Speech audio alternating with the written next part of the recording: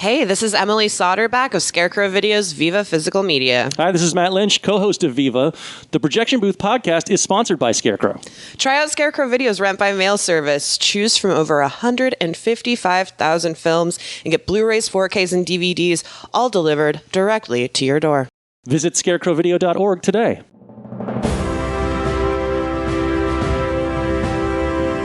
Hold your ears, folks. It's showtime. People pay good money to see this movie. When they go out to a theater, they want cold sodas, hot popcorn, and no monsters in the projection booth. Everyone pretend podcasting isn't boring. Turn it off. Turn it off.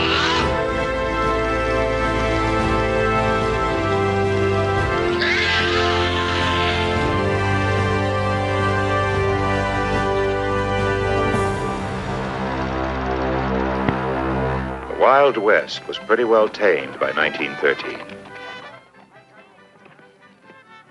I saw one just like it in Waco. Hey, Pike, you know what I hear? I hear they got one of those things up north that can fly. That was a balloon, you damned old fool. No, the old man's right. They got motors, wings, go 60 miles in less than an hour. Driven to the border by the irresistible thrust of civilization were the remnants of the breed that had made the West wild. If they move, kill them. The payrolls were harder to get at.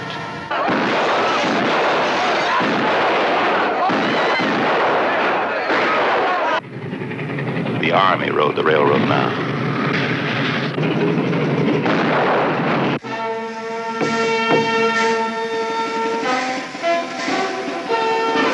But there were still a few trails for the kind who'd be cold before they were tamed. They called them the Wild Bunch.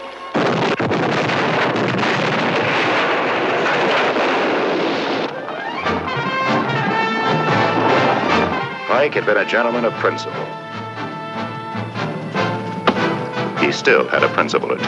We're not getting rid of anybody. We're gonna stick together just like it used to be.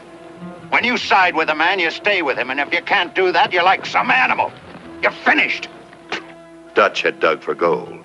He gave up digging. How many cases did you take from the train? 16 cases of rifles. We lost one on the trail. He stole it. Lo quiero vivo.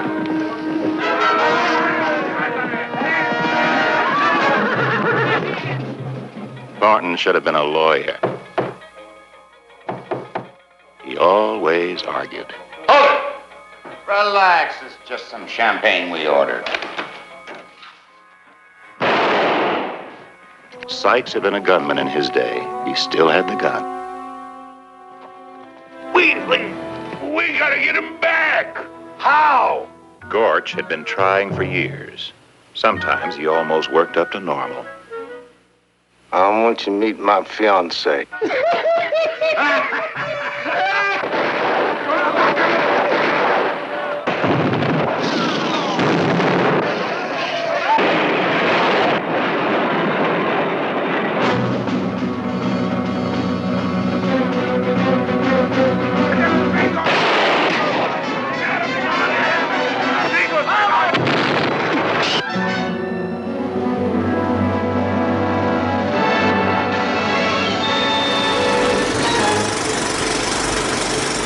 Welcome to the Projection Booth. I'm your host, Mike White. Joining me once again is Mr. Rob St. Mary.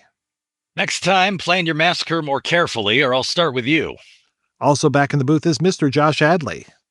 Why not? On this episode, we're looking at Sam Peckinpah's 1969 film, The Wild Bunch, written by Walon Green and Peckinpah from a story by Green and Roy Sickner. The film follows Pike Bishop, William Holden, and his gang of aging outlaws on the last job, it's always the last job, in 1913 Mexico, stealing a U.S. Army's arms shipment for a corrupt Federale General, while pursued by Pike's former partner Deke Thornton, played by Robert Ryan, now working for the railroad that wants them dead.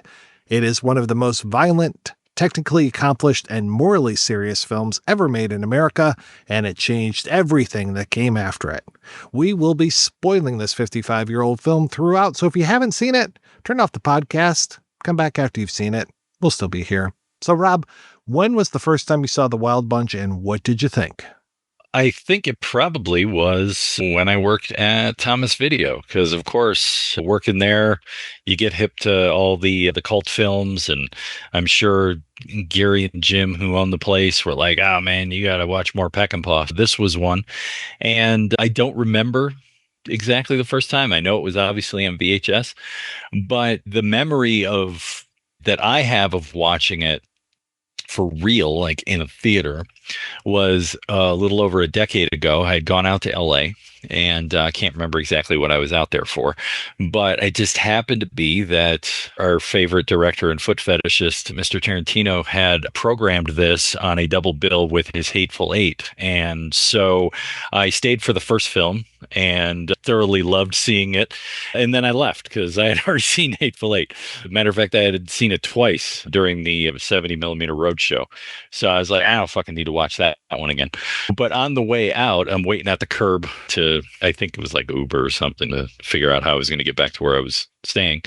And noticed on the way out, we were both walking out together, Mr. Patton Oswalt in the audience that night. So that was nice. But it was great to see it on big screen. It was great to see it with an audience because, of course, this movie's got a lot you can react to. And I just have always loved it. I'd put it in the top 10, top 25, somewhere in there for me. I mean, it's just a stone classic all the way down. And there's a lot of great things in it that I'm looking forward to talking with you guys about. And Josh, how about yourself? You're never going to believe this, but I actually saw this on syndicated television in the early to mid 80s. I see Rob shaking his head. Yes, syndicated television. And I don't remember them cutting all that much. We're spoiling the movies. Angel's throat slit, I remember, was kind of cut down and certain things. But that's how I first encountered this. And then I heard about it everywhere, everybody talking about it. Watching it for this was the first time I've seen it in 25 years. And there's a few things I didn't like, but it really brought me back to God damn, they don't make movies like this anymore. So I know that I saw this movie when I was a younger person. I probably rented it on VHS. I really remember when it was brought back to theaters with the director's cut. That was right around, it's funny, it ties into Tarantino for me as well. I was out in New York, 1995. I was out there for the New York Underground Film Festival where they were showing Who Do You Think You're Fooling? And the people that I used to work for, there were people know of the Lowe's theaters, but there were also the Lokes, L-O-E-K-S, I believe is how you spelled their last name. They were the ones that ran the Star Theaters here in Michigan. And they had moved out to New York and were running the Sony Lincoln Center, I think it was. It might not have been called Sony at that time, but they were doing a screening of The Wild Bunch there. And my friend / former coworker called up the Lokes and said, "Hey, we're in New York. We would like to come by the theater, maybe get a tour or something." And they said, "Yeah, absolutely. Come on by. We'll give you passes for whatever you want to see." So we saw a film by, is it Jean-Jacques Annaud? It was an IMAX narrative, which was still rare at the time. A short film, all shot on IMAX, the real deal. And it even had, I think it was in 3D, and on the 3D glasses, they had little speakers. It was wild. And then we saw The Wild Bunch, so got to see it on the big screen. I really don't go back to this one that often. It connects with me, but it doesn't connect with me nearly as much as other Westerns.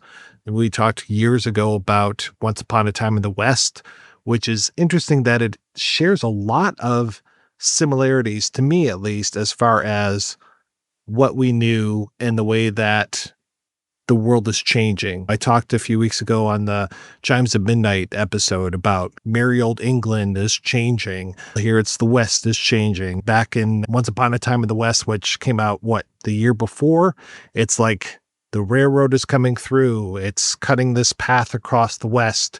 These mythic figures are being either pushed out or being killed.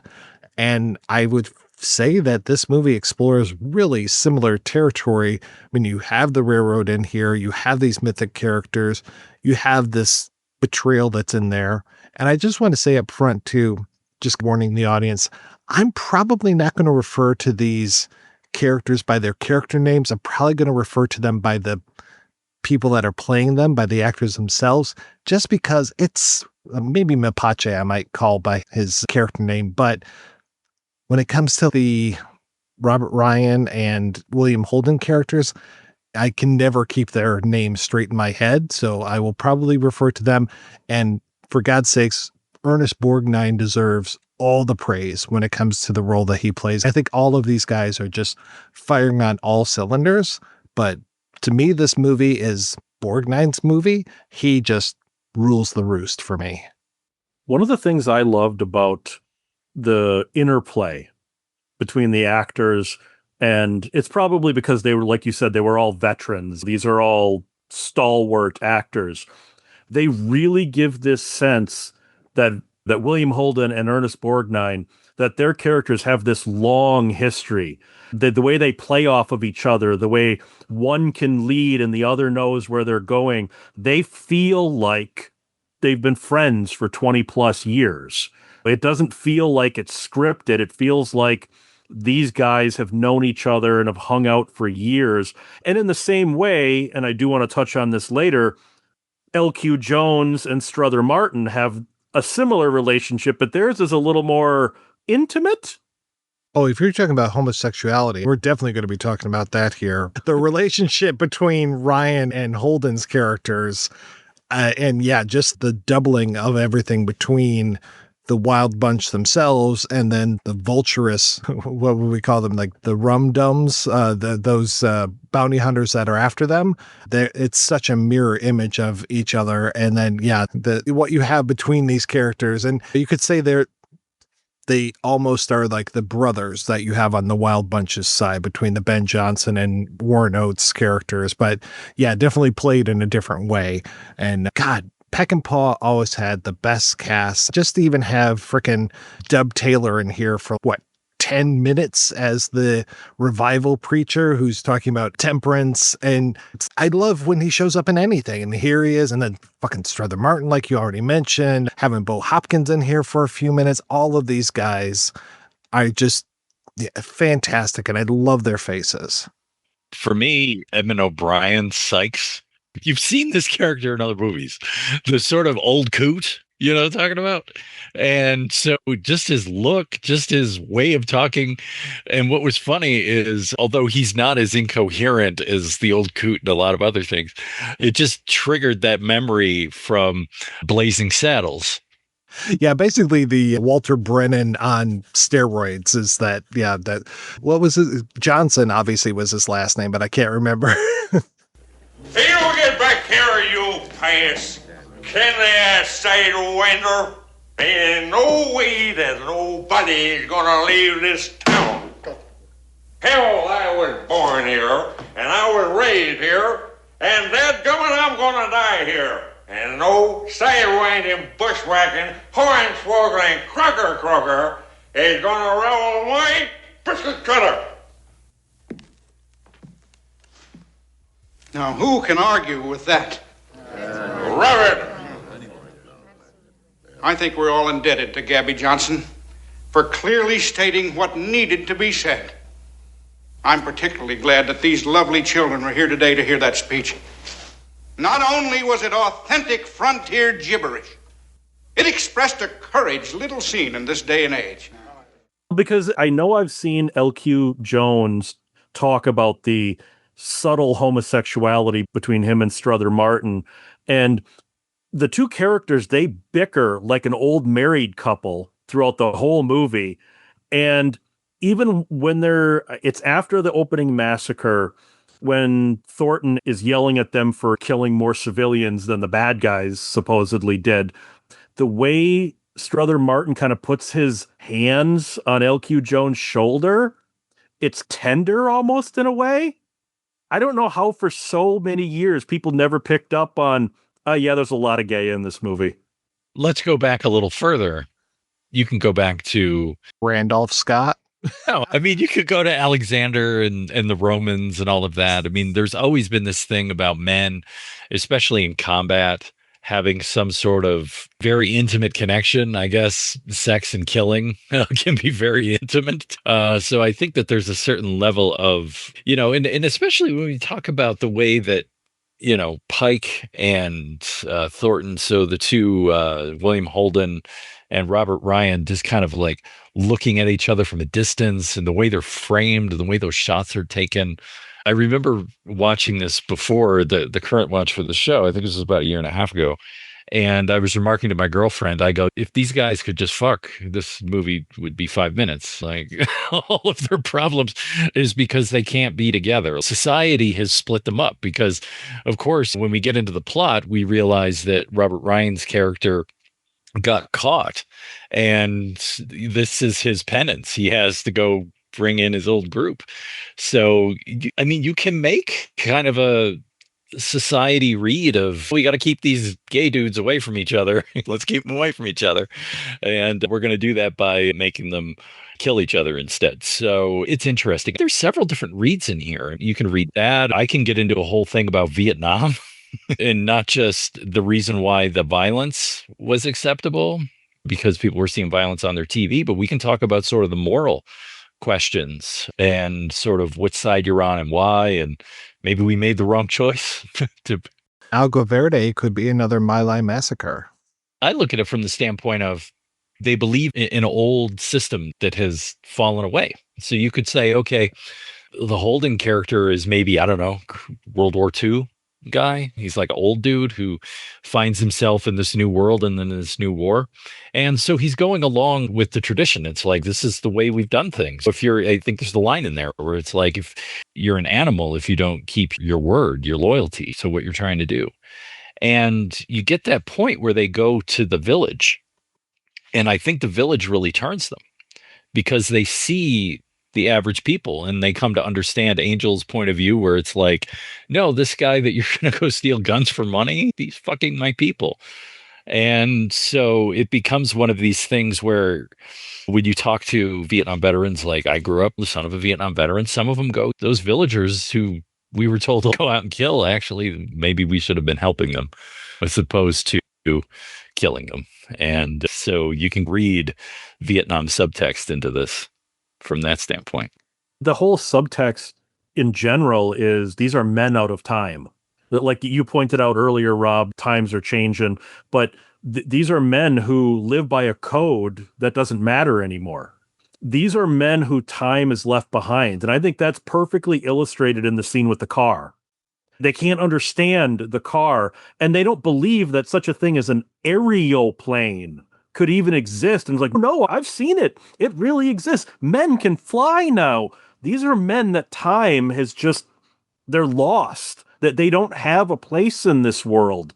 And the railroads, obviously representing corporations and capitalism, they're pushing them out. Hell, the railroad guys through the mercenaries, they kill more civilians than our robbers do. And how often do we see police chases where the cop trying to catch the bank robber does more damage and hurts more civilians than if they just let the guy get away? But you're not protecting commerce that way. And this is so much about commerce and just got to protect the railroad's interest. They are the big business of the time. It's, yeah, between them and the army, like the military industrial complex, basically.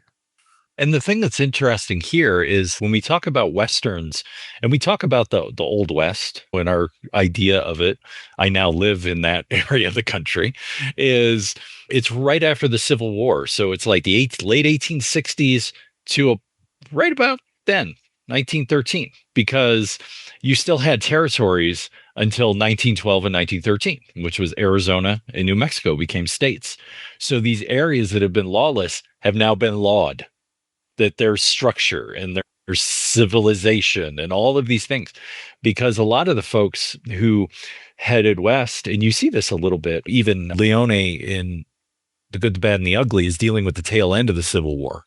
But after the Civil War, a lot of men were shattered by that, and they were like, they didn't know what to do with themselves. So they took off and headed west. So there was a lot of this kind of, I don't think I can go back to normal society. I don't think I can go back to the farm after what I saw on the battlefields. And So there was this time in which that was open for a good 40 years, 50 years or so.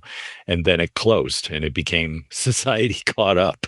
Of course, the metaphor of these men being children is right there when it comes to, I think it's 40 some seconds in when we first see those kids playing with the ants and the scorpions. And they're just like, looks like one of the most vicious, quote unquote, games that you could possibly do. These ants are devouring these scorpions, the little guys going after the bigger guys, the army going after this small group of the Wild Bunch. And then you've got all of the things like they're basically playing dress up. They're in their army uniforms and they're robbing this place. And then they get into their cowboy uniforms and off they go. For me, the line of Warren Oates going, "I don't want to take a bath," it just sounds like such a little kid thing to do. No, I'm fine getting wine all over myself and all of these kind of things, but I don't want to take a bath. How dare you even suggest that I take a bath? I will not. And they just start stomping his foot, right? Like a little kid. I will not take a bath. He doesn't go that far, but it's just, yeah, these guys seem like they are children and just playing make-believe for so much of this. I think that's part of the deconstruction of the Western that this movie is. I think the whole point of this movie is it's saying all of you other Westerns out there, it's obviously heavily influenced by the spaghetti Westerns, but it's like all of you safe Hollywood, and I know this is a Warner Brothers movie, but all you safe Hollywood Westerns, you're all clean and you've got these clean cut stalwart heroes, clearly marked blacks and whites. I don't mean race, the white hat, the black hat. You've got the good guys, the bad guys. There's no shit in the street. When people get shot, they don't bleed out screaming. It was saying, no, let's show the reality of this, how dirty this is, how messy this is, how difficult this time was, and not the Hollywood version of this. And I think that's, whether Peckinpah intended to deconstruct the Western, I'm not 100% sure. I would not put it past him. It feels very purposeful what he's doing here. To me, this feels like when Sam was just firing on all cylinders. Not only is he talks about drink in this movie, and that was one of his major weaknesses, having Dub Taylor talking about temperance here, and you've got a lot of shots of bottles and things, and just it's people trying to redeem themselves after being substance abusers for so long. For me, this opening, there's so much symbolism and so many things you can deconstruct just out of that opening, from the very first frame to the end of the massacre, that you can get into. And there's echoes of later things. You can talk about the children with the scorpions and the ants as an echo. Like you were saying, this is an echo of what we'll see later at the end of the whole massacre. There's a coda with the children where they put fire on top of it. And it's, yes, violence destroys everything. There is no good violence, is what I get from that. The whole thing with the temperance, at least on this read for me recently, I was looking at how they wait for the temperance parade to come through so that they can use them as a shield against the people who are waiting to take them out from the robbery of the train station. And I was thinking about not just in terms of the use of people as human shields, but what they represent. And what they represent is standing behind morality, like using morality to shield yourself when you do horrible things. And at least what is considered the socially acceptable morality, of course, because it's church people. So for me, this whole thing, and that the first line you hear is William Holden, "If they move, kill them." And just that hold, it's like, fuck. I remember the first time I saw it, and every time basically that I see this, when that line comes up, it just digs into you. You're like, fuck. I'm like, I got to pay attention now. They seem to want to, the bad guys, in quotes, want to keep the body count as low as possible. Whereas our good guys, L.Q. Jones and Strother Martin, can't wait to start shooting. They're like, why are we waiting? Let's just go in and get them. Let's just do this. They don't care about the body count. The good guys are way worse in this movie than the bad guys, because the good guys, they're robbing dead bodies. They're like, give me pliers. This guy's got gold in his teeth to one of the corpses. Our bad guys are actually living by a code. Our good guys are far worse people. And I think that it's obviously deliberate, but that says a lot about how values were changing in this time. Well, and you talked about the deconstruction of movies. To start with this robbery scene, this would be the end climax of most Westerns that you're watching. It would not be this. You called this a massacre. It's a massacre, and then you end with a massacre. It's such an unusual film that you begin and end with these bookended massacres of just innocent people all over the place. And yeah, this is normally, we start where most movies would end. And that, I think, is what makes it feel so modern, because when you go to movies now, I would say since the 90s even, it's like, you always got to start with a big action sequence, right? That's the Joel Silver school of film production. I want it to start with a big explosion. It's every 10 minutes, I need another one. So if you were to show this to somebody, I'm going to show you this movie from 1969, and it's a Western, people go, oh, fuck, snooze fest. It's like, fuck no, this is going to grab you by the goddamn throat. There was even more blood and gore. I don't know if this was ever in a cut of the film, but L.Q. Jones said it in an interview once, because you know how we see the mercenaries picking over like vultures at the end of the massacre, and then we see Edmund O'Brien be like, oh yeah, you know, the rebels, we got all of them, they're all dead. L.Q. Jones said they shot those scenes. He got hurt falling off of a horse, and he said he's never had that many squibs on his body. So there was even more gore in this movie, but I don't know if those scenes of the mercenaries being killed was ever in any cut of the movie, or if it was just something they shot and left on the cutting room floor. Obviously it was shot, but I think it was just left on the cutting room floor. I think it was probably a little bit of a bridge too far.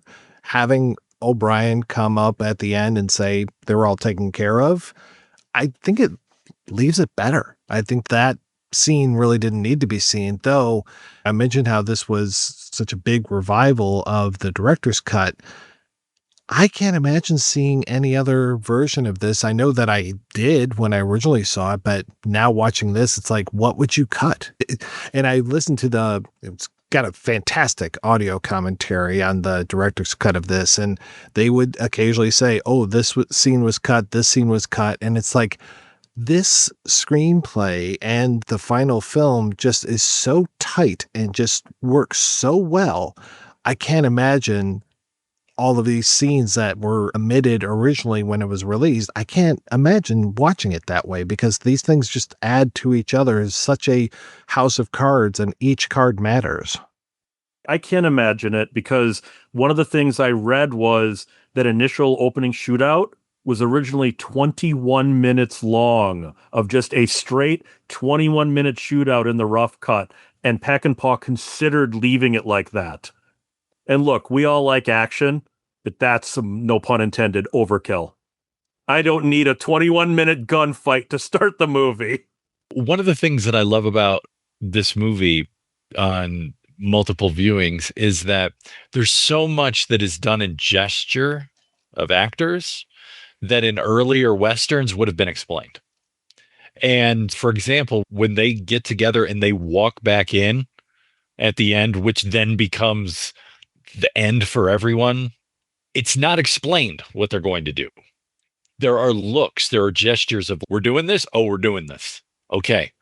And it's so, I love the fact that so much of the film relies on our understanding of who these characters are and what we read as we watch it, as opposed to it being overly talky in that way.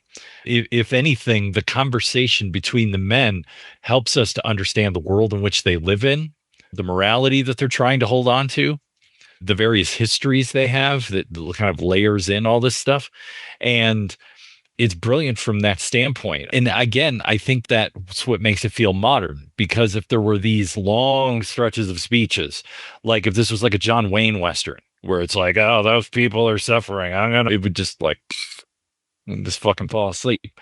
It would be a less film because of that, because of over explanation. Well, it's like you said, Josh, it's the whole thing of these guys living by code, and they know after they see what Mapache has done to Angel, and then especially like you said, that throat cut moment, it's like he just violated the code. We have to take care of this. And yeah, Rob, the lack of dialogue between these guys at times, just the looks between them, and especially the looks between Borgnine and Holden's characters, but even to have some of those things, like I've always been impressed by, I love Warren Oates, but Warren Oates, like in the gang, like by the end of the movie, the gang is basically like the 4 main guys plus Angel off to the side because he's at Aqua Verde. But you've got Holden at the top, Borgnine right below him. I would say Ben Johnson right after that. And Ben Johnson's taking care of his little brother, who's played by Warren Oates, the Gorch brothers. And when they decide to go back to Agua Verde and save Angel, and you just get, of all the main guys, you get Warren Oates saying, why not? It's like, you don't have to say anything. You don't have to convince this guy. He would be the hard guy to convince because he is the lowest person on the totem pole, and he's usually, like I said, he's the biggest brat of the bunch and everything, and it's always just, why the hell we got to do this? Da-da. We think we deserve more shares and all this kind of horse shit.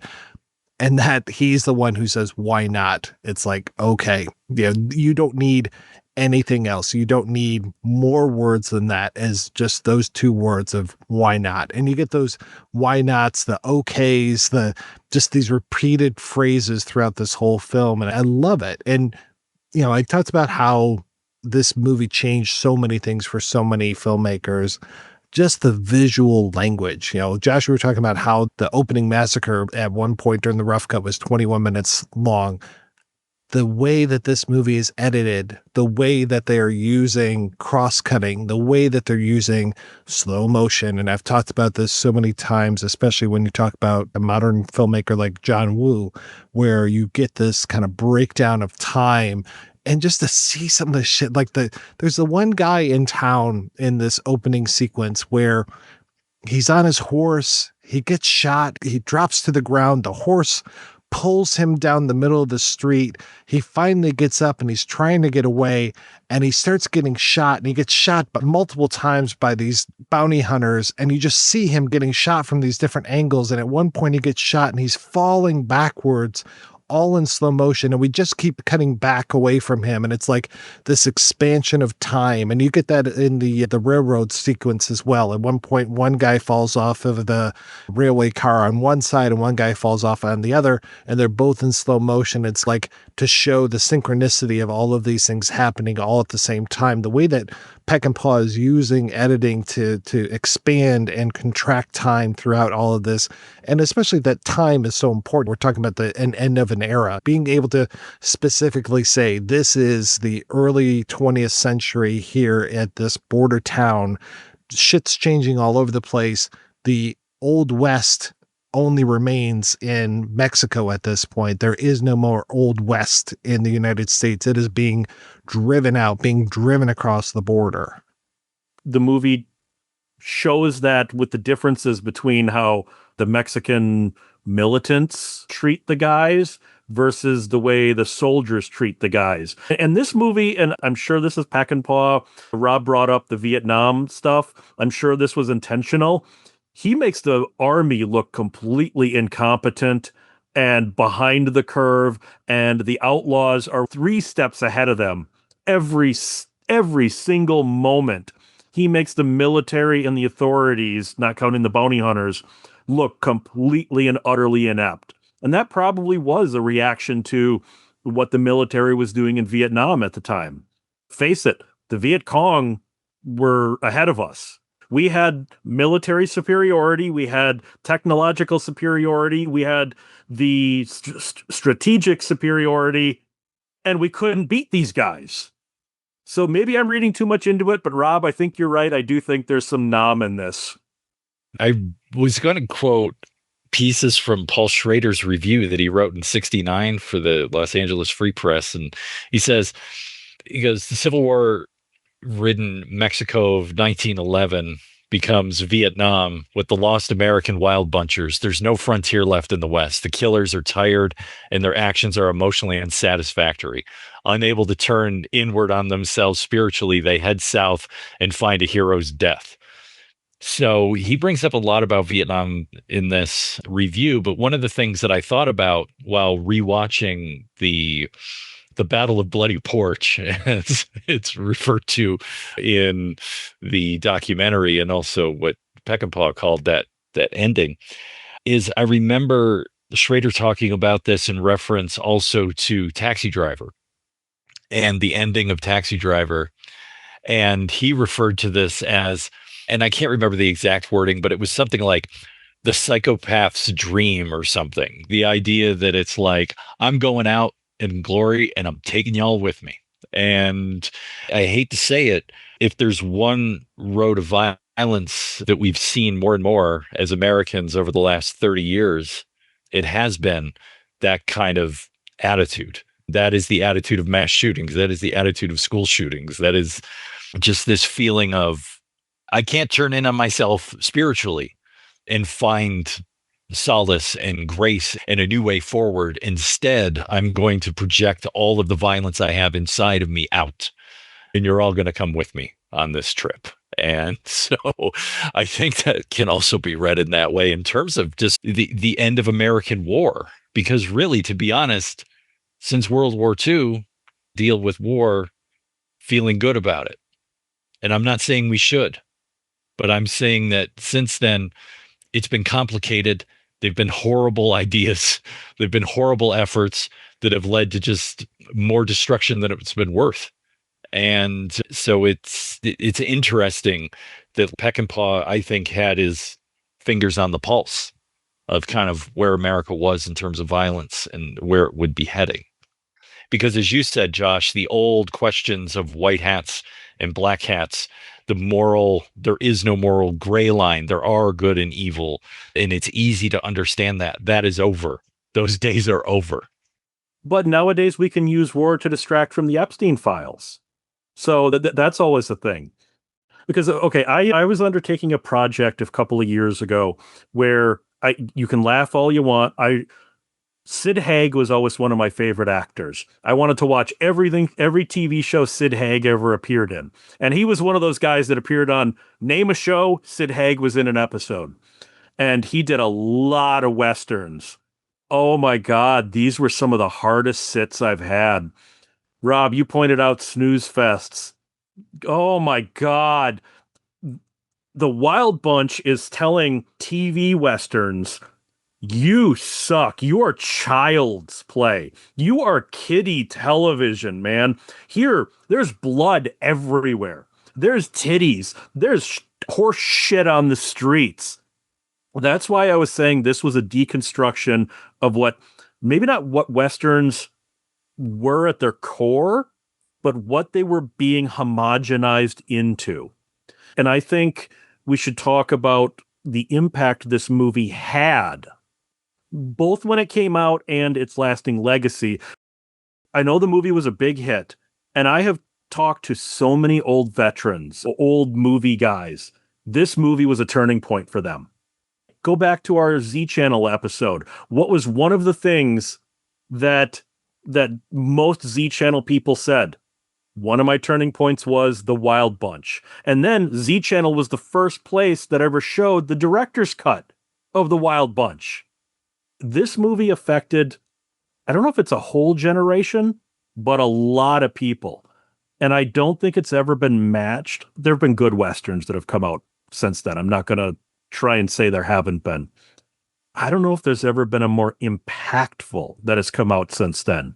The only one that comes close is another film that examines violence, and that's The Unforgiven. I'm sure there have been other high points between The Wild Bunch and The Unforgiven, but I think that these Westerns that really examine issues, basically, like you said, deconstructing the mythology of these things, I think those are the Westerns that I enjoy the most, are the ones that go beyond, like you're saying, the white hats and the black hats, because there is no, tell me a person in this movie that has a white hat. There's nobody. The closest you get is Robert Ryan, this not really reformed criminal who is just doing this because he doesn't want to be back in prison where they whipped him. It's like a sadomasochistic fantasy of him tied up and being whipped and everything.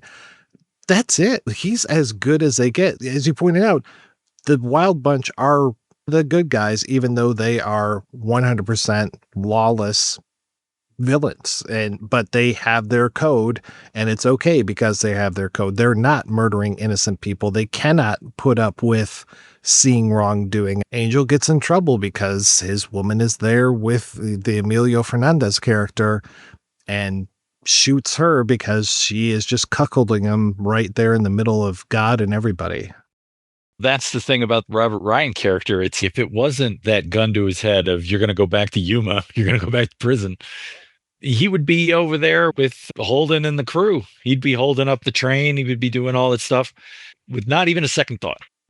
And that's the only reason you mentioned earlier, Josh, about the bounty hunters being not as far behind as the army guys. And the only reason is because Robert Ryan is with the bounty hunters. He's the only one who can figure out what the Wild Bunch is up to because he is of the same blood. And he's so much a part of William Holden that they literally are having the same flashbacks at the same time. They have a moment where they are both thinking about the same thing, and we're cutting from the flashback to Ryan to the flashback to Holden and back again. It's like, how connected are these two guys? Did they really need those two prostitutes to be there with them? And just the echoing of being careful is my business kind of thing. It's this. That's my thing. And he let his friend down. And I think Holden feels as guilty about that as I would say Ryan probably feels angry about it. You were supposed to protect me and you didn't. You failed. And that's why I got thrown in jail. And that's why I'm in this horrible position. But yeah, I totally agree. Given the chance, he would just immediately join up with the gang and would be right back with the Wild Bunch. Kind of does at the end, doesn't he? I mean, I know most of them are dead at this point, but he kind of does join up with them because it's sort of a, Edmund O'Brien understood, look, we know why you did this. We get it. Maybe not all sins are forgiven, but we're in a good place now. You want to come with us. At the same time, there is a theme that runs through this that also runs through, and we've done on the show, Bringing the Head of Alfredo Garcia and other Peckinpah films, are the questions of loyalty, and specifically male loyalty, and also the power of women to betray men. Those are themes that are constants within Peckinpah's films, especially the Westerns films, and like I said, Alfredo Garcia as well. He was definitely working through that. I guess we could, I don't know if Peckinpah dealt with cheating spouses or cheating girlfriends, but there was definitely this feeling of loyalty and men being men with men and holding that place in the world. I always read that Sonny Chiba's The Street Fighter was the first movie to ever be rated X for violence. But then I also read that The Wild Bunch was originally rated X for violence until the director's cut came out. Was that a retroactive X rating? Or was this, because this movie came out right after the MPAA as we know it came into existence. Was this the first movie that was rated X for violence, or was it Sonny Chiba's Street Fighter, and then this was re-rated when the director's cut came out? I'm a little fuzzy on the timeline because I get conflicting information. Director's cut didn't come out until way later, I thought. You mentioned Z Channel. I don't know when that originally aired, but yeah, for sure it wasn't that version that was hitting theaters. So I would say that, yeah, probably Sonny Chiba does take the title on that one. Or maybe it was you're going to get an X unless you cut all this stuff. So maybe this was the first movie given an X. Like Predator 2 was the first movie ever given an NC-17, but it was cut to make an R, so it wasn't the first movie released with an NC-17. So I think that's also a good place for Wild Bunch to be. It was pushing back on this brand new ratings code too. I remember, Rob, you talked about, people seeing this, the level of violence, those early reviews. Everybody pointed out, the movie is so violent. People had never seen all these blood squibs before, like a Warner Brothers picture before. This comes after the shock of Bonnie and Clyde a few years earlier that kind of opened the door for this kind of thing.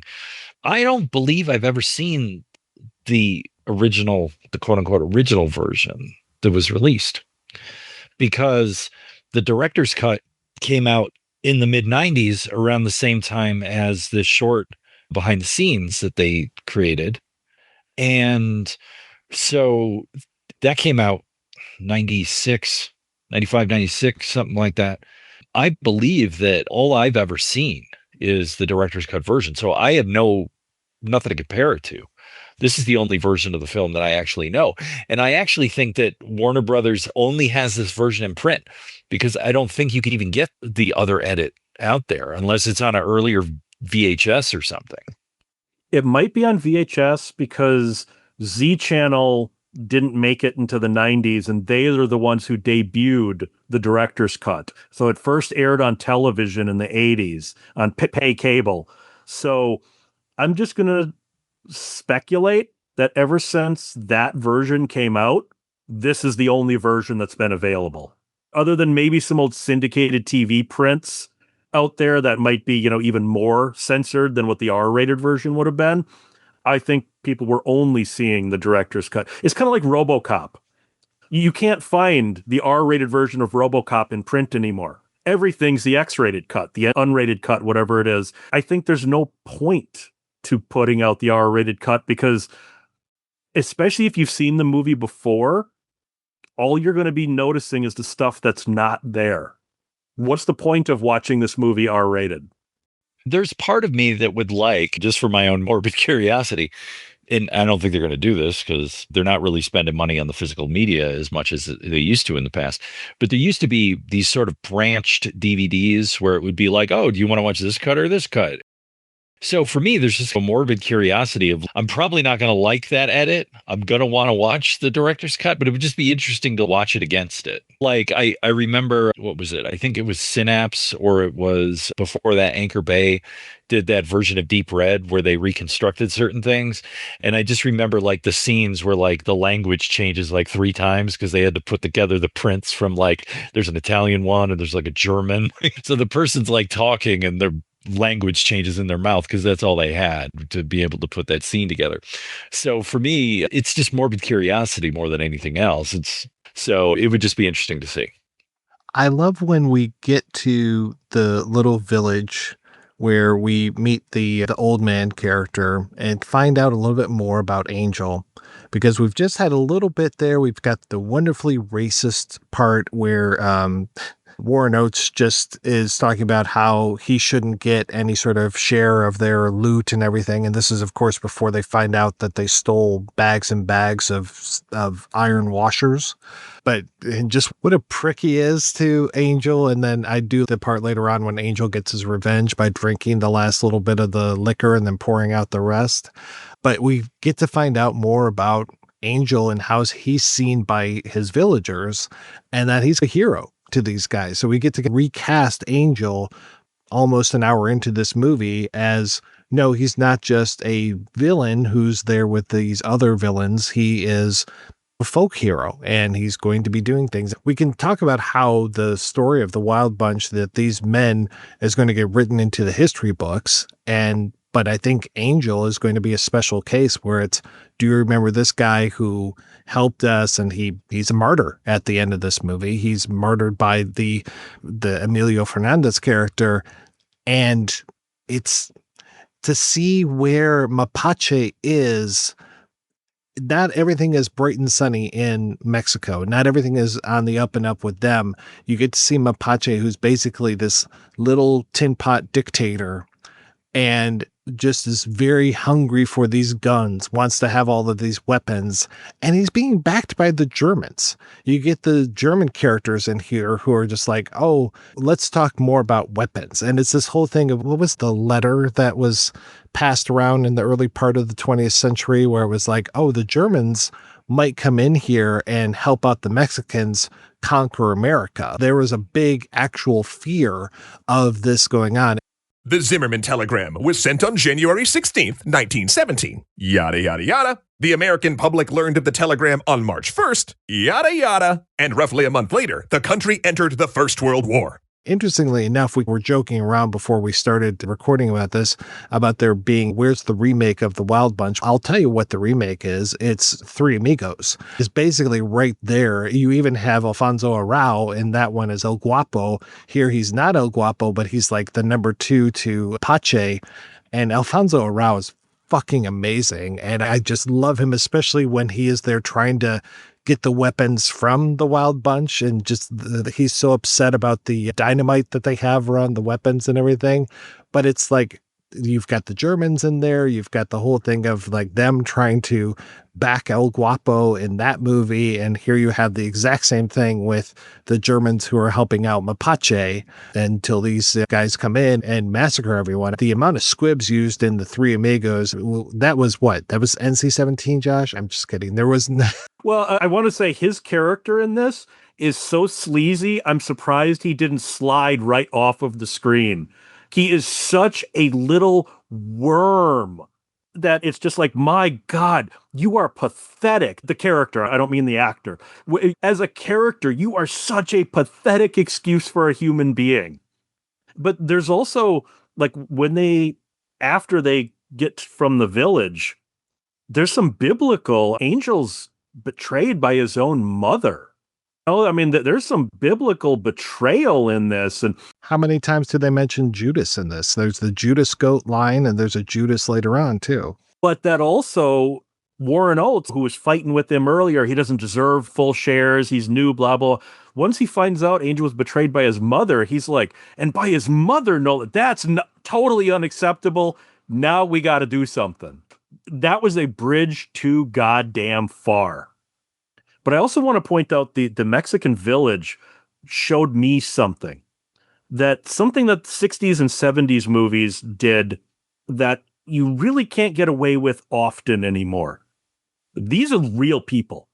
These are not people out of central casting. They look like real people. If this movie were remade today, it would star Chris Pratt and Mark Ruffalo and Matt Damon and all these good-looking people. We all love William Holden and Ernest Borgnine and Warren Oates and L.Q. Jones, but they're not good-looking guys. They look like real people. And you can tell something. Years ago, when William Shatner was on Henry Rollins' show, he was talking about the movie The Intruder. And Rollins said something along the lines to Shatner of, these are not extras in this movie. These look like real Klansmen and real Klansmen victims. And Shatner was like, because they are. That these were not people out of central casting. And you can kind of tell maybe a couple of them from Mexican Village were actors. Most of those were probably locals. And that gives it a very grounded feel that a Hollywood production can't get. Even from the beginning with the kids, they're probably just a bunch of kids they rounded up. There's no like child actors in there. It's not like, oh, yeah. Well, I love how cherubic some of those look too. And they're just like so innocent, so cute. The little blonde boy, the little girl. And it's just like, you see the horrible shit that they're doing to these insects. And you're like, oh my God. That is the lived-in feel to this. And that's another reason why I appreciate this movie so much, is that it has that quality. It has that dirt, that shit on the streets, that makes it so great. And it's not overly produced in that way. Or maybe that is the production, quote unquote, is how much dirt and filth and normal people can we put in this thing. This isn't a Bresson film. This isn't complete non-actors. But there's still that element of, let's go find a little town in Mexico and shoot in it and pay the peasants. And the kids, even after the massacre, when Strother Martin and L.Q. Jones are robbing the bodies, the kids have just seen all the people from their own village get massacred, and they're doing finger guns at each other. Bam, bam, bam, bam, bam, bam, bam, at each other. Just the callousness of youth or of ignorance, maybe, that they don't understand what true violence is. They don't understand what they're doing to that scorpion. I'm not trying to defend scorpions. They're creepy little monsters, but it's still cruel. I love that Emilio Fernandez is Mapache because he was a fellow director. He had been directing films since before the 40s. I remember him doing a adaptation of John Steinbeck's The Pearl, I think in 48. Also, you would not know it from looking at him in this movie. Super handsome guy when he was younger. Kind of the same thing with Alfonso Arau too, because Arau can play into the big teeth and the slimy nature as you're talking about. But when he wants to, he can look pretty damn handsome himself. But yeah, then I don't know if this helped turn him into a director, but he would start directing movies himself in, I think, 71, most famously known for Water for Chocolate. So it's interesting that two of our main bad guy characters are fellow directors. I kind of love that these are very well known. I agree with you that so many of these villagers are just straight off of the streets kind of thing, but there is a lot of talent when it comes to a lot of these people. We'll hear from one of the actresses later on. She had a very good career going in Mexico at this time, was just in Book of Stone, or that might have come afterwards. I can't remember, but this film is peppered with a lot of very legit actors when it comes to the Mexican side of things. And just to hear the audio commentary and how smart Peckinpah was when it came to using the locations and just reusing the locations, like this Aqua Verde set that they're in, or village. It's like, if you go from this angle, it's Aqua Verde. If you go from this angle, it's the other village. If you go over here, it's this set. And just how close everything was together. And it's, people always accuse Peckinpah of being like a real spendthrift. And it's, no, actually, he was pretty darn smart when it came to using his money wisely on a film like this. No, you guys are cinephiles, so you recognize a lot of the main cast and whatnot. Did you have a problem separating any of them from what you know them from? Because to me, William Holden is always going to be from Network. And just even the way he even talks, the same cadence and everything, I had a hard time separating him. Borgnine was fine, but the big one for me was that I could not separate Warren Oates. All I saw was Sergeant Hulka. I could just hear Sergeant Hulka from Stripes. I don't know why, but just the way he talked, I expected him to be going, "Winger!" Or is that just me? Because, my reference to Holden is usually Sunset Boulevard and Stalag 17, so not so much Network. And there's nothing wrong with that. I mean, to me, like, I have no problem with someone who is, quote unquote, the same in every film. The question isn't so much how they play their instrument, but do they play their instrument well within the music they've been given? And I know that when I see Warren Oates in something, it's going to be a good time. So there's part of me that when I see some of these guys, I'm like, okay, good. That makes sense. It's a good cast. Yeah, I don't really have one particular role other than perhaps Alfonso Arau, and thinking of him as El Guapo. But even then, I think I can separate him out. It is still remarkable to me that he became such a great director, but there's a couple of movies that he did early in his career where he's the star as well. There's one called Mojado Power that I just wanted to track down and see.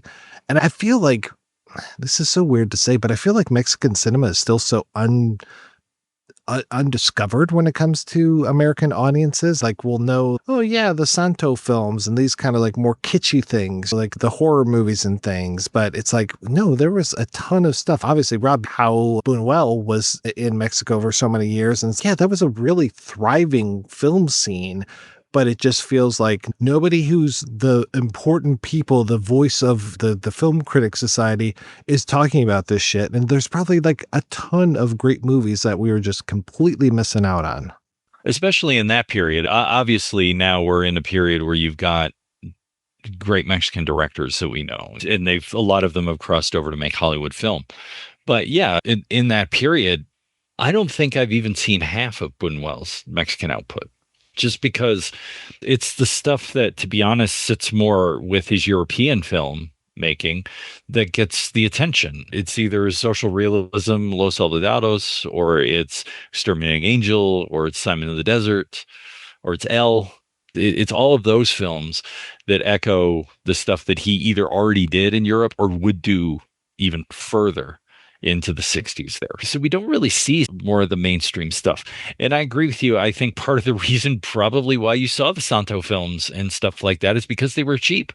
And they probably went out on dubbed distribution packages to low budget television. So that's probably why they ended up on Mystery Science Theater. Yeah, I am not as well versed in Mexican cinema.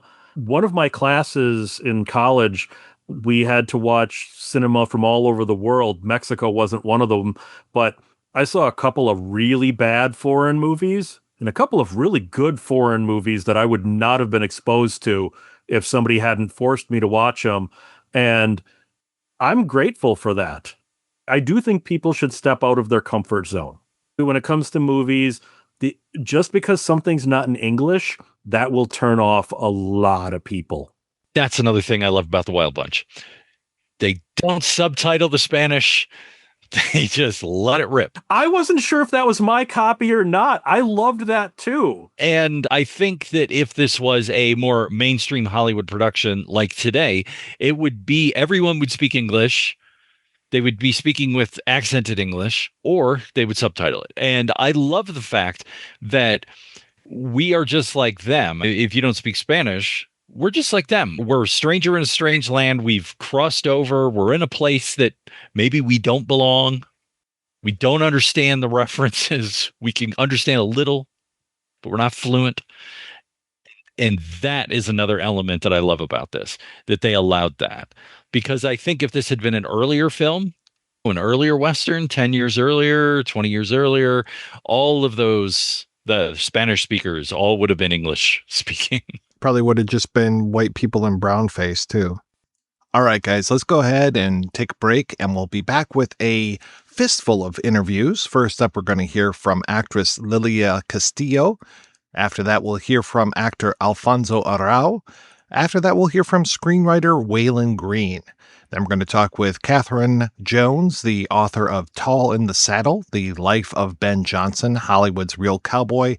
And last but not least, we'll hear from Bill Mesce, author of The Wild Bunch, the American classic that changed Westerns forever.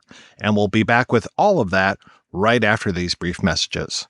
Matt from Viva again. And Emily, looking for something superior to streaming? A place with more than 10 times the selection available on literally all of the streaming services combined? Check out Scarecrow Video's rent-by-mail service.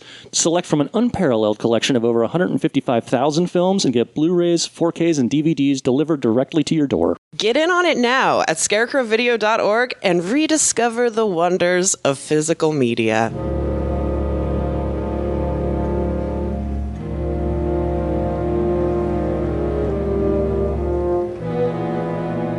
Welcome to the interview portion of the show. First up, we're going to hear from the woman that played Lilia Castillo, all about her life, career, and the role that she played in The Wild Bunch. Can you tell me a little bit more about your career, and especially about you, and where did you even grow up at? I was born in Mexico City, but my parents, my mother and my grandparents, they moved here when I was 10. And the reason for that is because my father was womanizer in Mexico, and my mother put up with it for many years, and she finally couldn't take it anymore when she was having our brother, which was the last one that she had with him, when she went to the hospital, because my father was half English, and Richards was not very common, the last name. So when she went to the hospital, she saw another woman put that she was expecting a baby with a Richards last name, and then she knew it was him. And so she decided, I'm going to divorce him. And so her cousin that lived here in California, said, you cannot live in Mexico because you will have a red scarlet letter if you're divorced back in the 50s. So then she came to California, and it took a year for her to get all her paperwork and my grandparents too. And so we moved to California. But I always missed Mexico City. So when I was 20, I went back on vacation, and I decided to stay only because I was offered a television show, not expecting it. We just met some people that were recording some music, and the producer of a show came up to me and said, would you like to be in the show? So the guys that invited us, a bunch of us, my sister and another friend, said, oh, they're not in that business. And so I couldn't even say anything. I was young and naive. And so they said, oh, if you're embarrassed, we'll just show your face. And again, they said, oh, no, they're not in the business. So came back to California, and I was going to college and having a little job. And my mother said, look, you don't know what you want to do here. Why don't you ask your aunt in Mexico City if you can stay with her and look up that producer? And that's what I did. And right away, I got a job as a go-go girl, but in television. And I modeled, and all the clothes that we were given for the television show were Pierre Cardin, and we got to keep the clothes. So I did that for a year, and I was getting a lot of commercials. And then at one time, this man said, would you like to try out for a small part in a movie? I said, sure. So when I went there, the producer said, do you think you could do this role? So I read the script. I said, of course. And I got one of the leading roles. And that was the beginning of my movie career after a year in the television. And they told me that I really couldn't do the television because they wanted me to be in the movies. So I did 12 movies. And The Wild Bunch was the second or third movie, I believe, that I did. So I went back to, even though Warner Brothers offered me to stay in the United States, and I was going to sign a contract, it was taking so long that I said, no, I want to go back and work. So I left, went back to Mexico City, worked right away. Then I remember my mother calling and says, oh, the studios are calling. I said, well, it's too late. I'm really busy. So I never came back. And that was after The Wild Bunch. So that was it. And then my last movie, I met my husband right after, 55 years ago. And I walked away from everything. What was that first movie for you? It was called Alerta Alta Tensión. And it was like a James Bond type of movie. Yeah, the actor was very famous at that time, Jorge Rivero. He was just did a lot of movies. And yeah, it was fun because I played one of the bad people that was torturing him. And yeah, it was cool. And then he ended up shooting me, killing me. Yeah, that was my first movie. Then I made a French movie, which I also got the starring role, and it was called Les Globetrotters. They would go around the world making movies. And in Mexico City, I was able to get the leading role. Yeah, I was pretty fortunate, but my husband just swept me off my feet. And I've been very thankful to God for it. At one time when we first got married, I said, what did I do? I really miss acting. But years later, I realized it was the best thing. Which came first? Because you were in one that I really like, The Book of Stone, El Libro de Piedra, I believe. Piedra? Yes. Sorry for my Spanish. Did that come before or after The Wild Bunch? Because I think after The Wild Bunch, and I remember because it was filmed in Emilio Fernandez's house. He had this mansion in Mexico City, and they used his mansion or house to make that movie. And I remember him being there, and one of his wives, I thought it was a maid, but I think it's one of his wives, used to kind of kidnap these young girls. That's how I remember it was after the Wild Bunch, because I didn't know him before. What was the film industry in Mexico and Mexico City like back then? It was actually very good because they filmed a lot of movies there back in the 60s. And David Jansen, do you know who he is? He was making a movie when we were making another movie, a comedy. And he was in the same area making a movie. And I have a picture with him just because the newspaper people were there. And then they used to do all the Tarzan movies. And when I met my husband and I decided I was going to marry him, I met him in Acapulco. And he went back to New York. And I missed him so much. And my agent called me. And it's a German film, which they had given me the part. I don't even know what part, to tell you the truth now. But they said, yeah, you have the part. And I told my agent, she was very famous back then, a little Mexican German or German lady that lived in Mexico, Lonka Becker. And I told her, you know what, I'm going to get married. And she was so sweet. She said, I wish you the best. She didn't get mad or anything that I didn't take the role. And I walked away from it all. How did you get the role for the Wild Bunch? She sent me to have the interview with Sam and a couple of producers, I guess Phil Philman, and I know there were 3 guys, and we met at the restaurant of a hotel, one of the fancy hotels in Mexico City, and just talked to them for a few minutes. They were very nice. They asked me questions, and then my agent just called me a few days later that I had the part. What were your experiences like? It was nice being there. I was there over a month, and we got to live, 3 of us women that were in there, we got to live in a house all by ourselves, and we had a maid. She would cook us breakfast and dinner, and usually we ate lunch during filming. And it was really nice. The one actress, right now I can't think of her name, we really got along, very sweet lady. And I don't know if you know that she committed suicide. She's the one that's dancing on top of the table. I think it was Yolanda Pons, I think. She was from Cuba. She originally was from Cuba, which I didn't know until later on. And she moved to Mexico. And she was so nice.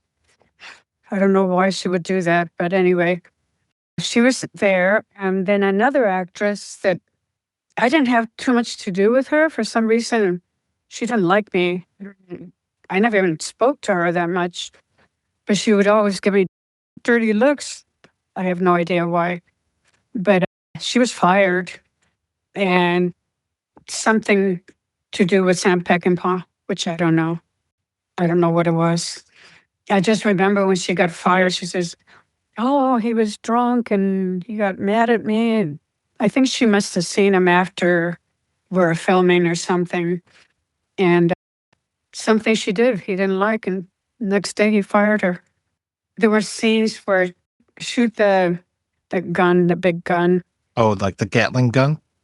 Yes. And we were, like 3 of us were on top with the Germans. So there's 3 of us up there, and there were the 3 that lived in that house. So I think Yolanda Pons, maybe, is the one that from Cuba. And then that other lady that got fired. I don't even know her name. I can't remember. It's been so long. I imagine it felt quite a bit different than the other films that you had shot at that time. I did travel to a couple other films, but we flew to Parras, Coahuila. Yeah, where we filmed, and we stayed the whole time. Then we went to Durango, and the reason I was supposed to be in another scene, but something really dumb I did because there was a lot of times you had free time, and I was walking around the desert, and I jumped off this wall, and I had the wrong shoes because there were those tight shoes. So I landed wrong, and I know I landed wrong, And then a few days later, I started bleeding, and I thought it was something else. But pretty soon, I didn't have any energy. I passed out on the train. At that last scene on the train, I passed out and they put me in the hospital. I was in the hospital for a week. And what happened, I caused 2 hernias, one on each side. And so I went to the hospital with all the nuns were the nurses. They wouldn't let me get up at all for a whole week. And after that, we just basically almost finished filming. So there was like a get together and went home shortly after that. And I was fine. I never really had any problems because I think that resting for a whole week made the hernias, I could feel them a little bit, but not bad. They never really popped out completely. But they did a good job at just letting me rest. Who did you interact with the most on set? Warren Oates and Ben Johnson, both of them. But yeah, I just had fun with them. We'd laugh a lot. And I didn't even know that when you're young, you don't even think about people being married or not. I didn't even know that Warren Oates was married. I knew that Ben Johnson was married because his wife used to send cookies, baked cookies that she would make, and he'd share them with us. So I knew he was married, but I didn't know that Warren Oates was married. And found out later, I think he was going through a divorce or something. I don't really know. Because once the film was over, I never saw them again, even though we really got along. It was fun. I guess they had their own career in different country. I was thinking of William Holden. He was really a good-looking man, but he was really shy and kept to himself. I saw him come out of his trailer one time and with a blonde woman behind him. And I just looked away. I don't know who she was or anything. But he mostly kept to himself. Yeah, I could imagine that group of guys getting into some real shenanigans down there.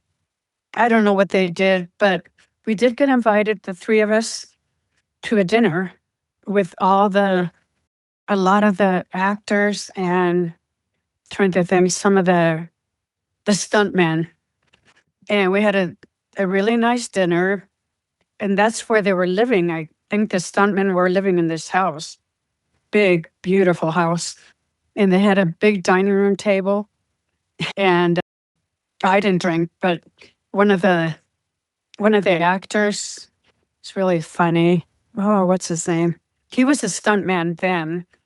Then he became, he's the one that did at the beginning where he's going to shoot the people in is it a post office? Yeah, or bank or wherever they're holding the people. Yeah. Yes, he's the one. Was it Bo Hopkins? Yes. Okay, so I guess he was drinking and they had some flowers on vases. He picked up the flowers and started eating them.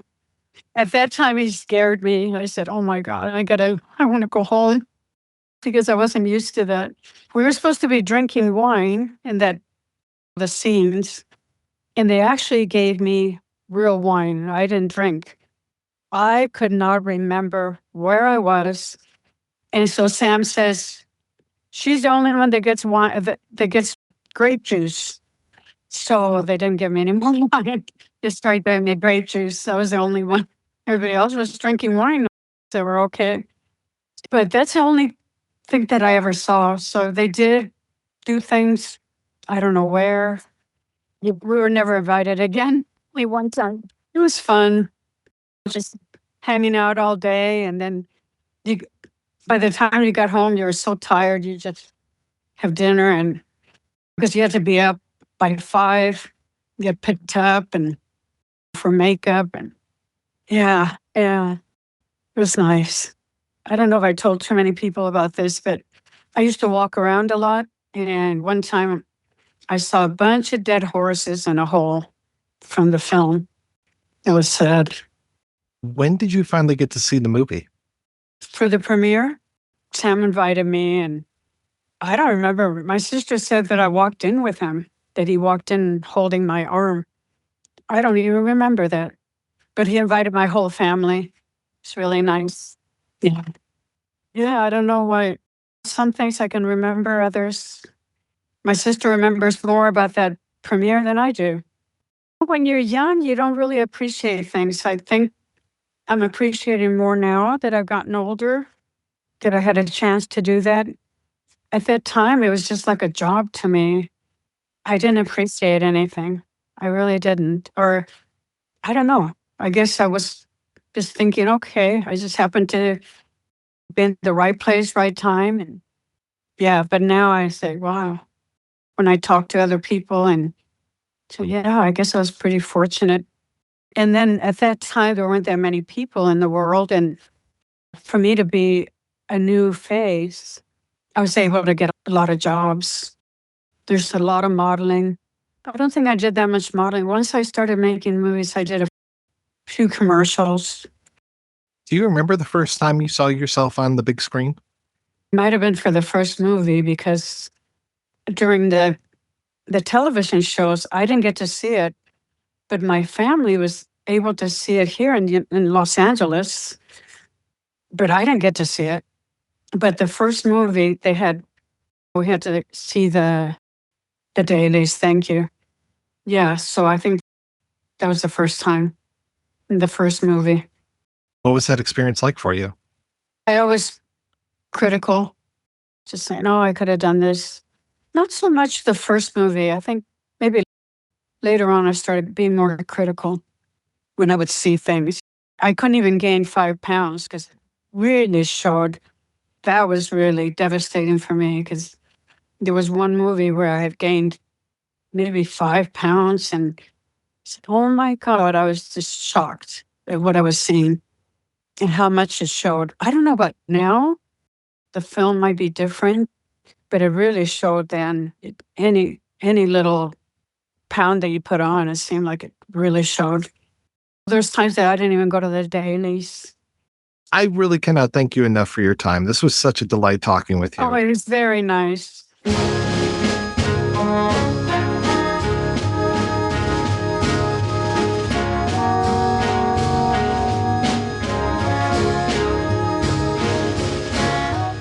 Up next, we're going to hear from Herrera himself, Alfonso Arau, as he tells us a plethora of amazing stories, all about his work on the film as well as his life outside of it.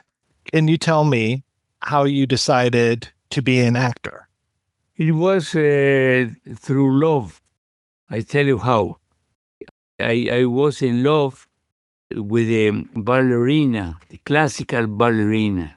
I used to have dinner with her every day. And then I was studying medicine. And then suddenly at 4 o'clock in the morning, one day, I decided that it was much more fun to be a classical dancer than a doctor. And then I started to study, and I became a classical dancer. But at the same time, I was studying to become a filmmaker because that was my big dream. Who were some of your favorite directors when you were growing up, and what made you want to be a director? Since I was a kid, I was a big fan of Charles Chaplin. And Charles Chaplin used to produce, direct, write, and act. So I wanted to be like him. That's why I studied everything. One day, Sam Peckinpah came to Mexico to cast The Wild Bunch. And then I was in producing and directing my first film. And I didn't want to pay attention to my agents. But my agent says, no, don't be silly. This is the best director in the world. And this is a fantastic opportunity. It was filmed in Mexico, in the border with the United States, in a place called Torreon. Then he interviewed me, and he saw that I was a potential good director, and I told him that I was not interested in his film, that I wanted to make my first film in Mexico.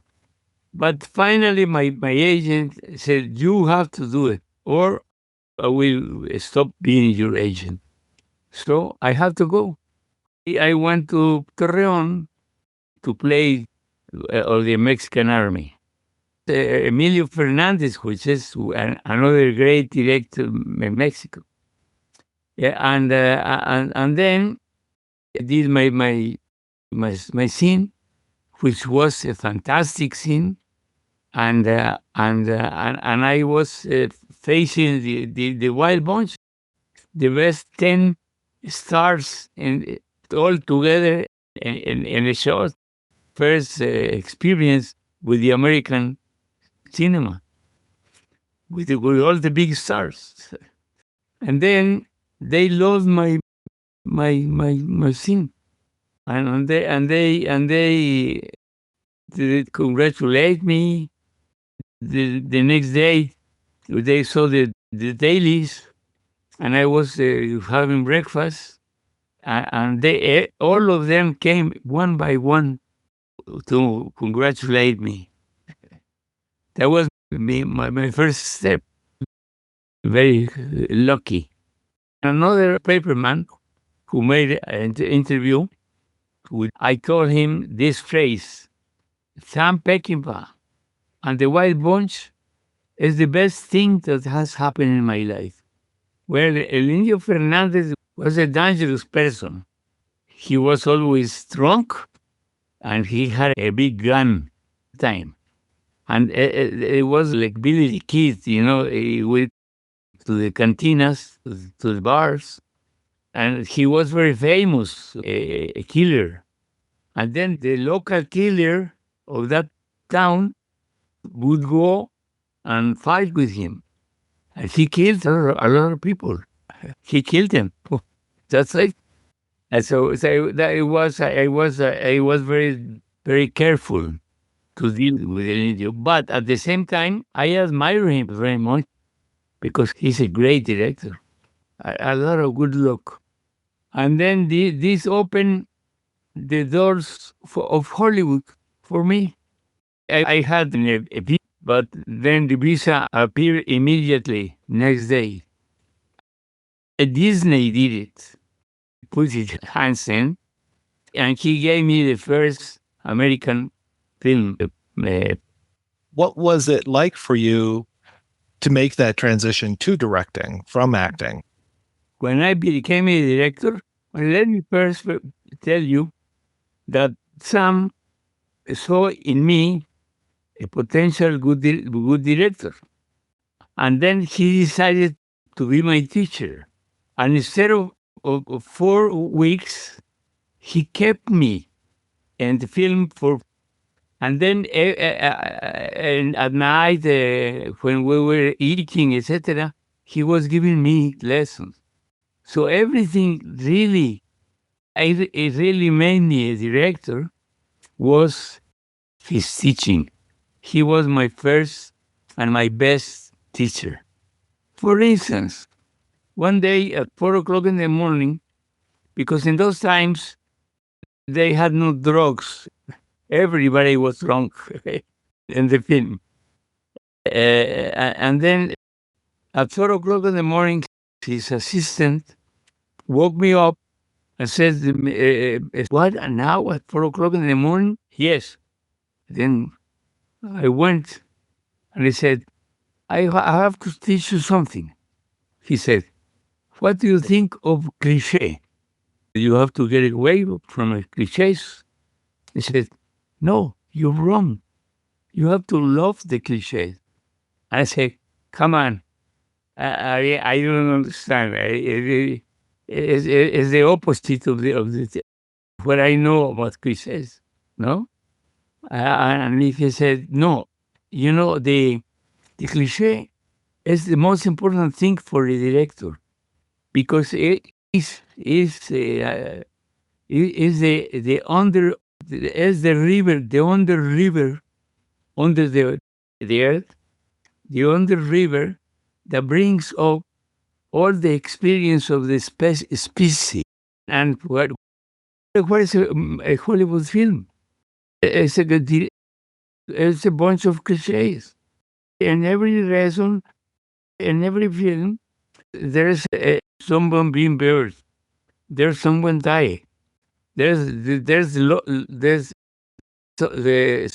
sex scene. There's a chase, and everything is a chase. Just a bunch of cliches. Three cliches. Es what a film is in Hollywood. I said, well, I'm confused, Sam. So what I have to do?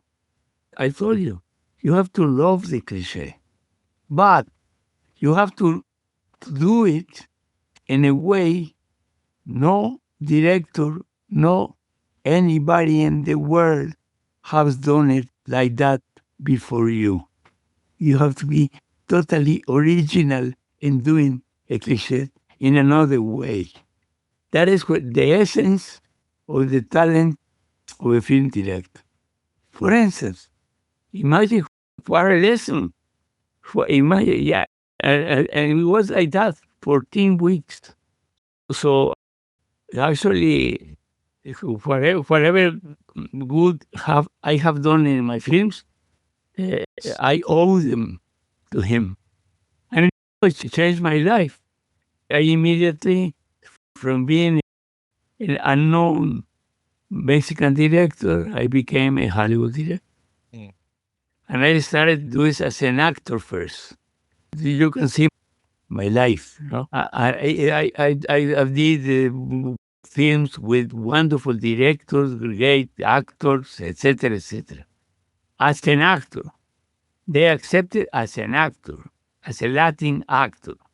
But after 2 or 3 years, or a little more, I was not happy with the fact that they never gave me a starring role, always the second, because I was Mexican. It was some kind of discrimination. So I was not happy. Then I said, I have to do something. And then with my wife, we invented like water for chocolate. So we worked on the script, mainly my wife, Laura Esquivel. The book was very successful. Then I had the script, and I had a bunch of friends, very powerful friends in Hollywood. And I showed them the script, and everybody turned down. Everybody told me it was in Spanish, and no American actors. So no. Then I went back to Mexico. There was a banker, and I said, listen, she was a very good friend and my fan. And I said, listen, I want to make this film, but it's going to cost 10 times what the Mexican film. Yes. So I need $2 million. It's a fortune. A Mexican film would cost $180,000. And I needed, because I wanted to deal with the big ones. I wanted to compete with the big ones. And he said, see, of course, yes, I can give you the $2 million. And what's going to be how are you going to, how are you going to guarantee it? I said, I put my house. Okay. And what is the cost of the house? In Mexican pesos. He laughed. And then 1 week later, he called me and he said, you know what? I'm going to give you the $2 million. I said, thank you. Something magical happened to me. I made the film. And then I took it, finished, the one you saw, finished. I took it to my friends. And everybody again turned me down. You cannot believe that. The same reasons. I was too advanced. They hated the trade, the because it was in Spanish and with no stars, no American stars. And I said, what are you going to do? I'm going to go to jail. I won't be able to pay $2 million. And then, again, a distributor, a small distributor in Europe called Pandora, which is another magic thing, a woman, a fantastic woman, American. He said, I love your film. We want to distribute it. I said, okay, perfect. How much do you give me as an advance? $800,000. I say, what? And I saw myself in jail, you know. I said, don't worry, take it. And I had no other way, no other option. So I signed. And she gave me a ticket, a plane ticket, and took me to Cannes, to the festival, Cannes. And she rented one small screening room, 100 seats for two days. And then, okay, we were over there giving normally, personally, no?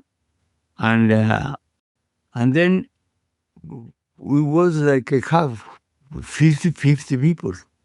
And they were watching the film, and this woman and I eating our things. And suddenly, two Chinese guys come at the middle of the screen without seeing the whole film, running, go out. I said, them Chinese, why they are not professional? South Korea. It was from South Korea, which has very smart and very good filmmakers. They wanted nobody to buy it before they wanted to buy it. And then that night at Cannes, everybody was talking to the Waterford Chocolate. Everybody said, hey, it's a special film. The next day, full. I bought 28 contracts, options. And then the guy who I wanted him to take care of the film was Harry Weinstein. I was a little bit betrayer because to be judged, to be okay, I should have give it to the Koreans. But I said, I made a good decision. I have to Harvey Weinstein because he is the one who knows about films in Hollywood. And then we opened it, a small film in New York and in Los Angeles. 3 weeks, we had 300 movies. In 2 weeks, 300 movies. And we broke the record of a Mexican, not English film. I had the record for 15, 20 years. And the rest is history. Una otra película en la que participaste y que me encanta es El Topo. El Topo. Alejandro Jodorowsky came with Marcel Marceau, who came from him to Mexico, and I met him. And we became the best friends until now. He is my best friend. And then I decided that I wanted to be a mime. And I went, I lived 3 years in Paris. I didn't study with Marcel Marceau but I studied with his teachers, Etienne Dacreux and Jacques Lecoq. So I studied with his teachers. And then with Alejandro Jodorowsky, we a one-man show of pantomime.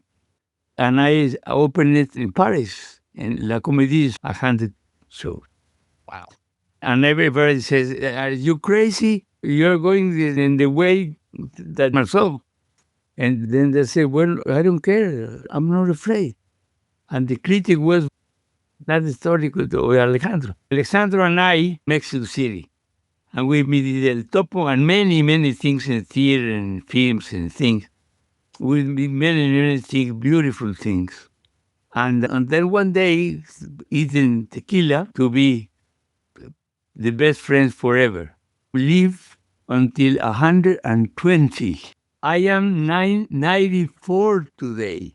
Doing very well. Today I am 94. Now you can see I'm perfectly with everything.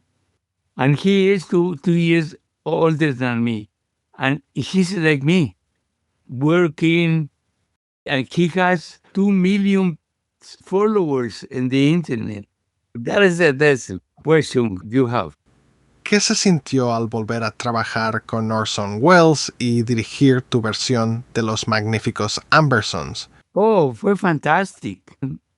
And then a big fan, many years later, a big fan, a friend of mine, a small producer, married a very rich woman. And then he said to his wife, and then he bought the company. He bought the company. And he said, I want to make it again with the original script. So everybody knows, everybody considers that film a masterpiece, only because it's Orson Welles. But we don't know what he did because cut it off and burn it. Then he picked me to do it. Again, everybody says, are you crazy? Everybody's going to kill you. You're going to remake Orson Welles. I say, I don't care. Yeah. I'm not afraid. And I did it. And it was a big success. Cuando era joven, participaste en muchas películas que me gustaron mucho, como Used Cars, Romancing the Stone y The Three Amigos. Yeah, Three Amigos is a great film. Yeah, he's a genius. And I said, the director, who's the director? John Landis. So Landis, I became his friend. And then one day he called me, said, Alfonso, I'm going to send you a script, The Three Amigos. Take a look at it. And I read the script. And then I said, John, I read it.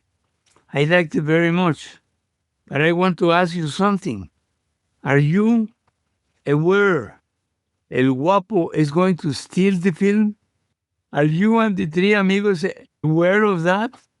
And he said, I am aware, but don't tell him. And you see what happened. Character is fantastic. It's exactly the kind of role that I love. If you put that word in the dictionary, everybody knows what a character is now. I have to go. I want to ask you something and put it in good English. Okay? Please. Muchas gracias, señor. Thank you for your attention to my work.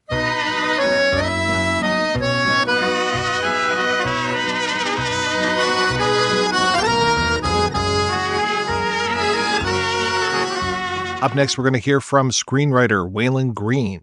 So I know The Wild Bunch was a very early script in your career, but I'm curious how you kind of got into screenwriting and where something like, is it Mortuary? The one with Marlon Brando and Yul Brynner, where that fits in. I didn't set out to be a screenwriter. I actually wanted to work in documentary films, and I had gotten a job doing research at Wolper Productions, and I got laid off. And when I was laid off, some friends of mine in the business who were helping me a lot, Alex North and his wife, and they were well connected. Alex was a composer, and they got me jobs on a couple of films as dialogue coach, because on the first film, it was because I spoke Spanish. Paul Newman was playing a Mexican, actually, and the film was called Outrage. And I worked with Paul on his accent, and we went to Mexico together, actually, for 2 weeks and hung out. And that worked well. And then I got a job on another film, again, Spanish. Tony Franciosa was playing a Mexican, and that worked out. And then Morituri came along, and we didn't know anybody connected with the film. So I wrote a letter to the director, Bernavicki, in German, and because I got the job as a dialogue coach because they had hired a number of German actors, some of whom, like Hans Christian Blech, who were terrific actors.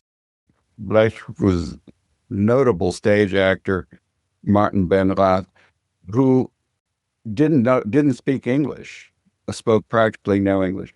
So basically, my job on the film was to work them through the scenes they were in, and they had to learn the scenes by rote because they didn't understand what the other guy was saying exactly, but they knew, and they knew what their cues were, and they were good enough they could do it because they were delivering their lines in English. I was working on the film. A number of script changes were necessary, and we were shooting on a boat.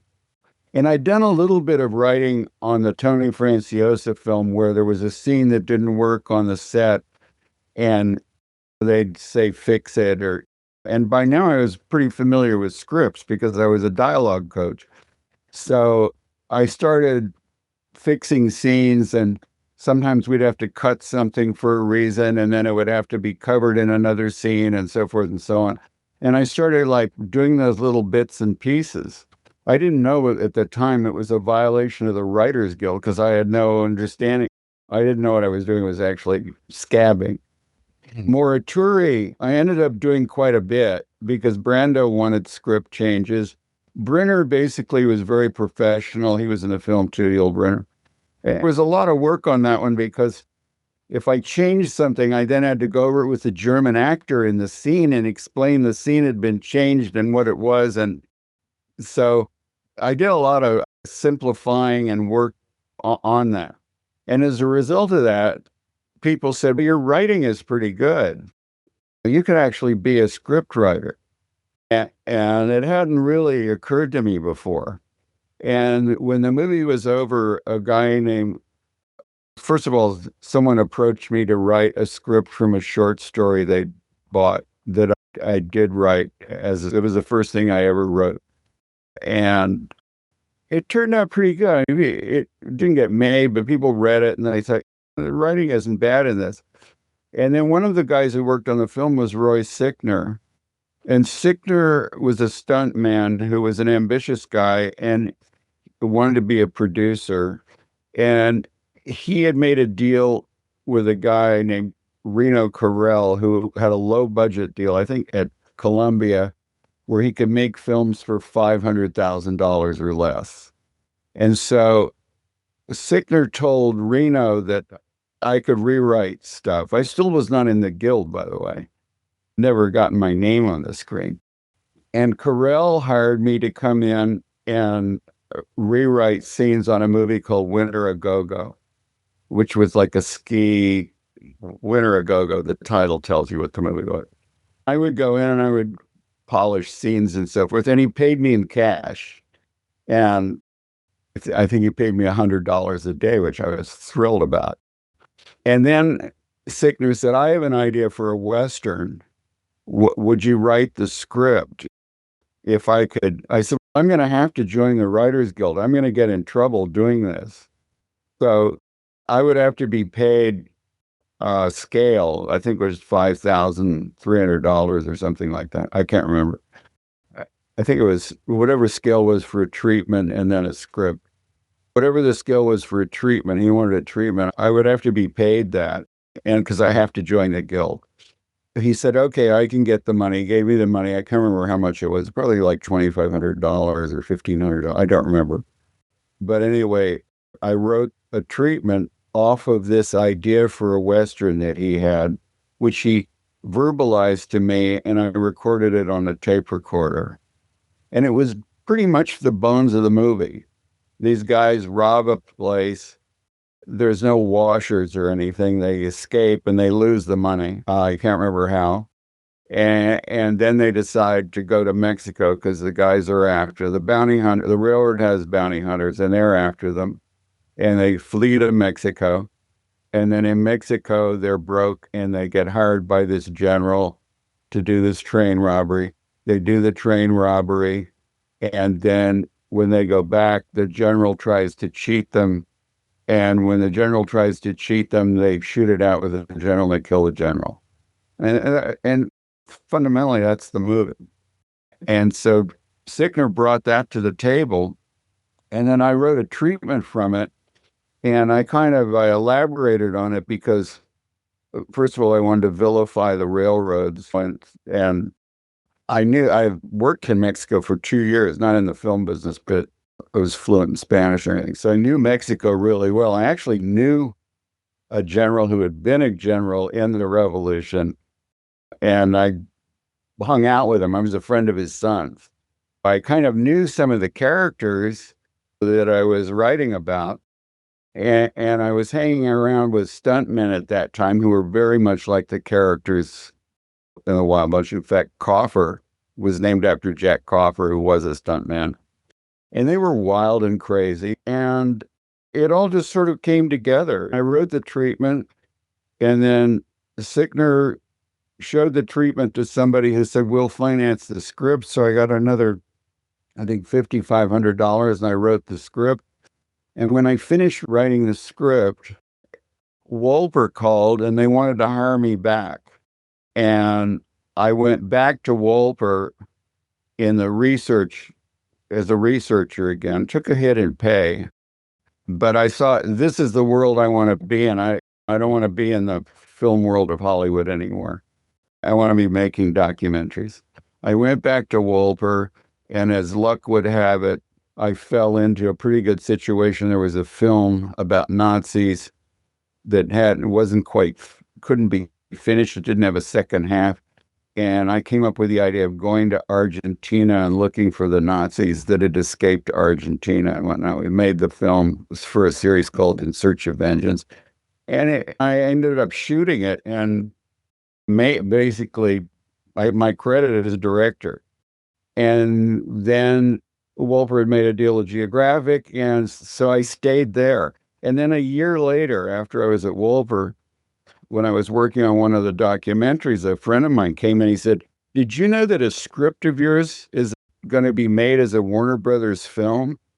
And I said, no. And he said, yeah, it's in the trade. It's in Variety. I said, I read it in Variety. It's Warner Brothers. Sam Peckinpah is going to direct The Wild Bunch, written by Walon Green. And that was the first I heard about it. And then, of course, within the days, Warner Brothers called me and asked me to sign a full release because I had never actually formally sold the script to anybody. And they had bought the story rights from Sickner, who was going to be an associate producer on the film. And they asked me to sign a release. I signed the release. And I remember my friends, the North, said, you can get more money for this. I mean, hold them up. You got them. And I said, oh, no, let's just hope the movie gets made. That'd be a good thing. After you saw the notice, you weren't involved at all? You didn't go to the set, any of that kind of stuff? Yeah, I did, actually. Now, meanwhile, I had a full-time job. I was making a documentary on the Amazon, and I also was prepping one on bird life, because at that time Geographic did 4 one-hour documentary specials a year for CBS, and the budgets on those docs then was $125,000, which is a lot. Even now, documentary people will tell you that's a lot of money. Then it was like Geographic was like we've died and gone to heaven. We didn't make that much, but we could do anything. They said, will it make it better? That's what that was their commentary. I was involved in doing that, and then Sickner contacted me and said, Sam wanted to meet me and so forth. And I met Sam, and he said, you know a lot about Mexico. I can tell by the script and whatnot. And I said, yeah, and we talked, and I said, there's 2 movies you should see. Memorias de un Mexicano and Cuando Vivía Era la something or other. There were 2 3-hour documentaries of footage shot at the time of the revolution by wealthy Mexicans. There were two of them who had gone to Paris and bought cameras from Pathé and learned how to shoot and filmed these fantastic sequences like the Battle of Zacatecas and all this stuff. And Sam looked at the stuff and said, "Oh, this is great." And he said, "My art director, everybody, the costume people, everybody saw those." So I was involved at that stage a bit. He had rewritten this, done a pass on the script, and he made a couple really good major changes. The biggest, first of all, the scene when they go to the Mexican village. I had written that scene where Angel wouldn't take the other guys to the village. So he goes on his own and you go with him. And the entire scene, it was like a 7-page scene, was in Spanish. And it was ridiculous, but the scene worked. And Sam said, "I got to rewrite that because that's a ridiculous scene. You can't have a 7-page scene in Spanish." So all the guys go. I said, "Well, he wouldn't take him to his village." And he said, "He's going to take him in this movie." He did that one. And then the other big one was he wanted a bridge sequence. And the producer wanted me to write it. So he dictated what he wanted. And I wrote the bridge sequence.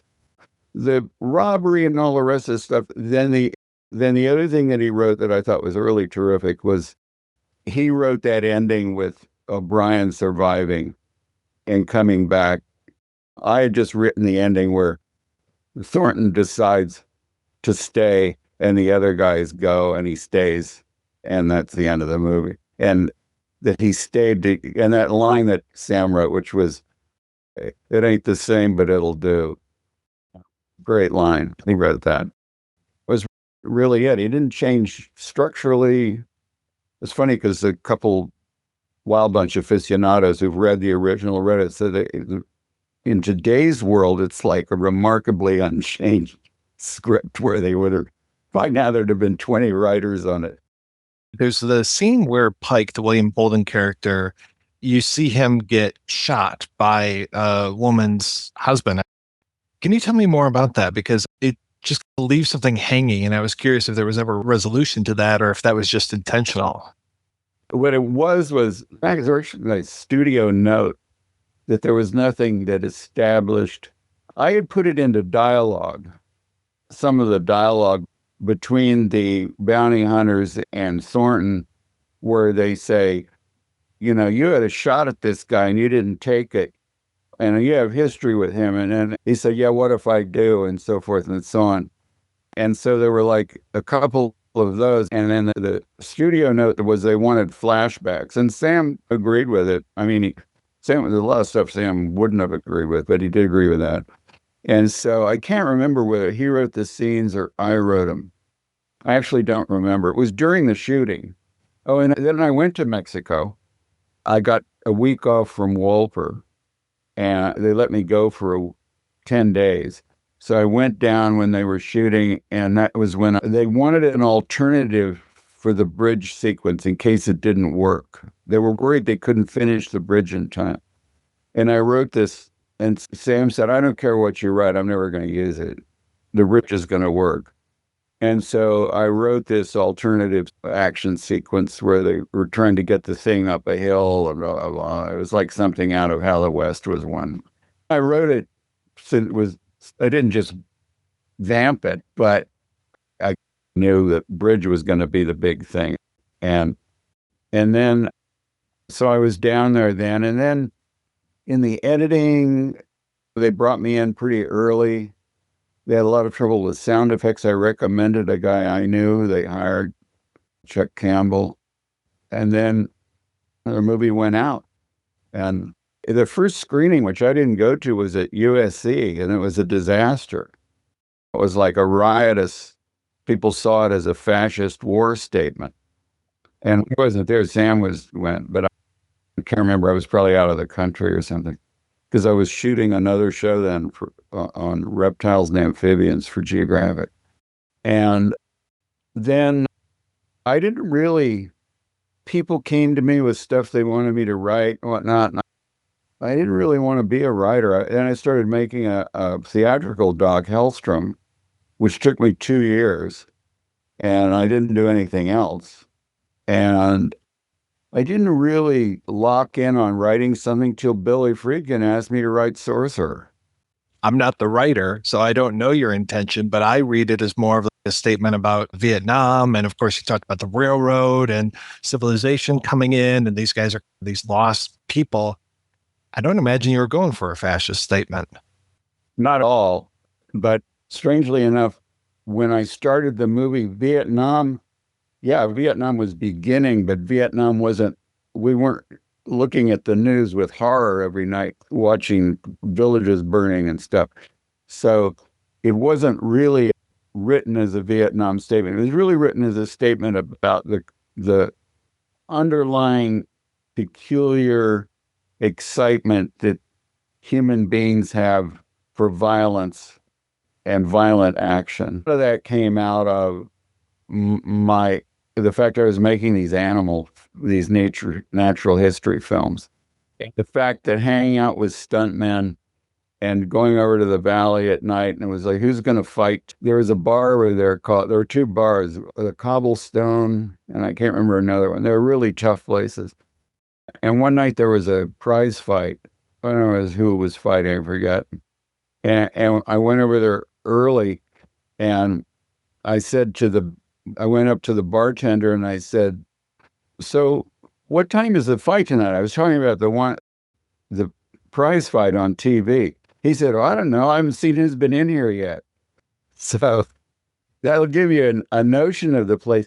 But they had this these guys had this weird, even though they went one of them robbed a unemployment office in Burbank, and a guy was shot and killed.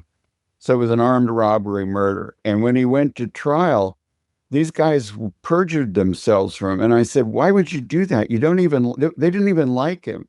And he said, he's one of us. And so that weird kind of combination of violent behavior, but at the same time, intense internal loyalty was in my head when I was writing this story. Because I thought, they're crazy. They have no real moral compass, except the one thing they have is this peculiar intensity of loyalty among themselves, among people who they are and who are like them. And that was there from the beginning. The Vietnam comparisons and so forth, by the time the movie came out, Vietnam was in the air. I would have gladly written an anti-Vietnam movie, but that was not the original intention. Being familiar with the Hellstrom Chronicles, I have to ask if the original opening with the scorpion and the ants was there. I didn't write that, and neither did Sam. That came from Emilio Fernandez. And everybody thinks it came from me because of Hellstrom. But it wasn't written or scripted. Emilio Fernandez told Sam that kids in Mexico play with scorpions and ants. Put a scorpion on an anthill and watch the ants attack it and so forth. That sequence was basically, that's who it came from. I mean, the other thing about writing it was after when Sichter told me the story, the bones of the story, which had the 3 big action pieces in it, I thought, I'd like to write a Western the way I've always wanted to see one. First of all, I think there was nothing noble about the West. I thought it was ignoble and corrupt and evil and malevolent. And it was where malevolent people went and found a place to survive on kind of a predatory level. I thought, and then they're exploited by the railroads who could give a shit about them and so forth. My kind of leftist perception of that world was at play there. The people that the railroad would hire to deal with these guys would be as bad as the guys themselves. And all that stuff was pretty much just the way I was thinking about the world at that time. I moved it up because I wanted to put it in. It was originally set in the cattle, whatchamacallit, the cattle depression, I think, which was in the 1870s. It was originally to be set there, but I said, that doesn't work with Mexico. because if you went to Mexico in the 1870s, it was a time called the Paz Porfiriana. Porfirio Diaz was the dictator of Mexico. He had been elected president, but then he did away with elections and whatnot, just stayed in, not unique to the world we know, and stayed in power. And he ran the country with an iron hand, and there wasn't much going on. It was called the Porfirian Peace. And so I said, let's move it up to where these guys are at the end of their rope and time is running out. And there's the telephone. A sheriff can call someone in a neighboring town and say, hey, I had a problem here. I think they're headed your way. And let's let them deal with the changing times. And so Sickner said, yeah, sure. If that's the way you want to do it, fine. So that I put it there. And then we showed the script to Lee Marvin because he was the first guy we approached. And Marvin read it and he liked it a lot, but he was doing a movie called The Professionals, which he had signed on, a Richard Brooke director. And he said, I can't do two movies with too similar a theme as these two are. And he said, but I'll give you an idea I had. He said, why don't you have those guys wearing doughboy uniforms when they go into that town? And it'll clearly tell you that it's a different time in America. And because I was trying to think, how do we establish it's 19? We thought about putting cars in the town or something. I said, no, let's hold the car off for a surprise. They've never seen a car. And then when we see it, it'll be a big deal. Marvin came, that was a great suggestion. The level of talent in front of the camera is just absolutely stunning. I love Ben Johnson. I love Strother Martin, all of these names and just these wonderful faces. Some of those guys actually were Sickner's original picks when he said, there should be a part in this. He didn't tell me who should be who, but there should be a part in this for Warren Oates, who mainly was in television then, but he'd been in Sam's first and Ride the High Country. Ben Johnson, who'd been in a lot of John Ford movies and stuff, and was known. And Strother Martin, who was, I think, was also in Ride the High Country.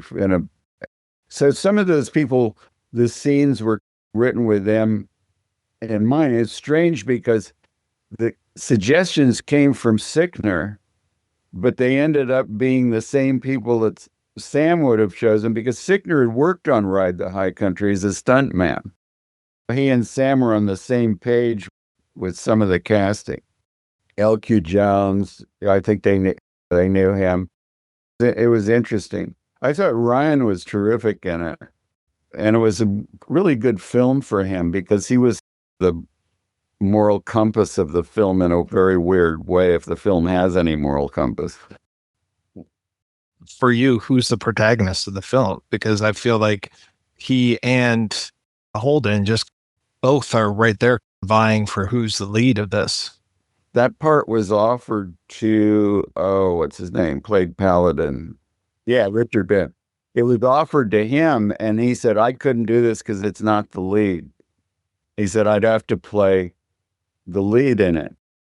But I agree. Who is the protagonist in it? It's at the time I wrote it, I didn't know what protagonist the word meant. So, and actually maybe that helped because I didn't try to make one over the other. I imagine being a documentary filmmaker first and foremost was probably a great film school for you, and just learning how to write and how to tell a story without even having dialogue a lot of times. Yeah, that's true. That was a big, it was a substantial factor in, first of all, editing was a great way to know how to assemble a story. And we had editors, but we were in the editing room for every cut on the documentaries, because you can't really make a documentary without sitting at a movie or editing table.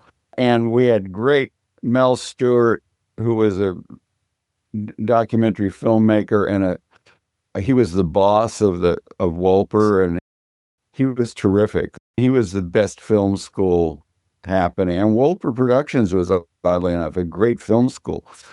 Friedkin really learned how to make movies there. I learned what I learned. David Seltzer, who also wrote and directed. All of us, that was where we learned. I knew nothing about making films. When I went there, I was a filmnik. I wanted to make a film. If I had been making features, I wanted it to be like a Kurosawa film.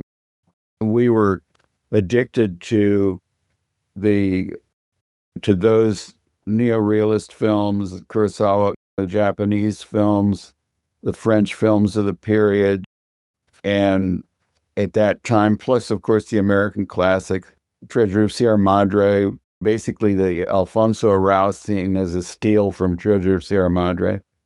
I was working in the construction business. I never thought I would be making films. At the time, I was going to the Coronet Theater 3 times a week and looking at classic films. I'm curious, with the Hellstrom Chronicle, you won an Oscar for that, for Best Documentary Feature. And I'm curious if that helped open doors for you, because it's such an unusual thing for you to be the screenwriter of The Wild Bunch and the director of this incredible documentary. When I finished Hellstrom, I did a kind of a light documentary with George Plimpton in Africa, trying to photograph, as a life photographer, trying to photograph the largest elephant in the world. After Hellstrom, I didn't have another movie to do. Couldn't think of what else do I want to say, and I didn't have anything to say. So I was stuck. I took jobs and did stuff, but nothing really clicked for me until Billy found me. I had written and produced a pilot at Warner Brothers called Strange New World, co-wrote and co-produced it. And I ran into Bud Smith, who was doing the foreign versions of The Exorcist. And I hadn't seen Friedkin for 2 years, maybe 2.5. Now, when we were at Wolper, we knew each other. We just had lunches together and talked just the way people do at work. Bud, who was final editing on Exorcist, Bud said, "Billy's trying to find you. Where have you been?" I said, "I was in England. I've been in England for 9 months, working for BBC, re-editing my docs and doing some doc work for BBC Natural History in it." And he said, "He's trying to find you. He wants you to write a movie." And I said, "He has an office here, doesn't he?" He said, "Yeah, just go walk over to the office." And I went there, and Billy said, "I have the rights to Wages of Fear. I want you to write the screenplay." Yeah, it's so nice to see that one getting a lot more credit these days. And I think there was a whole series of films that was playing recently called Bleak Week, and Sorcerer was traveling around the country, and so many more people got to see it. I was so glad. That was an interesting job. That was 2 years. Billy wants total involvement. We're going to film with him. And then I went along and I bumped along in features. Frankly, when I decided I'm not really a director, I'm really a writer. And then I started writing. My first job was in episodic television. I thought, this is like heaven. I write this stuff and in 2 weeks I see this scene and keep going. So that's where I still wrote the occasional movie, but that's where I made my home. I'm curious how you got involved with Solar Babies. That was Mel Brooks. I was working at 20th with Friedkin, actually, when he first started to live and die in L.A. And he was going to write the script, but I was going there and seeing it. Mel Brooks was on the same floor. And a guy that I knew who was, Kornfeld was his last name, I can't remember his first. Stewart said, "Mel Brooks wants to talk to you about working on a script for The Fly." I went in and I met with Mel, and he had a script and he didn't like it. And he said, "Would you rewrite this?" and so forth and so on. And so I got hired to do that. While I was doing that, this guy came in with the treatment for Solar Babies. And I read the treatment, and Mel said, "Would you write this script for this?" The guy had a personal tragedy involving his child. "I'll co-write it, even though I don't care if he writes on it or not." but I don't want to take credit, solo credit on something that he brought the story. It's his story. I ended up writing the script, and people loved the script. It was like, they were thrilled with it. And it was, again, I don't like trashing people, and I am not going to, but fundamentally, it was one of those stories of how a script doesn't go right when you make the movie.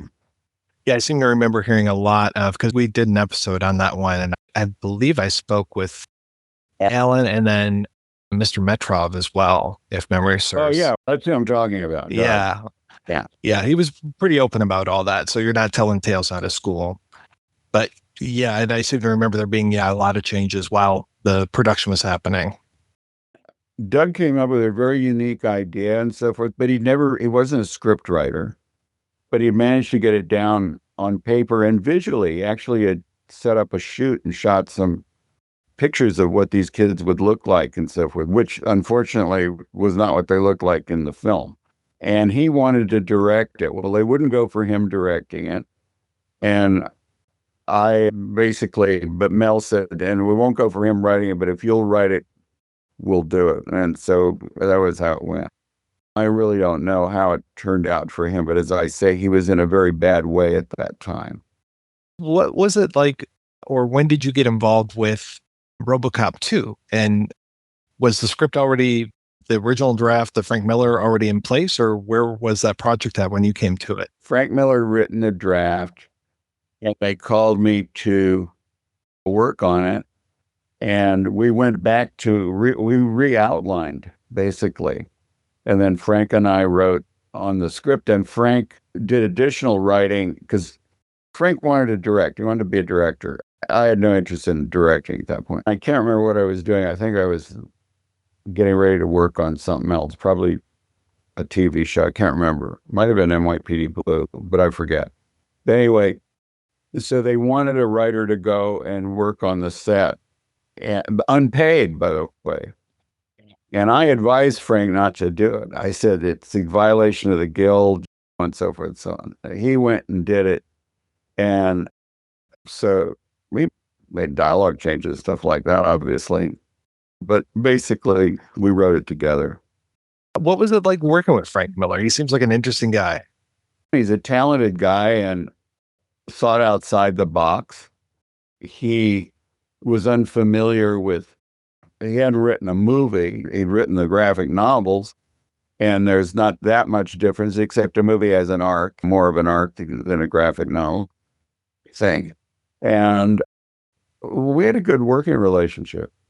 Tim Hunter was the original director who was going to do it, and he was replaced by Kirshner before, in the final stages of pre-production. Kirshner had very few changes to the script. The couple things that he wanted to do, the producers didn't want to do. I think he wanted a nuclear explosion at the end or something. I don't remember really that well. So it was stuff like that. I loved the original RoboCop. I'm not a science fiction fan, but that movie is my top science fiction movie, because I thought this, first of all, is a wonderful script, because I read that script numerous times. It's a terrific script. Paul really, with that kind of German expressionist look at the future in America, I thought was brilliant. And I can't remember I'd written a movie with Paul called Dinosaur, which was going to be a silent movie that took you back into the Cretaceous, that was finally made as something entirely different, but not entirely different, but substantially different. That was how I met John Davison, who was the producer. And that was probably how I got the RoboCop, called in on RoboCop 2, because of Dinosaur. I can't remember exactly how that happened, but they said that they had a script and it wasn't working and so forth. Then I read it and I said, I'll do it if Frank Miller will do it with me. I didn't want to do the rewrite without Miller. It's because I thought, this is not my stuff. You talked a little bit about Strange New World, which was a pilot that didn't get picked up. And it did get picked up. Oh, it did get picked up. Okay. Yeah. It didn't get picked up for series. it got made and shown as a movie of the week. Because in those days, they used to do what was called a backdoor pilot. So it'd be a 2-hour movie, and then if it worked, they would spin it off into its own thing. Yeah. It was adapted from an original pilot by Gene Roddenberry. I thought so. I thought that because I've seen it, and so I wasn't sure if I was seeing the official thing, if it had ever been officially released or if it had just gotten bootlegged because of. I remember it. I was getting residuals on it for years. So it was released and then running. That was the old days when stuff went to syndication and whatnot.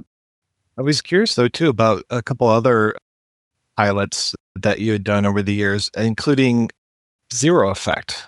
Yeah, that was a good pilot. Yes, it was. It was a great pilot, and I'm so sad that it didn't get picked up. But I'm so curious, what would the adventures of Daryl Zero from week to week look like?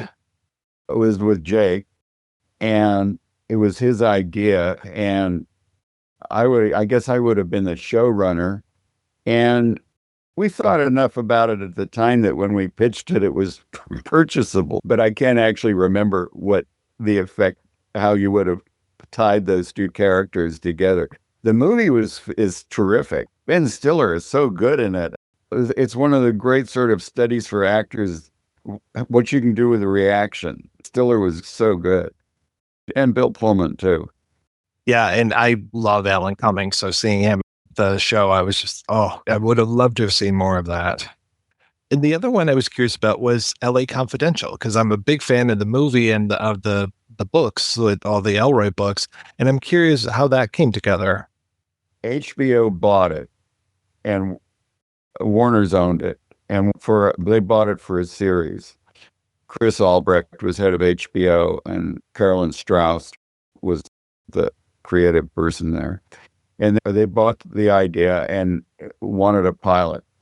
And while I was writing the pilot, they were finishing The Sopranos. In fact, they sent me The Sopranos to look at it. I saw it in, not rough cut, but in a pretty early cut pilot form. I thought, oh, wow, this is very special. Then there was a couple things happened. Then there was a regime change at Warner Brothers.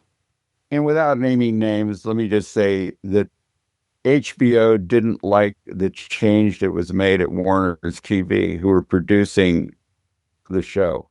Meanwhile, I had sent them the pilot. They asked me for revisions, and they were pretty high on it. They sent me to New York to talk about publicity and so forth and so on. But then Sopranos went on the air, and it was huge. The critics raved. And one of the things that the critics kept saying was, and this is true, they said, this is unique. It's completely not HBO borrowing from somebody or showing a movie that someone else has made or not. This is like HBO creating something fantastic. Albrecht got it, not so much Caroline, but Albrecht got it in his head. Now we're producing another series that's going to be derivative from a movie. We're going to take hits for that. And plus his not so being thrilled with the new administration he's dealing with. So HBO dropped it. And Fox at that time was run by a guy named Herzog, who was from Comedy Central, I think. He was a good guy, nice guy. I think his name was Doug Herzog. He picked it up, but he was in a short-lived regime there. So by the time we made the pilot, his regime was gone. And the new, it's sort of standard Hollywood fare. No new regime will pick up something from the old regime, because if it's a hit, the old regime will get credit. If it's a failure, the new regime will get blamed. When that happens, you're dead. So basically, that was it. But you got Kiefer into TV, and then he went on to a top hit show. I'm curious, as far as, again, the longer term plans for an LA Confidential TV show. And I don't know how much you had the opportunity to even think about that or work on that. If it was going to follow close to the book or books, if it was going to take off from there, or if it would go in a different direction altogether. When I was asked to do it, I thought you can't pick up from the movie and go on. So I thought it has to be a prequel. It has to happen before this movie happened. And I thought the character to hang it on is Vincennes, because he was the morally conflicted character. And Bud White, you would introduce all them. And then you would play the series. Inevitably, it would be going towards where it ended. And it's funny because the first conversation I had with Elroy was like a nightmare. He was so pissed that they were making a TV series out of it. And he spared me no vehemence. He doesn't pull punches. He didn't pull punches. But I said at the end of the conversation, I guess I'll ask one thing of you. When I finish the script, can I send you the script? And if you hate it, fine, hate it. But if you don't hate it, just let me know your feelings on it. And because he said, I won't do any publicity for this. I said, fine. So I did send him the script, and he said, okay, I'd like to see the pilot. And so when I sent him the pilot, he sent me back a one-word response, actually in caps, Godspeed. So I thought, that's pretty good from James. His stuff is not hard to write. In terms of television and even movies, when you think LA Confidential, to my mind, is the only one that's ever really worked. It's terrific. And it's a great script and very well directed, well cast. And it's a terrific movie. But his stuff is not easy. It's not easy adaptation. I mean, you almost have to take the characters, because he defines the characters really well. They're terrific. But you almost have to take them out of the context of the material and then rework the running melodrama that's going to keep something going. That was my idea for the way you would do LA Confidential, that you would basically extract the rich characters that he's created and then put them into kind of Elroy-esque situations. How close have they ever come to doing another version of The Wild Bunch? I don't know. I know they call every now and then and say they're going to do one, but I don't know. I have no idea. Are you working on anything these days?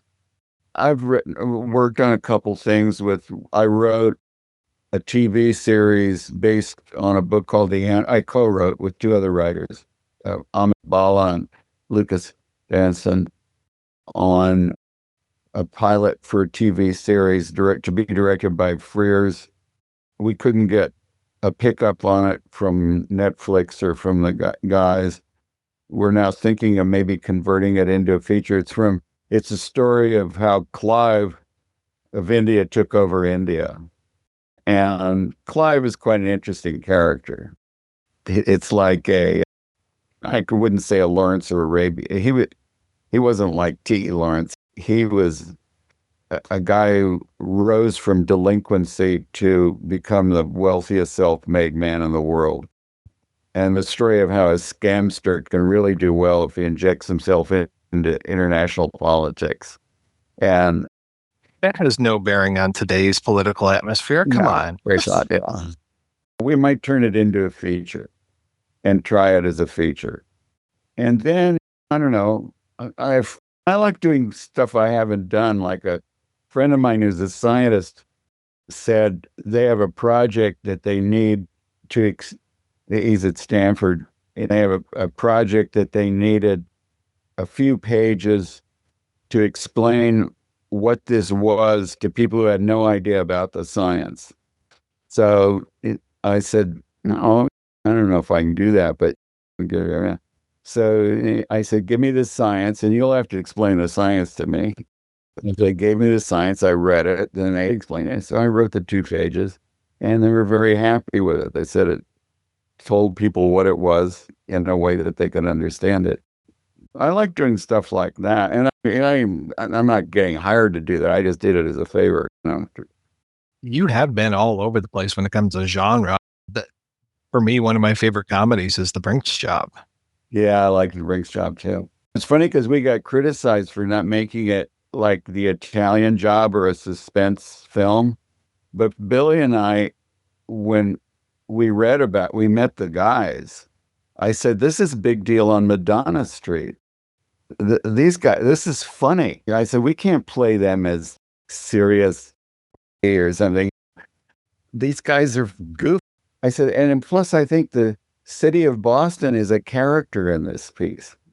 So I actually moved to Boston for almost a year, for 10 months when I wrote it. I love Peter Falk. I'm a huge Columbo fan. What was he like to work with? Billy found him very difficult because he kept doing Columbo. And Tony Pina was a character, and Falk doesn't have a lot of sort of humor. He's Jewish, he's not Italian. Not that it couldn't be a humorous Jewish guy playing an Italian. But Billy said the guy, Lou Costello, would have been the perfect casting for Tony Pina. So he was trying to get that out of him, trying to lighten him up the whole time and get him out of Columbo. But I thought he was, and Sorvino was very good, and I thought Peter Boyle was terrific in it. I wrote a scene with him in an episode of NYPD Blue, and there was a film festival in Santa Fe, and they invited me, and they invited Peter and some people, and I was really, this was kind of one of the more thrilling moments of my writing life. And Peter was asked to give a favorite scene to show at the thing, and it was the scene, and I didn't know this, by the way, and it was the scene that I had written for him in the NYPD Blue. Yeah, I thought, wow, that's pretty good. Now, he was a terrific guy, really nice guy. And you've been writing for over 50 years now, and I'm curious, are there any projects or a particular project that is just, I wish this had gotten made, or it came so close and just never made it past that finish line? Yeah, there's a couple. I wrote a feature called Crusade, which went all the way to building the sets in Spain. Was that the Verhoeven one? Verhoeven, yeah. With Verhoeven directing, Carelco, and Carelco put the Crusade money into a pirate movie. I can't remember the name of it. Cutthroat Island, which was a catastrophe. And so it never got made. Arnold was the star.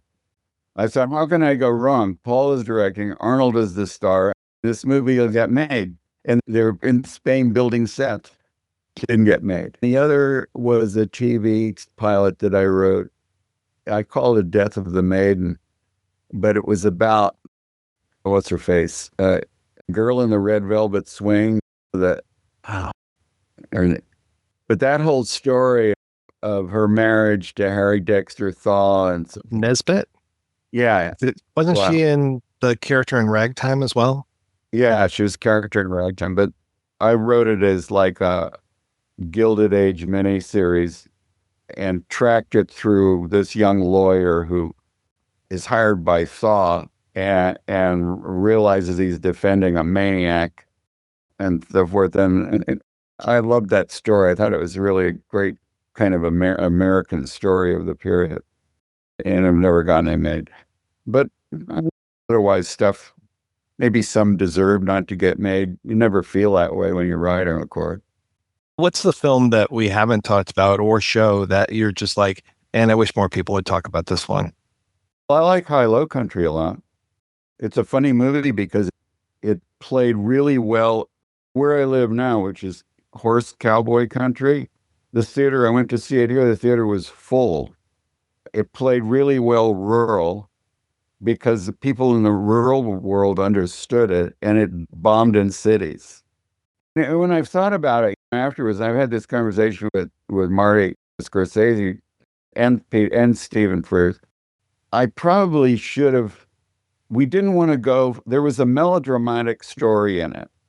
We could have just tweaked it a bit and made it a melodrama. And we opted not to. And I've always wondered, Was that just a mistake? Did we talk ourselves into a wrong move here? We were pretty loyal to the book. We knew the writer, Max Evans, who was still alive at that time. Great old guy. But I like the movie. I thought Steven did a wonderful job with it. I'm a big Woody Harrelson fan, and he just never seems to get the credit. I feel like someday it's going to be, oh, wow, we've had this amazing actor in our midst this whole time, but people don't rave about him like they rave about other actors. No, he's terrific. And he was wonderful in that poker game and in some of the stuff in there. It's really great. But it was a true story. It was a novelized true story. And when Frears and I went to the area and met people, and we met people that knew these people. And I think that got us hooked on telling the true story rather than we could have made it more melodramatic and put more twists and a little more tweaking in it. And we didn't do that. And I feel I feel responsible for that. Mr. Green, thank you so much for your time. It is such a pleasure talking with you. Okay. I hope it worked out for you, Mike. And I'm sorry it took so long to get it going.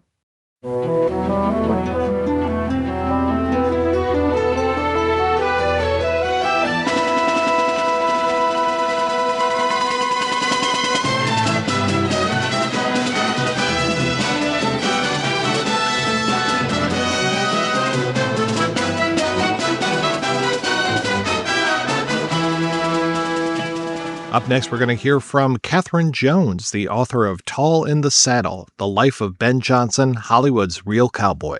Before we even start talking about Ben Johnson, I want to know a little bit more about you. Can you tell me a little bit of your background? I wrote about various things. I worked for Texas Monthly Magazine. I wrote for the New York Times, Dallas Morning News. And really, it was while I was in graduate school at Southern Methodist University in Dallas that I got interested in writing a biography at the behest of one of my professors, a guy named Ronald Davis, who had written biographies of John Ford and John Wayne and many others, and had done this oral history collection for SMU with hundreds of luminaries in the entertainment business. That collection is now at the Margaret Herrick Library at the Motion Picture Academy Library in Beverly Hills. But Ron was the one who asked me if I'd be interested in writing a biography, and when he said Ben Johnson, I immediately said, that's who I wanted. And the reason that was who I wanted is because I was actually born in Hollywood.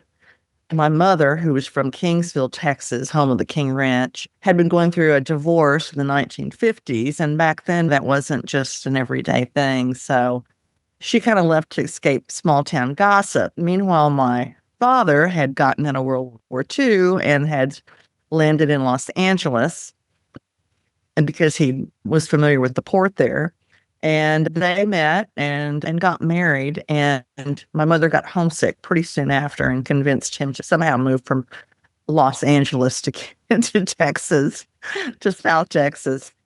And I just grew up hearing about her life in Hollywood and all the movie stars she talked about, and she was a film aficionado. And when I was growing up, one of my memories is sitting there watching these old movies with my mother, many of them Westerns, and she knew the backstories of everybody. And it just kind of enthralled me with her stories of life in Hollywood and then the cattle kingdom down the road.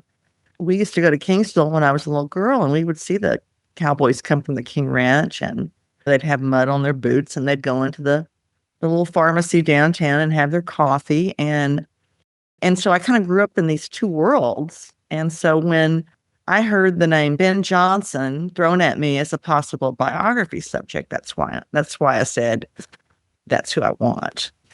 And I've discovered all sorts of strange, serendipitous things that went on during my research that just kind of made me feel like this was what I was set up to do.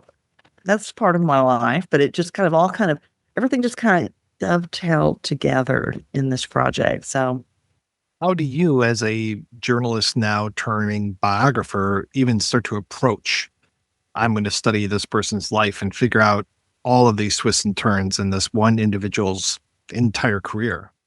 it was a lot more involved than I thought, because part of it is because he had such a long career. I mean, he was working until the year he died. And he wasn't just working, he had a career in rodeo as well. So he had two careers.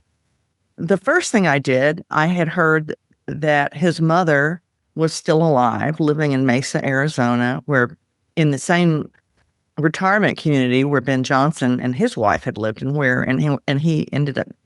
And I had read that she was 99 years old. So the first thing I thought was, I have to get to her. And so I arranged with her caregiver to go out there and talk to her. And she told me that after I got there, that she said she felt really, really old because she had just found out from a family Bible that she was actually 100 years old and not 99. So I started with her, and then I just tried to reach out to people who knew him really well through a long period of time. And my next person was Harry Carey Jr., also called Dobie Carey, and he was amazingly helpful. He and Ben Johnson knew each other from the time that they worked in John Ford Westerns up until some of the last films they ever did together and some of the last film festivals they ever attended together. And so they had a long, lifelong friendship. And I interviewed him several times in person, many times over the phone, by correspondence. So it was just really a process of finding out, and of course, this is what took so long too, finding out who knew him really well. And it wasn't always the big stars on films he was in. Many times it was the background players, the cost designers, the second unit directors, people behind the scenes. And those were the people I tried to get to. I also was in kind of a race against time because a lot of these people were getting older pretty fast. And some people, unfortunately, died before I could interview them. And that really made me realize how important it is to get these stories and this history down, because this cultural history, if somebody doesn't do it, it's going to be gone. And so I have a really new appreciation for biographers and people who write about cultural history and people like you, Mike, who do these podcasts. It's really important to get this history down and these stories before it's lost. It started out as a graduate school project. I ended up doing my master's thesis on Ben Johnson and kind of the myth and the reality of Westerns. And then I had to do a book proposal. And then so it took a while to get things started. But yeah, I was working full time. I was working for the New York Times and I was working for Texas Monthly. And I was doing this part time and rushing out to California and staying with friends and doing research. And as I said, his career is so long that it just took a long time to do the research. And I thought I was going to knock it out in maybe 2, 3, 4 years. And then it became, 5, 6. And then it became, longer than that. And I just kept saying, just one more interview. But somebody like Tom Selleck, it took me 4 years to get an interview with him because he was so busy. And I finally caught him on hiatus. And people who, the general public, I think, thinks interviewing celebrities sounds so glamorous and all that. But to me, it's really harder because you have to jump through so many people, as you well know, and handlers, and it just takes so long, and people have conflicting schedules. Like, I never could get Sam Elliott because the man stays busy constantly. And so there were some people I couldn't get, but I just kept trying to cover as wide a base as I could.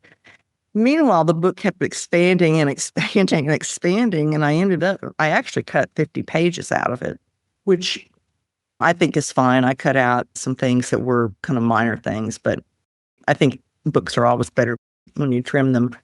But that was 50 pages of research I didn't necessarily have to do. So I finally just decided, instead of beating myself up about how long it took me, I just needed to focus on trying to do a good job. And because it wasn't just his story, it was the story of so many other people, directors, co-stars, a lot of people who haven't had biographies published about them. So I tried to tell the stories of other people in the book too. So I think it ended up being a little broader than just Ben Johnson. It also ended up being the stories of some of the people in in the Western, but other films too, and rodeo business as well. How well documented is the rodeo business? Because you're going back to what, 1930? There wasn't a lot. There were records kept, but a lot of that was oral history, word of mouth, of discussion. So that took a while to try to track down. I interviewed a lot of people he rodeoed with to get stories. But you're right, a lot of it wasn't. There are magazines about and journals about rodeo, but until recently, there haven't really been a lot of in-depth histories of it. But there was enough out there for me to get a good idea, and lots of people were very helpful. So how does he go from rodeo person into the movie business? He went from the rodeo and the ranch that he worked on into the movie business, actually almost by just being in the right place at the right time. Ben knew he didn't want to stay on the ranch. He didn't want to be $1 a day cowboy. He was very frustrated that he didn't have enough money to go rodeoing, because you had to have a trailer and a horse and have money to travel and gas money and stay on the road. And he didn't have any money. And he was pondering his future when, who but Howard Hughes, that would be the last person you would think that would pluck him out of obscurity. But Howard Hughes was making a film called The Outlaw.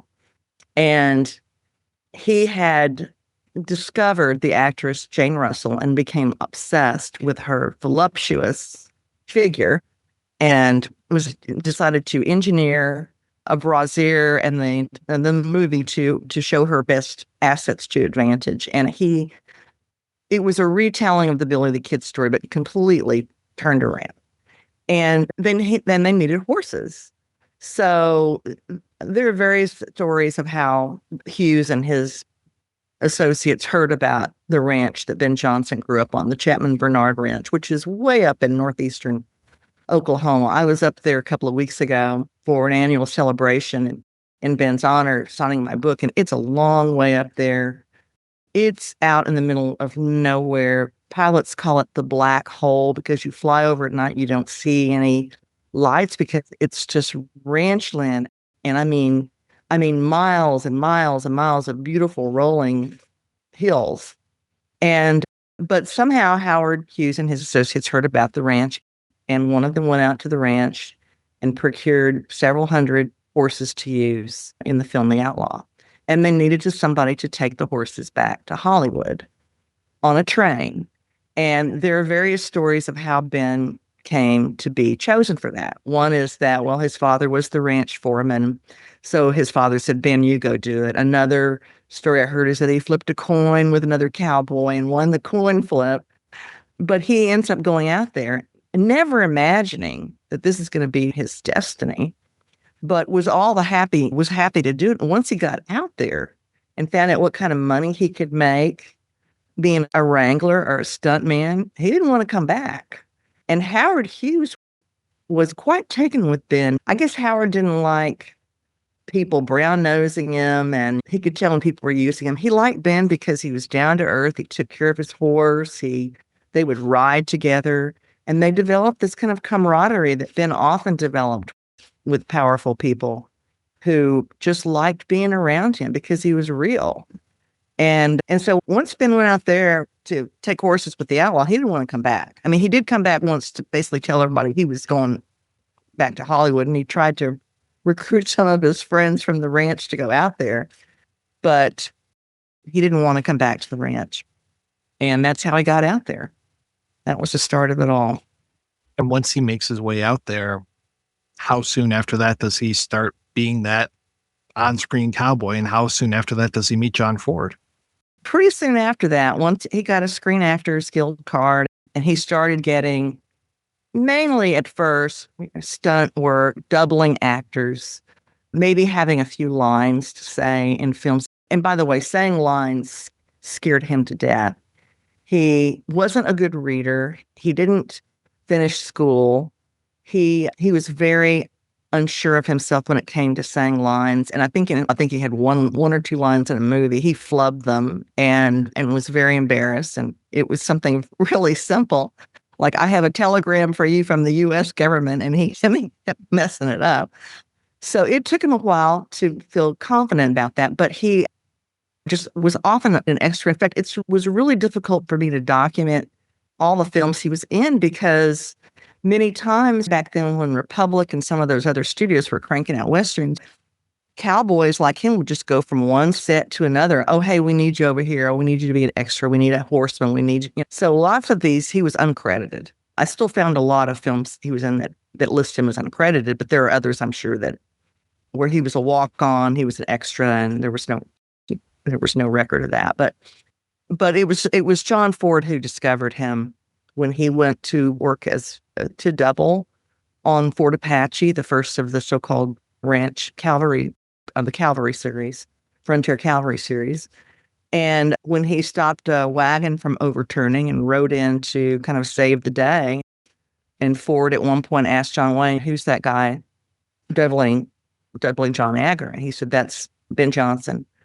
And at the time, he was married to the daughter of a guy named Fat Jones, who owned this huge stable in the LA area that furnished horses and wagons and chariots and all sorts of things for films. And so Fat Jones was known around the area too, and Ben was married by that time to his daughter, Carol. And once he came to learn about Ben and started watching him, he told Ben that he was going to be rewarded and that he would be being put under contract. And that's what happened. From there on, the next film, She Wore a Yellow Ribbon, he was saying lines. He didn't like saying lines. He'd much rather ride his horse. But that was the start of his film career.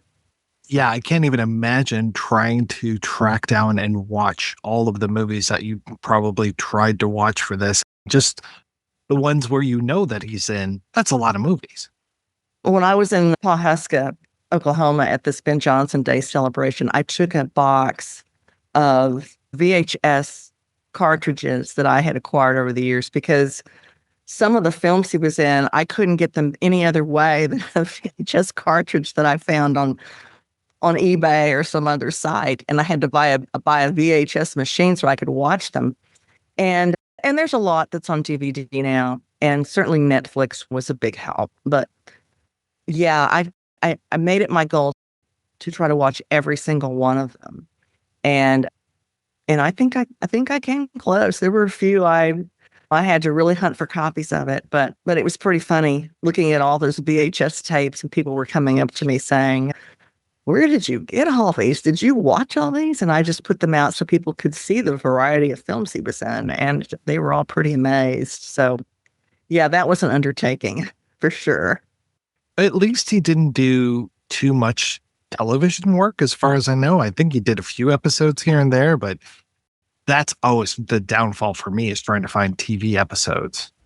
Yeah, I couldn't watch a lot of those, because he'd be on everything from Perry Mason to Route 66 to Have Gun Will Travel to, those were really hard to find. Now, there were things like a series like The Monroes, where he had a recurring role. Those were easier to find.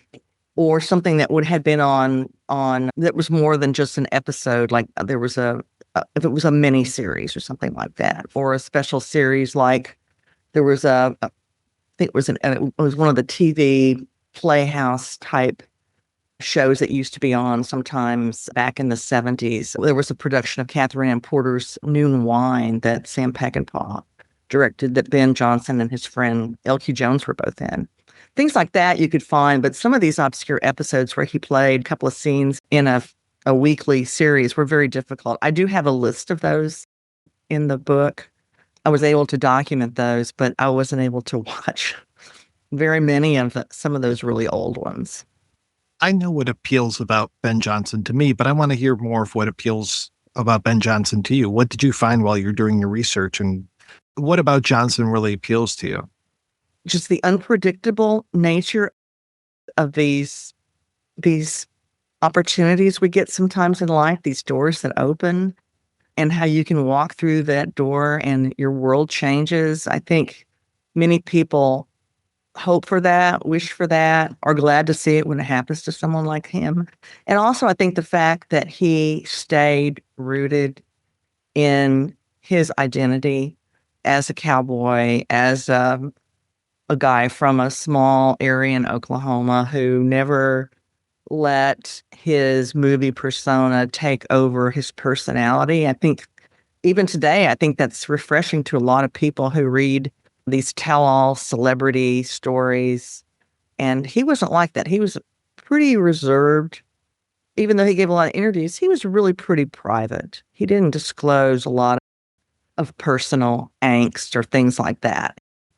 And he also, I think, a lot of people felt like he could be depended on.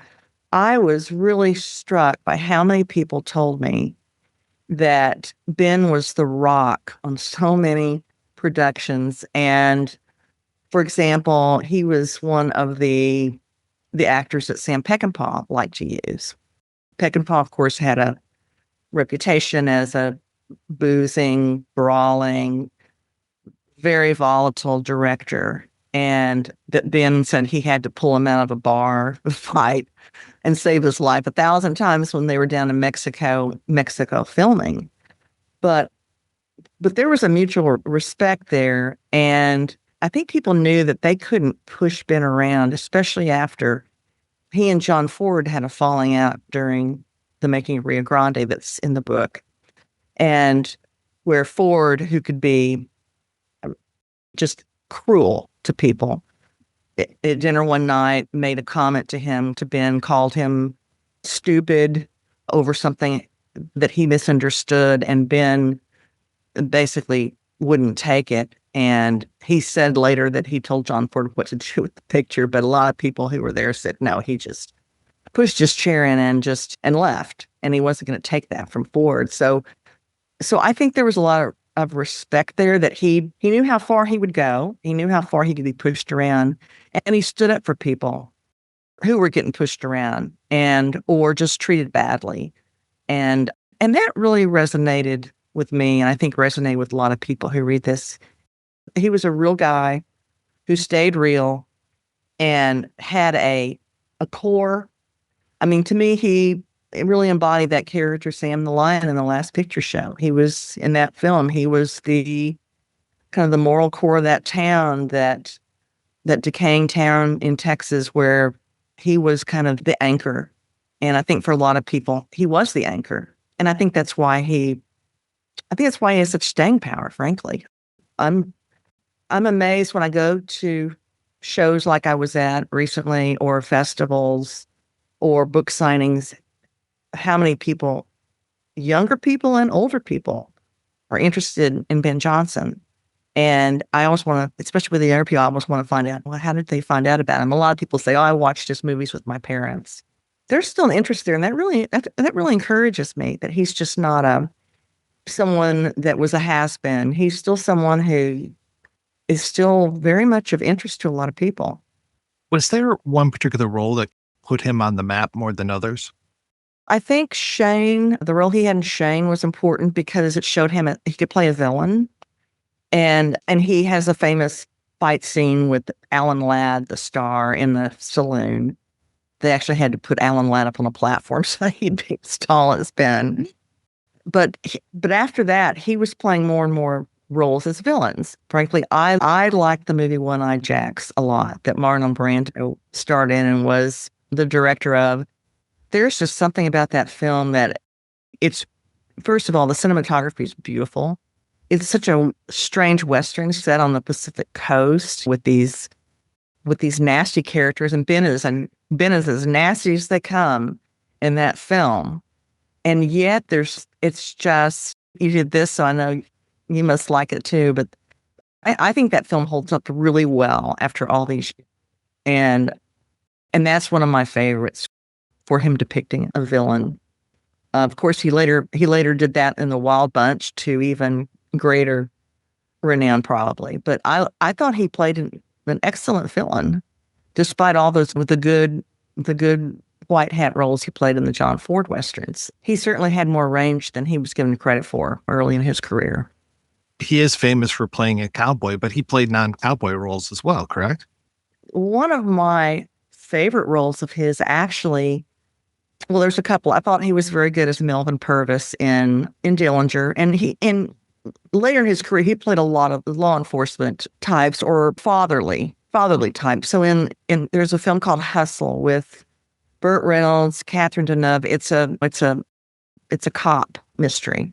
And Ben plays the father of a young woman who's murdered, and he finds out later that she was involved in pornographic films. And he watches her. At first he can't believe it, and then he's watching her in a pornographic film. He doesn't say a word, but the way his face just changes, it's devastating. I thought he was really, really, really good in that. And Dillinger, and certainly after he won an Academy Award for The Last Picture Show, his roles did broaden. Although he did play a certain type of person, like that person I was talking earlier of, and this person who it resonates integrity and authority and a sense of morality. I think that was pretty key to those other parts he played, with the exception of Tector Gorge in The Wild Bunch. Compared them to the bounty hunters, they're stellar compared to those guys. What I like about that film, what I think is really great about that film, is the way it shows the development of people. They first come across as the nastiest, murderous outlaws you could think of, but even they have their standards. Even they know where to draw the line in the sand when it comes to one of their comrades that they rescue. And they decide they don't want to be like animals. They want to have some dignity, and if they have to die doing it, they will. So I think that it's definitely shows a lot of character development and growth in that film. And I think that's another reason why that film endures. And one of my friends, Kip Stratton, wrote a very good book about the making of The Wild Bunch that I highly recommend. He interviewed a lot of people who were involved in that film. And I think it's still an important film for those reasons. Yeah, I imagine you could have gone down a rabbit hole just looking at that one film. Thank goodness Kip did it for me. He did a great job. But yeah, there were so many films like you could have gone down a rabbit hole. I mean, that's what I thought was so fascinating about the book, is that so many of these films were really important in their time for all sorts of reasons, like the Sugarland Express was Steven Spielberg's first major feature film. It was also a film where they used a special camera where they could really do these realistic scenes where you had two cars driving and there were people talking back and forth. And Ben Johnson was in many of those. And that ended up being, I think, a really interesting chapter in the book. But there were many times he was involved in something there would be something groundbreaking to it. And that he was involved in that made it to me just, I really enjoyed when I found films like that, because I loved writing about those kinds of things. And certainly Peckinpah was very interesting, but Ben worked with lots of other directors like Richard Brooks. Many people think that Ben deserved another Academy Award nomination for the role he played in Richard Brooks' film, Bite the Bullet. Ben didn't have a lot of death scenes in his films, but in this one, it's a death scene. And there were quite a few people who told me they thought that he deserved an Academy Award for playing that death scene in Bite the Bullet. But he was not nominated. But yeah, Richard Brooks, Peter Bogdanovich thought the world of Ben. And again, it was so many of these people, not besides Howard Hughes. I mean, Marlon Brando, Peter Bogdanovich, Richard Brooks, Sam Peckinpah, just so many directors thought very, very highly of him, and when they had a specific character and they thought of him, that's what they wanted. They wanted him to be in that role, and sought him. And Bogdanovich certainly did for Sam the Lion, and Ben did not want to play that role at first, but he was talked into it by Peter Bogdanovich and John Ford, who told him that he would probably win an Academy Award for it. And they were right, of course. And Ford make amends eventually? I think Ford, in his own way, tried to make amends to Ben when he called him on the phone and said, "Ben, I want you to do a favor for me. I want you to do Peter Bogdanovich's film because it's a good role." And Ben said, no, Mr. Ford, it's got too many words. And then he said, what do you want to do? Be John Wayne's sidekick all his life? You need to do this. And so he ended up doing it. And Ford, I asked Harry Carey Jr., I said, do you think Ford was trying to apologize?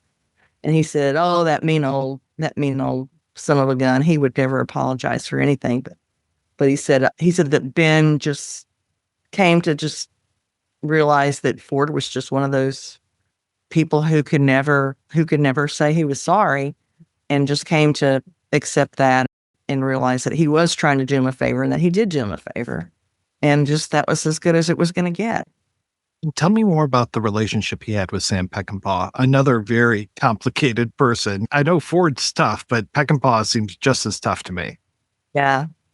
Ben, certainly he drank alcohol, but he was not an alcoholic, and he knew when to quit. And he found himself many times in the position of the guy who would have to pull Peckinpah out of bars. And a lot of the films that they did were filmed down in Mexico, where Peckinpah liked to do his films. And so a lot of them were in the Durango area. And there were these squalid bars that he would like to go to after the day's filming. And after he'd had some drinks, many times he would pick a fight with somebody. And there were many times when Ben said he had to pull, and L.Q. Jones was there too. And I interviewed him at length, and he said, yeah, he said, we would have to team tag him and try to get him out of these places, because we had to work the next day, and he was about to get killed by these people because he spit in their beer or something, or insulted them or one of their girlfriends. And so he got tired of it, and Ben did. And they had a relationship, I think, where there was some mutual respect there. Ben respected what Peckinpah put up on the screen, but he did not like what he did in his personal life. And after he won an Academy Award, Peckinpah later told Rolling Stone that he couldn't afford, or maybe it was Playboy, an interview he did, I think it was Playboy, he couldn't afford Ben anymore. And so, like what John Ford did, he cut Ben out of his future films, because he said he couldn't afford him, but a lot of people felt like he didn't like seeing Ben succeed at the hands of another director, and he didn't like The Last Picture Show, and he didn't like Peter Bogdanovich.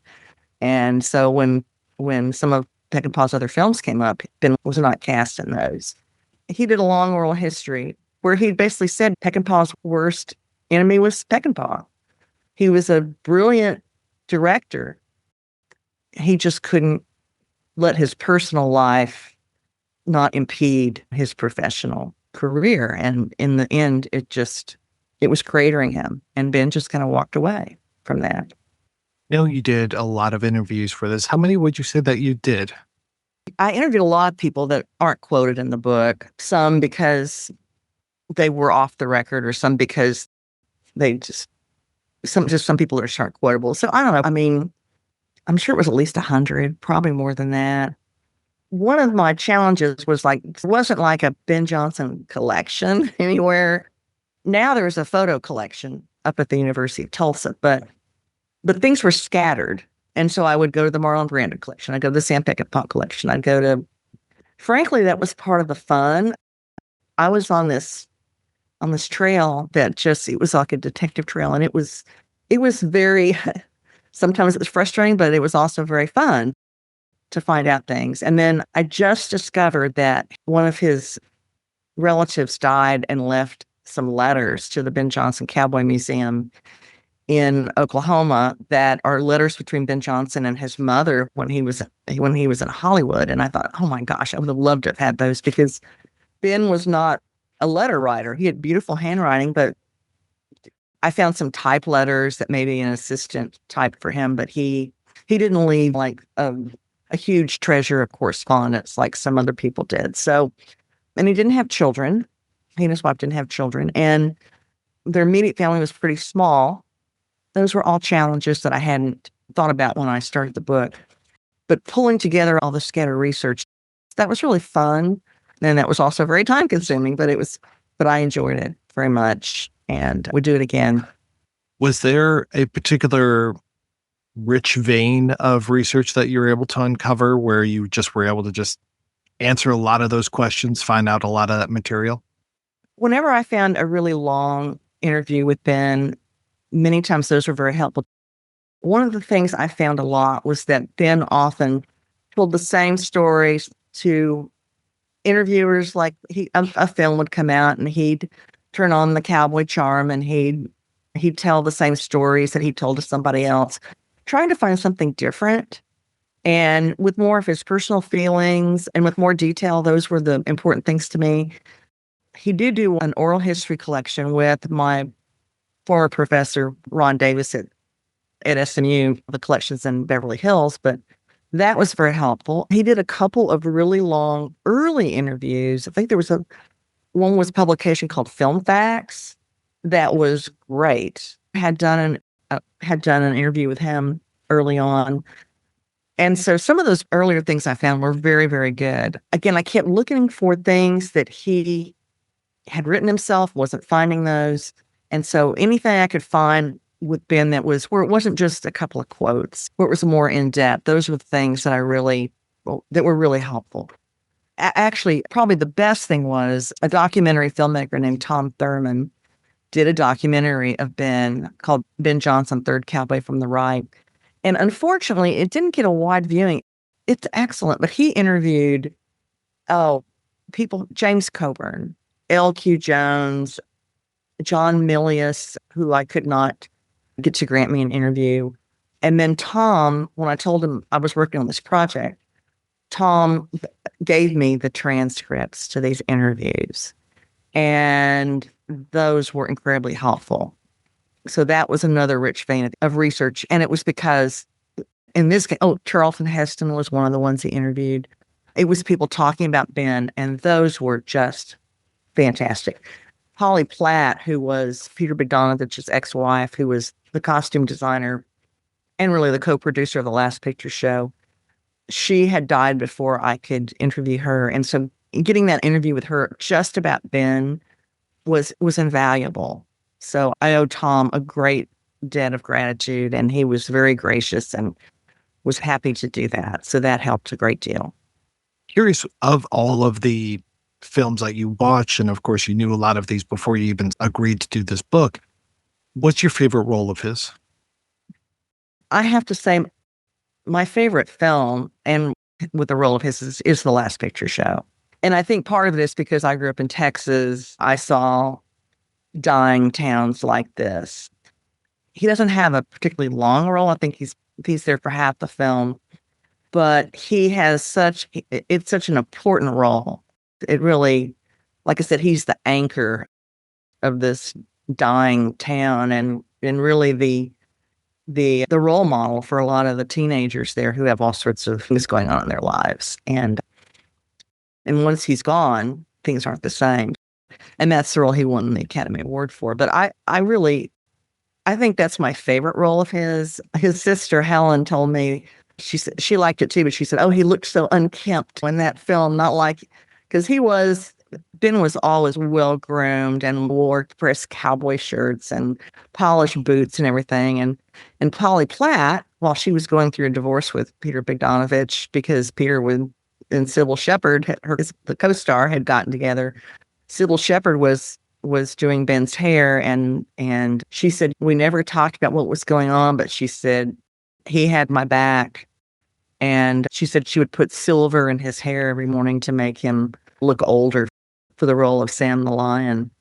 So I think I like that one because he was really transformed. He wasn't playing Sergeant Tyree in a John Ford film. He had advanced beyond that. But he later said that the role he played, especially there's a scene by this stock tank where he's talking about old times and this woman he was in love with, who we later learn is Sybil Shepherd's character, J.C. Farrow's mother.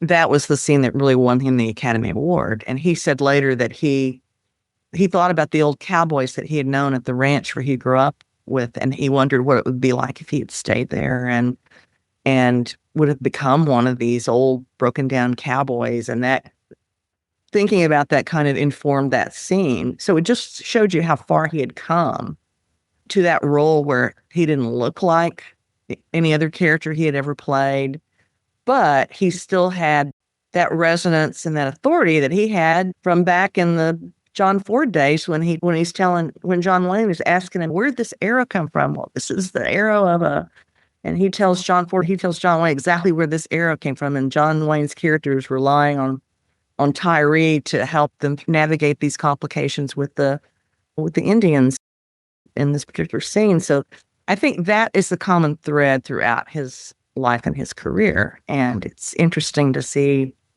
how far he came from those beginnings where he was desperate to get away, to get out of this place that he thought was going to strangle him. What are you working on now? Right now, I'm working on some books of poetry, a book of short stories that is, a lot of the stories are set in the West. They're not sentimental at all. There's one story I'm working on. It's actually about an old cowboy who is basically being evicted from his home on a ranch that's been sold to a corporation. And the cowboy talks about the last picture showing Ben Jonson in the story. So I'm kind of bringing that into fiction there. But so I'm working on that, and then I hope to write a novel. I may write another biography. There are a couple of people I'd like to do a biography of, but they're alive, and I'm only going to do it if they cooperate. I actually was asked to do, if I wanted to do a biography of Harry Dean Stanton, who I interviewed for the Ben Jonson book, and who I found very interesting because of his work in Paris, Texas, and he and Ben worked together on Red Dawn and Dillinger. But his assistant said Harry Dean would never stand for an interview. And I thought, well, then I don't want to do it if he's not going to want to do an interview. By the time I started the Ben Jonson biography, he had already passed away.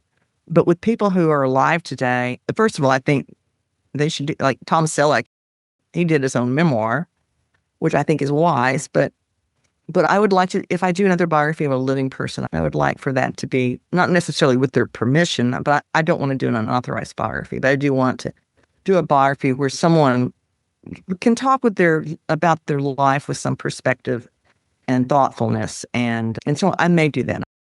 I'm still trying to decide. But the next one can't take me 20 years. So right now I'm working on shorter projects. I think it was worth the wait, at least for me as a reader. I think it was. I don't know that, I guess I could have done it faster, but life also interfered. My parents both became sick and died, and I had to take care of my dad when he had lung cancer, and my husband and I moved from the city to a ranch, and built a house, which was a whole big thing. So I'm glad I was able to get to as many people as I could. And especially some of the people I interviewed did die shortly thereafter. I started feeling like, gee, am I like the kiss of death? Because I feel like I interview these people and then they pass away. So, but a lot of them, that was really the last interview a lot of them did about the film business. And again, that showed me, yeah, I need to keep doing this until I feel like it's done. Because I could have just kept doing research, and I finally had to say, that's enough. It's done.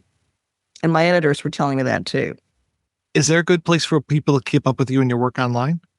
I am redoing my website at the moment, but yes, there will be. I have a Facebook page right now called Tall in the Saddle, and it's about the biography, but I'm in the process of redoing my website, and that should be up in the next couple of weeks or so. Kathryn, thank you so much for your time. This was such a pleasure talking with you. This was great. It's so nice to talk to a knowledgeable person like you who absolutely, obviously loves film, and I know your followers do too. And thank you all. And for those of you out there who might want to buy the book, you can certainly contact me. I do have some extra copies. I'm happy to inscribe copies. I think I had maybe 20 left from my last book signing. So if that's of interest, you can contact me through the Ben Jonson, the Tall in the Saddle Facebook page, and let me know, and I'll make arrangements for that. I will be sure to link to that. Thank you, Mike. I appreciate it.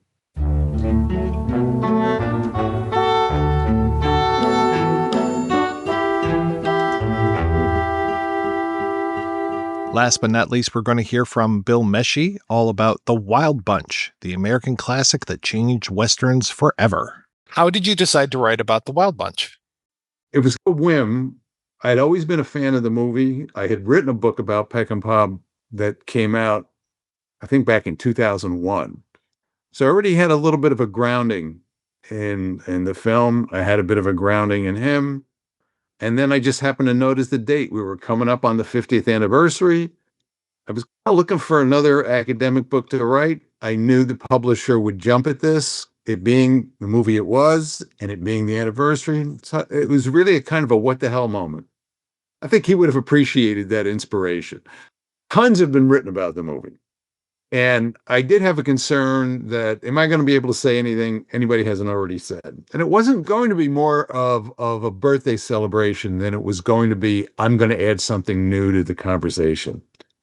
So I was really just trying to compile as much information as I could, especially a lot of little trivia stuff that usually gets overlooked. Like when I wrote about the casting, you never really hear much about who these guys were, what they had done before they got to the Wild Bunch, which made them such a big contributor. L.Q. Jones and Strother Martin are like these two iconic character actors. He didn't pull them out of a hat. These were guys that he knew were going to bring something distinctive to it. Flip side of that, Bo Hawkins had hardly done anything. He was a kid. And one of the interesting little trivia things that was the kind of thing I was looking for were the way the older actors fathered him on the set, because he was the kid. Dub Taylor stayed up with him all night helping him memorize Shall We Gather at the River. I was just trying to make this picture of a celebratory picture of the movie rather than I'm going to say something that hasn't been said 150 times before. Now, naturally, a lot of that analysis is going to come into it because you do have to talk about why the movie is even worth talking about 50 years later. But there was a lot of little stuff that I had found that I thought this would be a fun collection of that stuff. It was like on your 50th birthday and everybody starts coming up to you going, hey, remember when? Thankfully, a lot of stuff has been written about it, but who's writing about the shooting, who's writing about the editing, who's writing about Jerry Fielding? So you just do a big trawl of all of that stuff, and you know that what you're doing is a synthesis of putting it all together. That was something that I hadn't seen done. Like that when he hired Jerry Fielding to do the score, Jerry Fielding was still coming back from being blacklisted. And before the Wild Bunch, most of what he'd been doing was he was grinding away in TV. So it was a breakthrough for him as well. A lot of the people who worked on this, Lou Lombardo, who was the editor, again, mostly TV, Walon Green, who had done the early drafts of the screenplay, he'd never done a feature film before. So the idea that it was a lot of newbies getting together to create this iconic film, and Peckinpah, this was his comeback film. He'd been out in the wilderness for a couple of years. He'd been blacklisted because he was, frankly, a pain in the ass to work with. It wasn't so much a matter that it was hard to find stuff. The problem was there was so much stuff. Trying to get it in some kind of cohesive order, that was the chore. Now, you said that you had written about Peckinpah before, was your master's thesis, and I'm curious, what's your relationship with him and his films? When was your first time seeing The Wild Bunch? The first time I saw it, I didn't even know what it was. A bunch of us, this was back when I was in high school, and the movie had already been out for a while because we caught it on the drive-in circuit. Now, as you probably know, a lot of people may not remember, back in those days, movies didn't get national releases. You worked your way through what they called the first run theaters, then you had the second run theaters, and then when you were in your death throes, you were on the drive-in circuit. I forget what the movie was we had gone to see. The Wild Bunch was on a double bill with something else. And I didn't even catch the title. I think it was at the snack bar. So there's 6 of us crowded in a car in a drive-in watching the second feature, which is The Wild Bunch. And the opening was just mind-blowing. I had never seen anything like that. I was what, 14, 15? This was a real eye dazzling. And I didn't even get to see the whole movie because the kid who was driving the car got an earache from the air conditioning. We had to leave early. So now jump ahead a couple of years. I'm looking forward to trying to catch this movie somewhere. And one of the networks had it on as their movie night. And even in its edited version, watching it on my roommate's small, tiny, portable black and white TV, I was stunned. And by chance, the school I was at, University of South Carolina, ran the movie uncut, I think about a year later in the school theater. And that was when I really connected with the movie. Thought this was wow. The movie basically starts where a lot of other movies would end. That scene at the beginning is the climax for any other Western. You're wondering if this is how it opens, how does it get bigger than this? And then it does. And that really rocks you. To this day, now I've seen movies that are gorier and I've seen movies that are bloodier, but it still has an impact, at least on me, that other movies don't. Because the action doesn't exist in a bubble. It has meaning. And it has meaning because of the characters. The movie runs in its various versions anywhere from a little over 2 hours to 2.5 hours, something like that. And as big as the action sequences are, and I timed it out once, I think they come to all together maybe about 20 to 30 minutes out of a 2.5 hour movie. One of the things, before I did The Wild Bunch, I had done a book called Overkill, which was about the evolution of the thriller movie. And the movies that you and I grew up with, like a lot of the action movies that we saw in the 60s, Bullet, Dirty Dozen, The Magnificent Seven, if you go back and look at them, the actual portion of action to the running time is actually quite small. Magnificent Seven runs 2 hours something. It's only got about 10, 15 minutes of action in it. Dirty Dozen is 2.5 hours. The third act, where all the action is about 40 minutes. So what happens in all the rest of that time? It's you getting to know these people, these characters. And that's what raises the emotional stakes for the viewer. You care. You watch an action movie now, that proportion is just about reversed. The movies are dominated by action, and the amount of time that you were given to get involved with a character is now in the minority. So even when I watch it today, while there's been a lot of imitators, there's been movies that have been a lot bloodier with higher body counts, to me, every one of those bullet impacts still carries a weight because there's an emotion to it. Yeah, the subtitle of your book is The American Classic That Changed Westerns Forever. Other than the direct homages that I've seen other people do, how do you feel that it changed the Western? The movies that I think where you see the biggest impact are not action Westerns. They tend to be more melancholic. And I think it's because what it changed was the emotional texture of the Western. Jeremiah Johnson is probably more closely related to the Wild Bunch than, say, any of Quentin Tarantino's Westerns, because it's part of that demythologizing or demystification of the Western. There's a sense of loss that more action-driven Westerns didn't have. Unforgiven, I consider to be more directly related to the Wild Bunch than, again, any of the more action-driven Westerns. In that sense, that's where I think it changed it. There were some unfortunate changes. A lot of action directors have obviously tried to imitate the action sequences, but without the heart. So that was some of the unfortunate fallout from the movie. But in terms of what it did for some of the best Westerns, it was that emotional change that it brought. Your earlier book really focused on the women in Peckinpah's film. There are a lot of women in Wild Bunch, though not a lot of, let's say, great roles. What's your take on the female characters in the film? It depends on which version, because there's a sequence that isn't in all the cuts.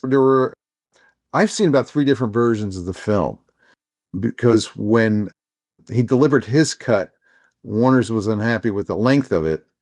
The longer a movie is, the less plays you're going to get in a day.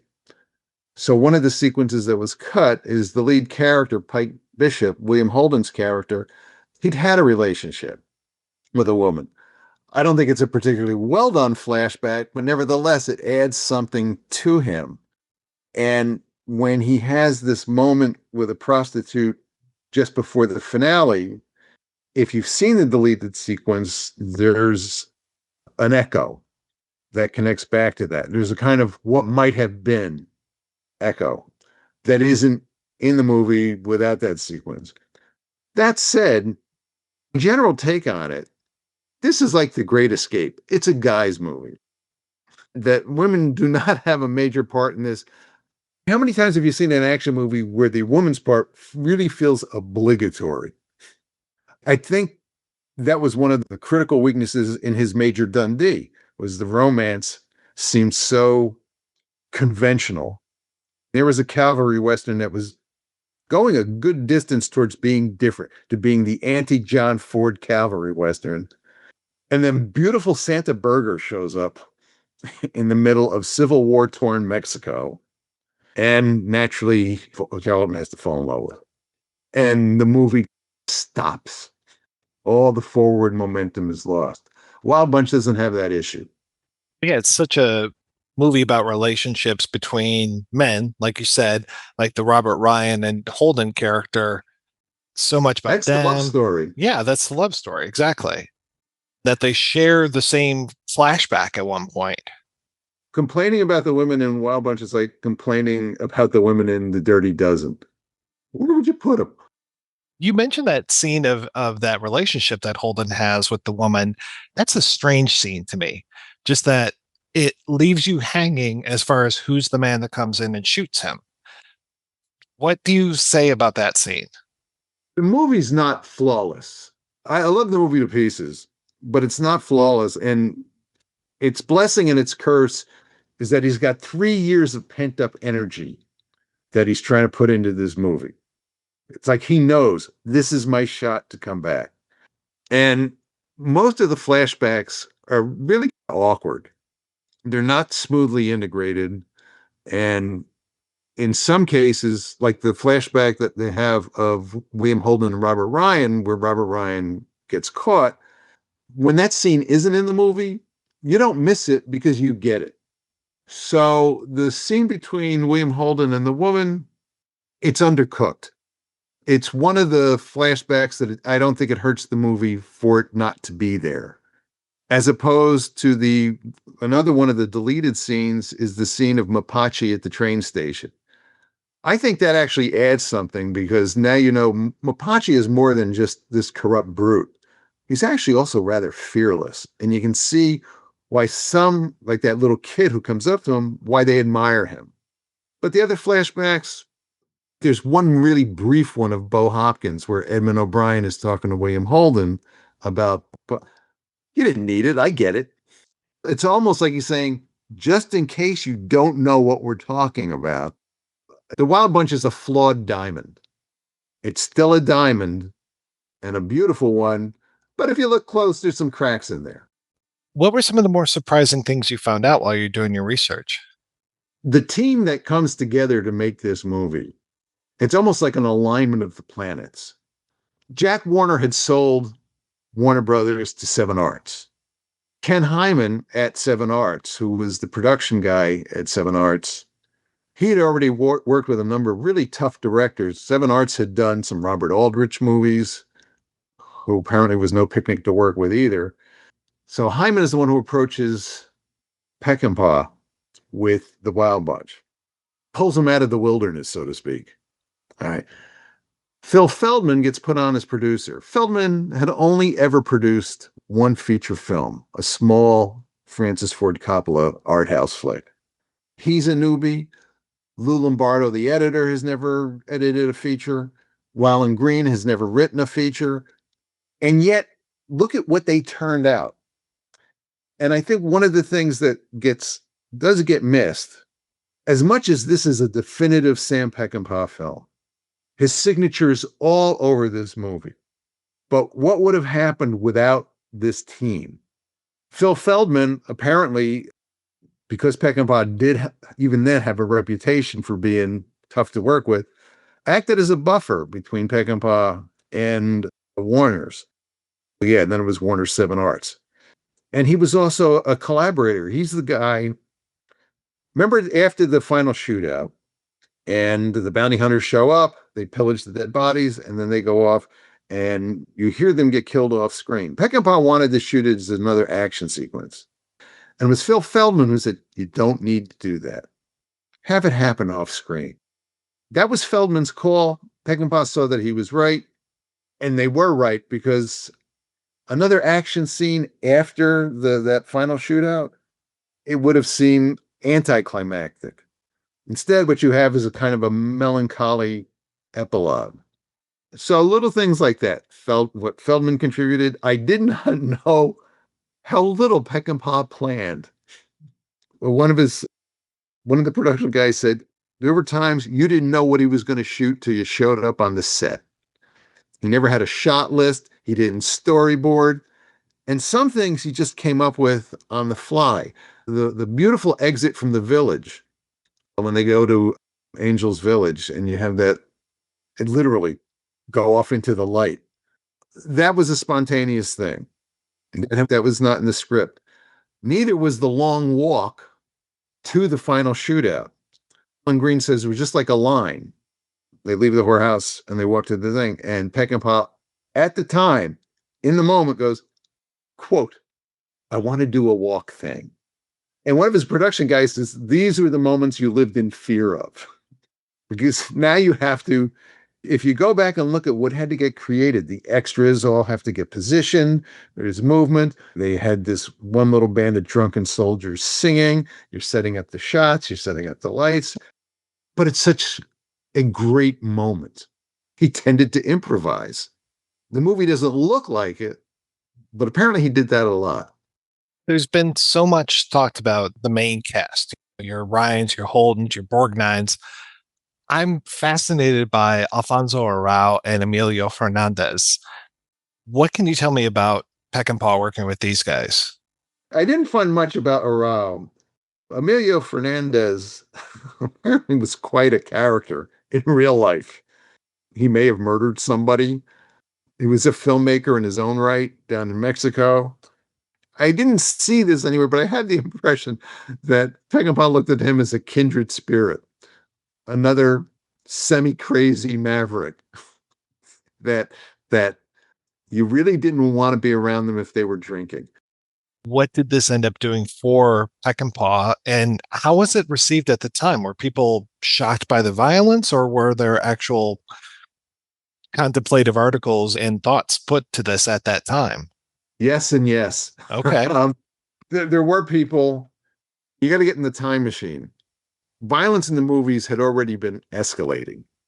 If you look at movies from the late 60s, movies like Point Blank, again, The Dirty Dozen, Bullet, Bonnie and Clyde, you can see that the ante is being raised. And I think after Bonnie and Clyde, people thought, that's probably about as high as you can go. Then The Wild Bunch comes along. So there was a lot of people who responded badly to it. I think it's Ernest Borgnine tells a story about they had a screening somewhere down in the Caribbean. And some woman walked out saying something to the effect of, how could this movie ever have gotten made? There used to be a publication called Film Facts. And I think they came out monthly. And what they would do is they would collect all the reviews on the major releases.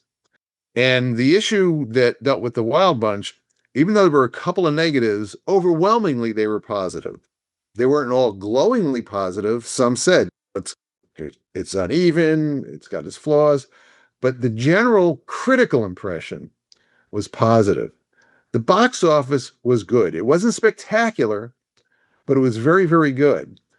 And the same year that Bunch came out, I sometimes wonder if it would not have done even better. 3 great Westerns come out the same year.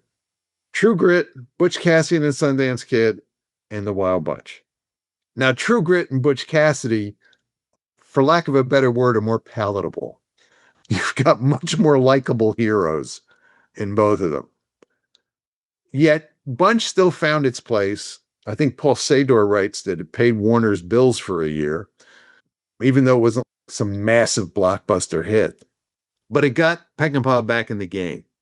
He comes out of 3 years of being blacklisted because nobody wants to work with him. He does this spectacular movie that maybe more than the box office, the buzz it generated about him and the movie gives him some heat.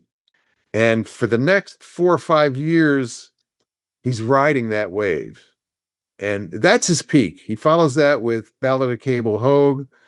Him and Warner's got a pissing match over that killed the movie. But then he does Straw Dogs, which actually makes more money than The Wild Bunch did and is more controversial and it's more provocative.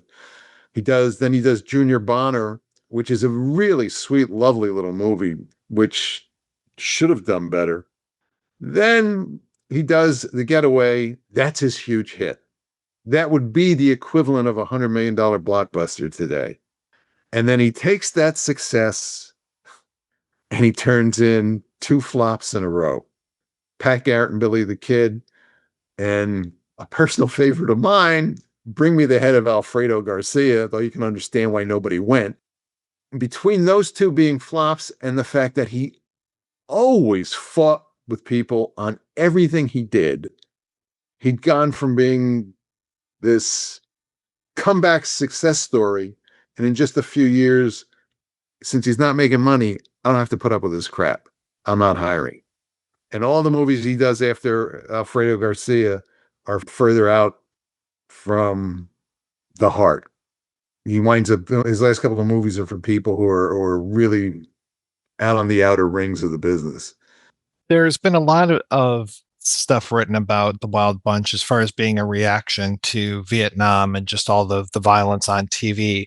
What are your thoughts about that? And do you consider Wild Bunch to be a subversive Western?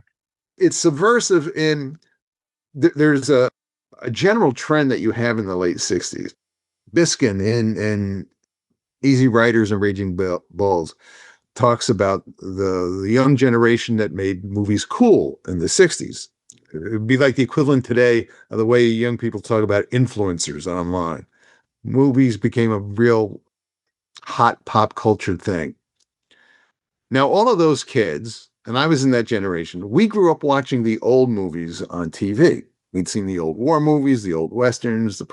So when you look at the landmark movies that come out in the late 60s, early 70s, the genres are familiar. War movies, private eye movies, westerns. So we had that attachment of the familiar, but what all of those filmmakers did is they turned those genres upside down. So the cop movies like French Connection, they're grittier, they're nastier, the morale in it's foggier. The Dirty Dozen, we're going to take a bunch of killers and train them to be better killers. That's its subversion of the war movie. And you see this in almost every one of the popular genres. So in that sense, yeah, it's subversive, but it's also plugging into a general industry trend at the time. I think of it less as a reaction to Vietnam than a reaction to a lot of stuff. The 60s were a mess. You had urban riots every summer. It was becoming like a summer ritual. The loss of faith in the government because of Vietnam. You had the hard hats and the hippies fighting each other in the streets in front of the White House. There was a general sense of almost a social unraveling. And if you think of the history that Peckinpah places the movie in, there is a social unraveling. The New West is rolling over the Old West. Mexico is in turmoil. The moral compass is spinning freely. The ground is shifting under everybody's feet. That was what was happening in the country in the 60s. That's what's happening in the movie in The Wild Bunch. So undoubtedly Vietnam is part of that, but there's it's even bigger than that. Starting in the 50s, there's a vein of Death of the West movies. Now, most of them still take place in the classic West, but it is a rising theme. And again, I think it was a reflection of, even in the 50s, a certain sense of unsettlement with changes, social changes in the country. In the book, I bookend The Magnificent Seven and The Wild Bunch. Thematically, they have a lot in common. They're both about men who've lived by violence, and the world that supported them is dying out. And they're both groups that go to Mexico because it's the last place they can do the only thing they know how to do. Because in their home ground, they've become obsolete. So it's a theme. I think Peckinpah does it much more strongly than anybody else. And he also gives it an honest to God firm historic foundation with what was going on at the time. I've seen a lot of movies since then that have tried to do the same thing. I don't think anybody had a feel for it the way that he did. And I think that was something personal with him. He felt, and I think he romanticized it, but he felt that he had a personal connection to the Old West. If you look into his family background, I think he gave it more weight than objectively probably should have gotten.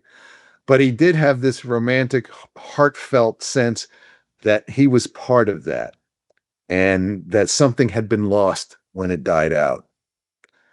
And the fact that he could bring that passion to the movie is, I think, what distinguishes it from movies that tried to do the same thing and really don't. Bill, what have you been working on these days? Mostly fiction. I did, under the AKA of Asia Holland, I did a couple of romance mysteries. And then I took on another identity as Elijah Bone, whose second science fiction novel will come out this summer. I'm not sure I have another movie book in me. I miss writing about cinema, but I'm not going to do it just to do it. And I used to write for a site, changed names a couple of times, but I wrote for them for about 12 years. And then I finally said, I have to stop because I suspect I'm starting to repeat myself. So sometimes you got to know when to throw the mic down and walk off. It was great connecting with you again, and I really appreciate your time. It was fun. I enjoyed it. Thank you for the opportunity. And don't forget, it's still available on Amazon.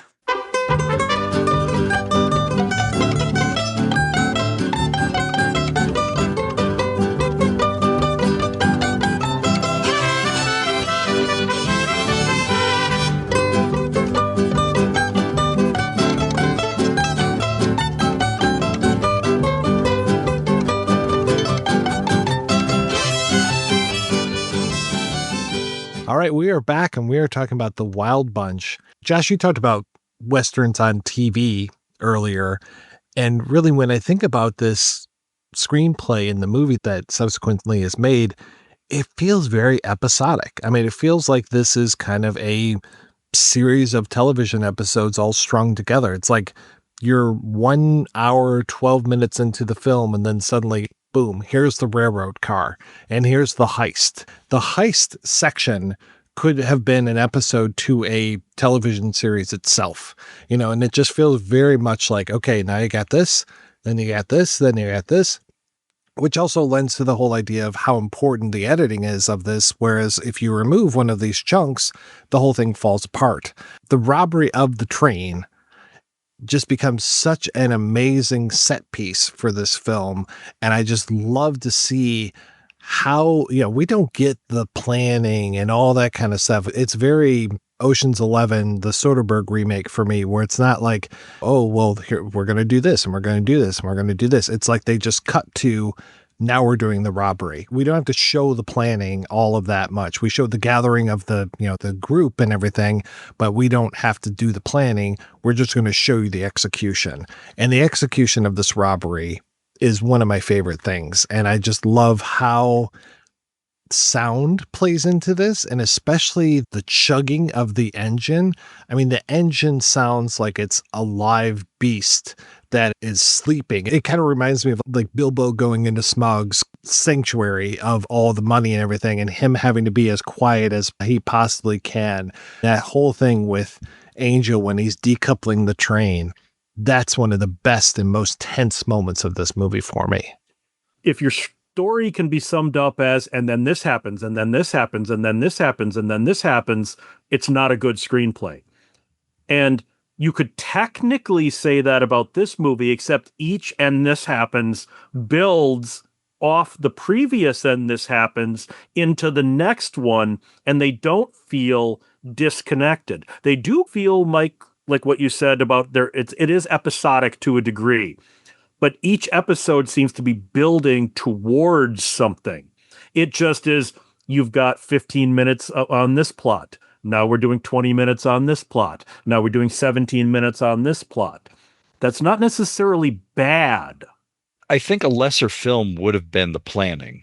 All right, here's a map, and you're going to do this, and you're going to do that. And we've all seen that scene so many times. So there's no need for that. The film teacher I had who said, a lot can happen between two shots. If you want proof of that, you go from the bone to the spaceship in 2001. That's millions of years in a shot, between shots.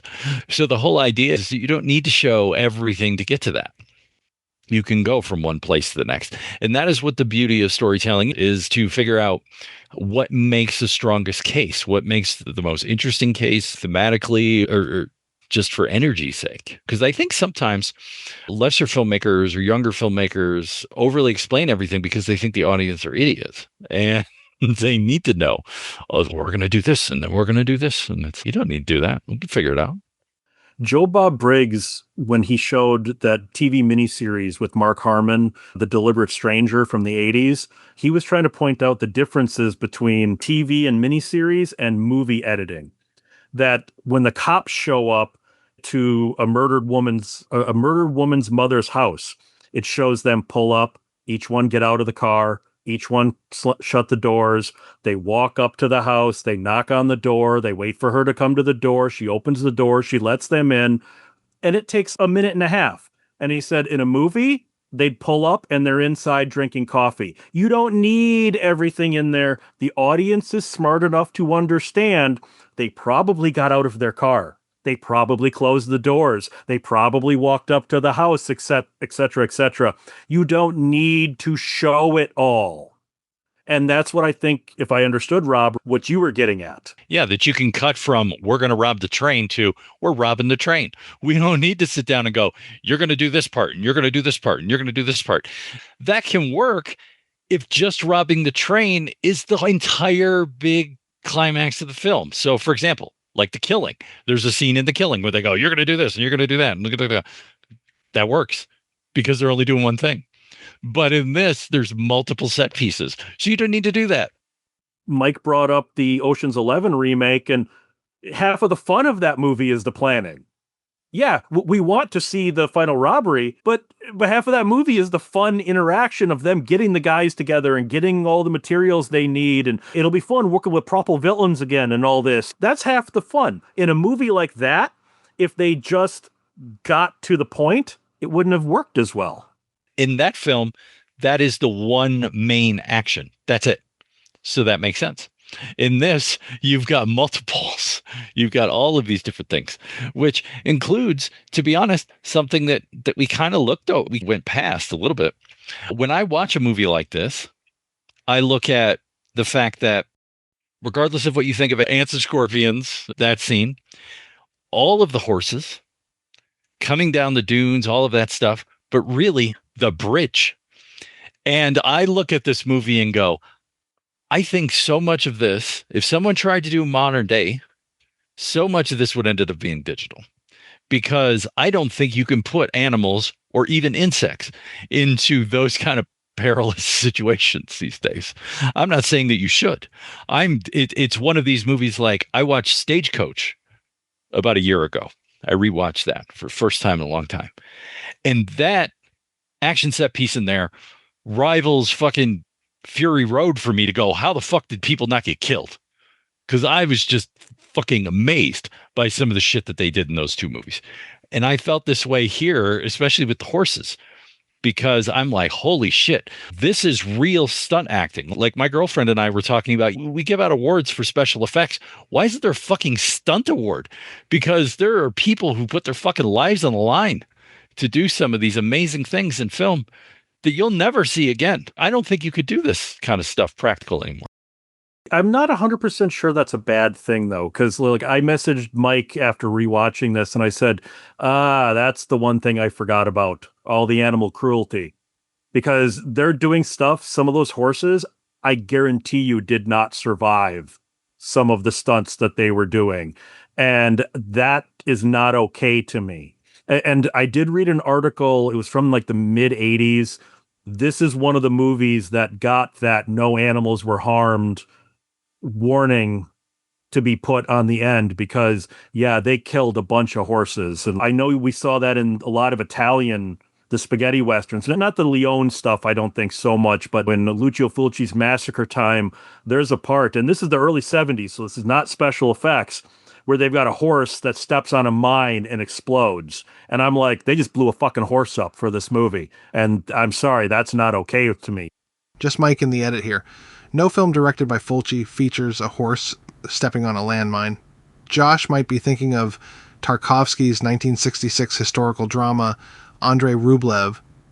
No, I'm a firm believer, and we had him on the show recently, of the trauma rules of production. Safety to humans, and I also put animals, safety to property, and then make a good movie. So it's don't kill anyone, don't maim anyone, don't kill or maim animals. I don't know. I have no problems with just murdering animals with abandon. What do you want, you snowflake? You want a safe space where they're not going to harm animals, innocent animals that haven't done any harm to anybody? That animal could have been a prick. That horse could have been a prick. So you never know. Probably. And then that's the moment that'll be taken out of context and posted online. His own mother turned him in, so of course, But honestly, the animal thing is one of the only problems I had with rewatching the movie after all this time. Maybe the editor in me, I said certain shots could have been tightened up a little bit. I could have probably cut 10 minutes out of the movie as an editor, but it holds up remarkably well other than the animal stuff. This is a movie that's borderline timeless, I think. Yeah, some of the lingo might be a little dated and whatnot, but I think you could show this to a modern audience. It doesn't need a remake, because one of the things I read online was, I think it was 2013, Will Smith wanted to update it and remake it with drug cartels and burned out DEA agents. And it's like, no, stop it. Stop what you're doing right now. You're doing something bad. Knock it off, Will. And every now and then you hear about, there's such and such production companies going to remake The Wild Bunch. No, don't remake it.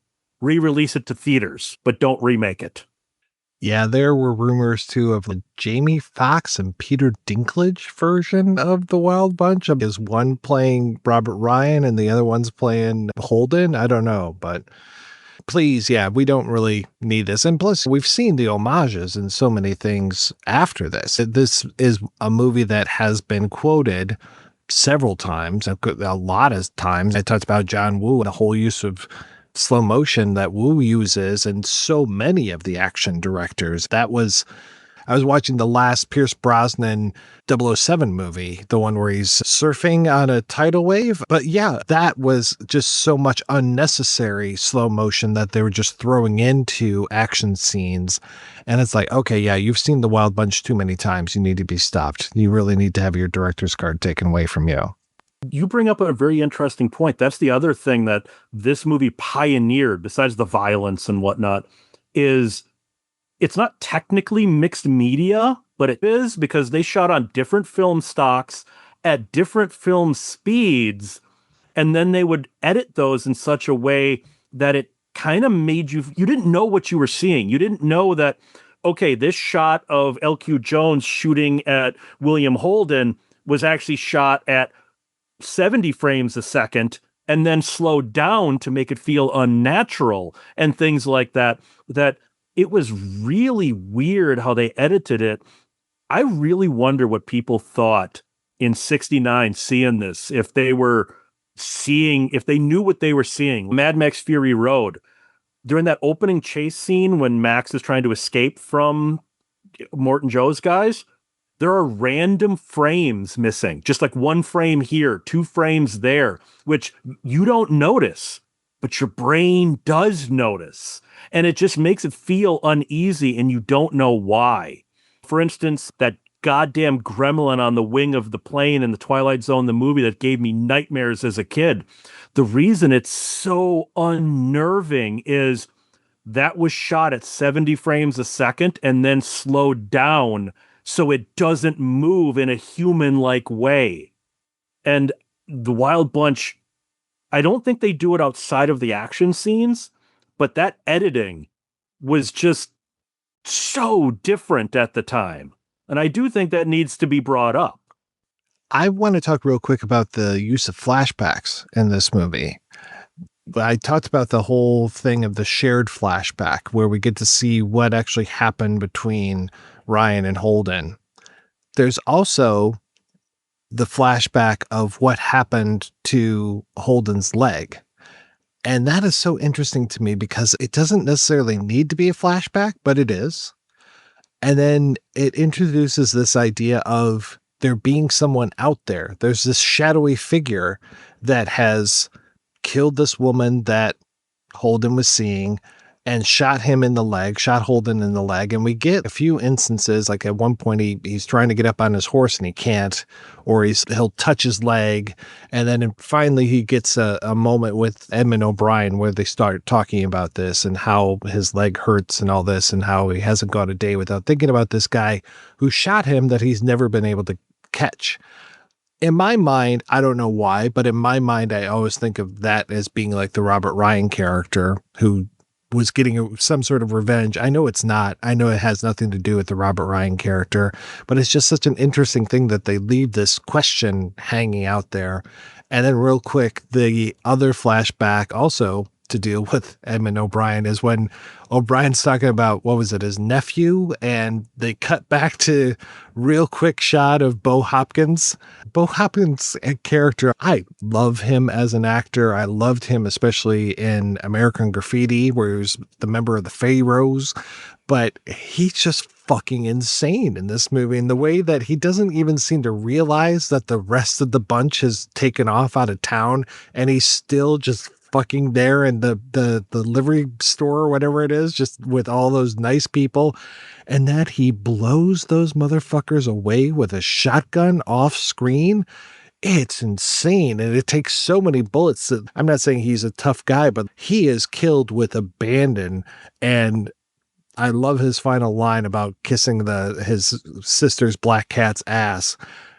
What a way to go out. What a spectacular death for this incredibly minor character who merits a flashback so we know who Edmund O'Brien is talking about.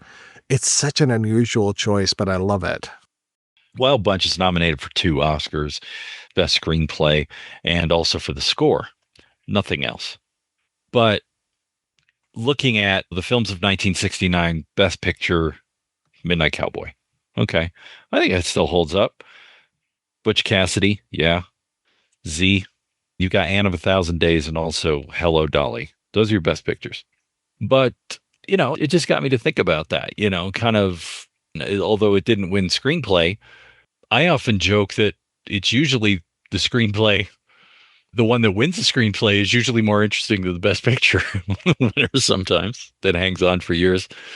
And that was Butch Cassidy and Sundance Kid, which also has a very prominent train stunt. And I have to say that I'm glad that there's no hit single from the Wild Bunch. There's no raindrops keep falling on my head scene in this movie. I appreciate the music. I appreciate Jerry Fielding's score so much and what he brought to this, the use of the guitar, the use of the percussion, especially that amazing shot of when the gang decides that they have to go back in and rescue Angel. Just to see the way that their stomachs are turning when they come back to Agua Verde and see what they have been doing to Angel, the pulling of him. I talked about how there was that innocent man in the first massacre who's getting pulled down the middle of the street, and that's because he was shot off of his horse. Here, it's very purposeful, the way that they're dragging Angel through Agua Verde. And we just talked, I guess about a month ago, about the film The Dark of the Sun, which interestingly came out 1968. I think 68 and 69 were great times for men on a mission kind of movies. Like we had The Dirty Dozen and Where Eagles Dare. We had Dark of the Sun. We had this one.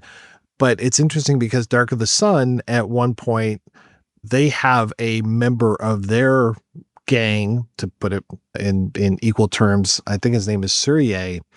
And he's the one who gets captured and taken back to this fort that they have and basically is tortured, especially in the book, more so than in the movie, but is tortured by, in this case, the African natives, the Simbas, and they're just terrorizing him. They are, again, Angel is cuckolded right there by Mapache, and it's sexual humiliation for Surye in Dark of the Sun. And it's this whole thing of, we have to go back and rescue this guy. And it's much more black and white when it comes to Dark of the Sun. There are some shades of gray as far as like going back and getting him, but it is a major thing. We have to go back. And I find that there's such a parallel between Surye is much more the innocent, the much more feminine, much more foreigner, outsider kind of thing, amongst the, for lack of a better term, wild savages. They do not pull many punches when it comes to Dark of the Sun, as far as, oh, we're in a world of black people, we have to be careful. Here it's like we're in this world of Mexican people, we have to be careful. I think the Mexicans get off better than the Africans do in Dark of the Sun, but still it's very much like this is to quote another movie, a wretched hive of scum and villainy. They are determined at one point, we have to do right by our friend, but it does take so long for them to make that decision. It's not like they see Angel being pulled down the middle of the street by this horse and go, or by the car, I think it might be, and just being like, oh, fuck, we got to help this guy out. It takes a lot for them to decide. That's 2 hours into the movie. It's still another, 15 or more minutes before they're like, we have to go back to Agua Verde. You didn't know the hit single from that? Was there a great single from that? Yeah, it was Blood Drops Keep Falling on My Head. Sorry. When it comes to them going back to getting Angel, I think part of it was they wanted to live by their code, but also he did fuck them over. He stole from them. He betrayed them.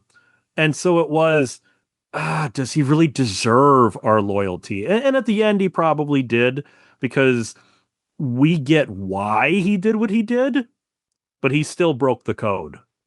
And I think, Mike, that's why it takes them a while to noodle it out, is they're conflicted, which also erodes that white hat, black hat thing, that they're like, damn it. He deserves it, but he's still one of us. Damn it. Well, he broke the code for good reason. They've never had to worry about a revolution and caring about anybody other than themselves, whereas Angel is there for all of these other people. He is a hero of the people. But the other complicating factor here is their own culpability, because they had the side deal with him to go, look, we'll get you a case of guns and a case of ammo. We'll do that for you. So in a way, they set it up that he ended up going down the path. Granted, they didn't turn him over, let the authorities know that he had done that, but they allowed that to happen. They were like, okay, fine, we'll help you out. So I think there's also maybe in there a certain kind of, we kind of set up the conditions that led to this. So we feel a little culpable here. Yeah, because us as viewers, we start to see, because it's just Angel and Borgnine doing the first delivery, and dude, but you left him. But then we also go, yeah, and he had no other choice. He had no choice but to leave him. Was it a shitty thing to do? On an ethical level, yes. But on a realistic level, no, he did everything he had to do to get out of there and warn the rest of them. Yeah, I think that shot of the bird right as they're leaving, that I guess would be a whorehouse, where they're fighting with the prostitutes about, you said that you would take on my brother and me for 2 pesos or whatever it is. And then there's that shot that like zoom in on the bird that's just laying on its side. Does not look like it's going to make it through the night kind of thing. And I'm just like, okay, here's the complete picture of innocence with this bird. And then they walk outside, and I love how Borgnine's not in the whorehouse. He's just out there waiting, and they're just like, okay, we're going to go. And I think he's whittling something, and they just sticks it in the ground. It's like, okay, fucking A, let's do it now. Like he knows it's the right thing to do, but I think he also knows these guys have to come to that decision themselves. I cannot make them do this. They know they're not making it out of this. They know this is a suicide run, because I can't remember which character it is. I think it might be Holden.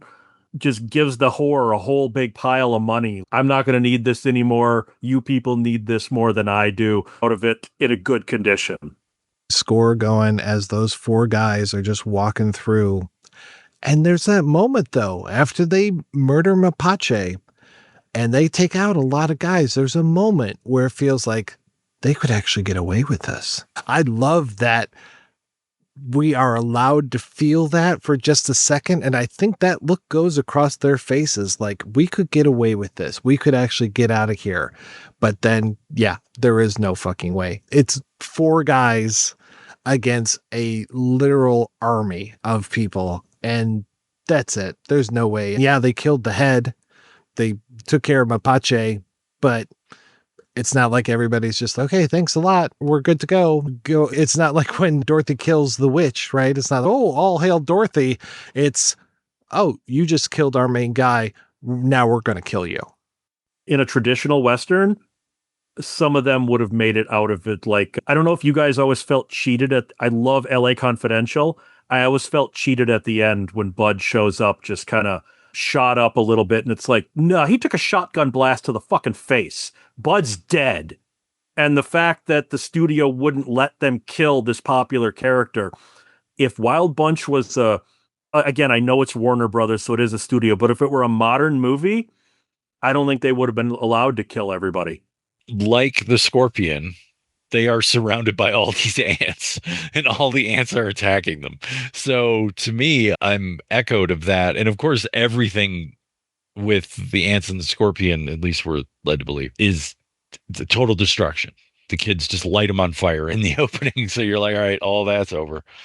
And so I get the feeling like here, that's what that is. Now, if there's one thing that it becomes an uplifting ending, and this is what I was going to say to your point, Josh, is that we get flashback. We get these flashbacks of them laughing and everyone's laughing, and that's how it ends. So it doesn't end with them just bodies strewn everywhere and cut. All right, goodbye, leave. We still get these flashbacks of happier times. Also, maybe I wasn't paying attention. I thought Edmund O'Brien was going to get killed. The rebel comes up to him. He sees he's surrounded. He's been shot in the leg. He's got the machete. So seeing him kind of come in at the end on the side of the rebels, it's like, that is an uplifting ending a little bit. I thought he was dead for sure, just off camera. These men represent sort of the quote unquote last stand of this ideology, of this way of being. But there will always be these little pockets. There will always be these little bits out there. And that's how I took that, is because he even says this much. He goes, it's not much of a living, but if you want to join us, it's cool. Yeah, that last line in the movie before they do the Predator ending, where they show everybody laughing and having a good time. It works better here than it does in Predator. But there's also the fact that he has nothing to go back to. He technically he completed his contract with the railroad, but odds are they're going to throw him back in prison. He's an outlaw now, again, whether he wanted to be or not. And he basically sold his soul. He might as well join up with the rebels. He's Mexican now. Peckinpah is not subtle when it comes to his metaphors. The ants and the scorpions, but especially all of the vultures lined up along the top of the turrets there with their wings spread, and then having the vulture on one of the soldiers, and then having all the bounty hunters coming in, Strother Martin and L.Q. Jones just coming in like human vultures, stripping these bodies, and they are just so happy, just so completely happy that they get to just steal all of these things off of dead people. You can tell even just by the way that they dress. It's like everything that these guys wear have been taken off of dead men. If you've ever played Red Dead Redemption, you got to do that for extra ammo. You got to loot the corpses. It's just built into the gameplay. Thinking about this, and Josh, you had brought it up earlier, with the lens of De Leone films, just the bridge. That's part of. I almost feel like Peckinpah was answering the bridge explosion to a certain extent. Both are magnificent ways of working with a bridge on two different manners. It's just such a brilliant. I'm not even going to call it an effect because they just really blew up the bridge. So it's not even a practical effect, really. It's just such a practical thing that happens. And it's just glorious to watch. You see those charges going off in order. And if it were a modern movie, they probably would have zoomed in on some of the faces like, oh no, what are we going to do? We're trapped. No, it just stays on a wide shot. And we see it. Probably because they didn't have enough coverage, but that's not the point. And you get those landscapes, man. The landscapes in this movie, there are so many times where you get these shots of the clouds and stuff. And we've talked about Peckinpah on the show a couple times before. Of course, Bring Me the Head of Alfredo Garcia is one of my favorites. But then we also did Pat Garrett and Billy the Kid. And you think about some of those shots in there, especially Slim Pickens, standing by water and just the beautiful painterly quality of the sky and everything. And you get that throughout this movie so many times, these just amazing vistas with these clouds that look like somebody painted them with oil. And it's like, what a wonderful way of capturing these things. Even the last shot with Emin O'Brien, where you've got this kind of purple sky behind him when he's talking to Robert Ryan. The quality of the sky is just, it takes your breath away. I'm so glad that I saw this on the big screen for one of the first viewings that I ever had, but I wish I could do it again. I wish I could see this again in the theater. I would watch this movie. If they bring this out every 5 years, I'm there. I'll go see it every 5 years. I'll probably get more out of it every single time I watch it because, like we've been saying, there are so many layers to this thing, so many different ways that you can approach it. I have a feeling that this is one of those movies where I watch this again in 10 years, I'm going to get something completely different out of it than I did this time around. And I'll just say, from a visual standpoint, as someone who now lives in roughly this neck of the woods, he shot a little bit further south, Nuevo Laredo in Mexico. But I live in New Mexico, but if you drive south and you go into the desert, it's even up here, though, where I'm at, more in the mountains, it's just beautiful. There are days with no clouds. It's just wide open. And it just seems to go on forever in a way that, growing up in the Midwest, there's always trees. So there's always clouds or all of that stuff in that way. And it's just a beautiful place visually. It's visually stunning. I can understand beyond the stories of the Old West and how you can play this kind of Robin Hood-esque idea in there sometimes. Just the visuals of the area are just phenomenal as well. All right, guys, let's go ahead and take another break and play a preview for next week's show right after these brief messages. Want to support physical media and get great movies in the mail?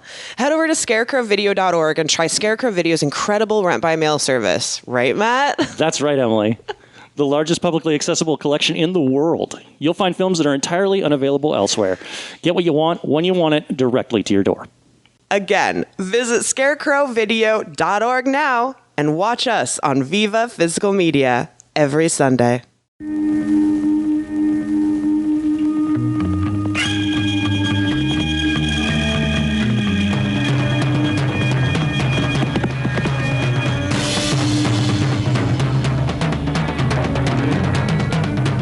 Robert Hossin, Michel Mercier. Nach Angélique, jetzt in einem Western, wie er härter nicht sein kann. Das Land wird zum Friedhof, zu einem Friedhof ohne Kreuze.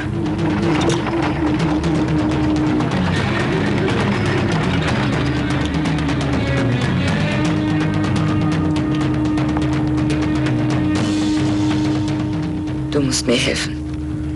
Ich fasse keinen Colt mehr an. Warum so zimperlich? Das warst du doch früher nicht. Ist lange vorbei. Dann fang wieder an. Der Tod bleckt die Zähne.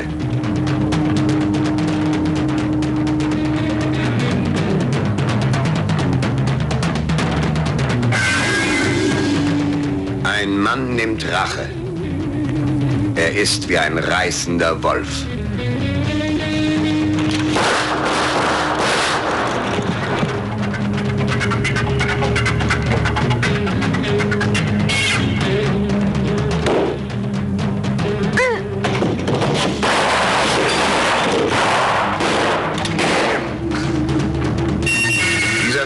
ist nicht nur ein Western, er ist der Western.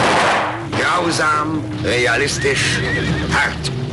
That's right, we'll be back next week with a look at another 1969 Western, Cemetery Without Crosses. Until then, I want to thank my co-host Rob and Josh. So Josh, what is keeping you busy, sir?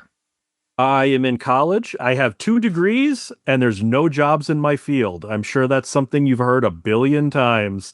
So I'm trying to find a job. I don't know exactly when this will air, but I've got an article coming out in the Halloween issue of Charles Band's Delirium magazine on techno horror. And I'm writing a piece on Dead Boys Can't Fly for Videoscope magazine right now. I just wish that could pay the bills. And Rob, how is life in the high country for you? I'm doing well up here in the high desert, enjoying myself. It's starting to warm up. That means we've had a couple of triple-digit days already, and it's early summer. So strap in, kids. It's going to get warm, but it's okay. Like I said, the heat here is something different than the heat I'm used to when I was growing up in the swamp of Southeast Michigan. No humidity. It's amazing. But yeah, just enjoying it. And I've got, like I said, I've been writing recently just for myself, and I've got to go back over and consider another draft and some edits and stuff on a novel and a few other things. So we'll see. Thanks again, guys, for being on the show. Thanks to everybody for listening. If you want to hear more of me shooting off my mouth, check out some of the other shows that I work on. They are all available at weirdingwaymedia.com. Thanks especially to our Patreon community. If you want to join the community, visit patreon.com/projection booth. Every donation we get helps the projection booth take over the world.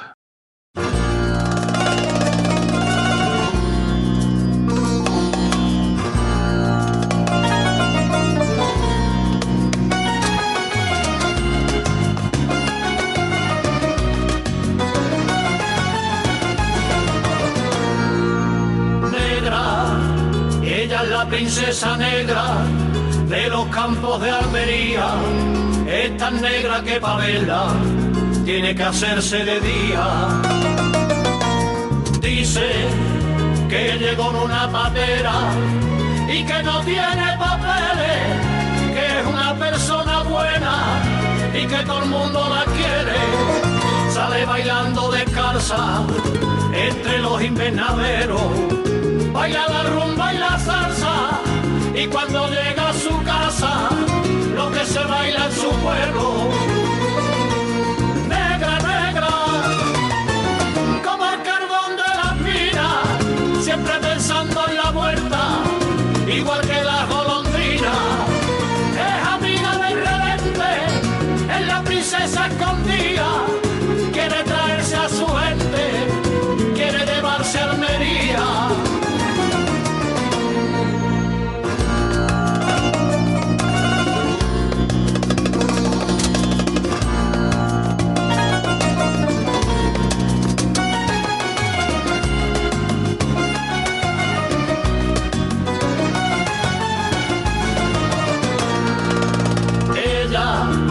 Se lava la cara ella con agua del arroyuelo, y por cama la princesa tiene un cartón en el suelo.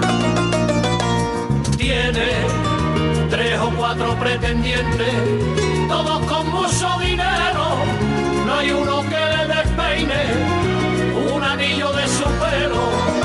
En vez de reina casada con 14 invernaderos, es la princesa encantada porque vive enamorada de un negrito de su pueblo. Negra, negra, como el carbón de las minas, siempre pensando en la muerta, igual que la golondrina. Es amiga del redente, es la princesa escondida, quiere traerse a su gente, quiere llevarse a Almería. Negra, negra, como el carbón de las minas, siempre pensando en la muerta, igual que la golondrina. Es amiga del redente, es la princesa escondida, quiere traerse a su gente, quiere llevarse a Almería. Es amiga del redente, es la princesa escondida,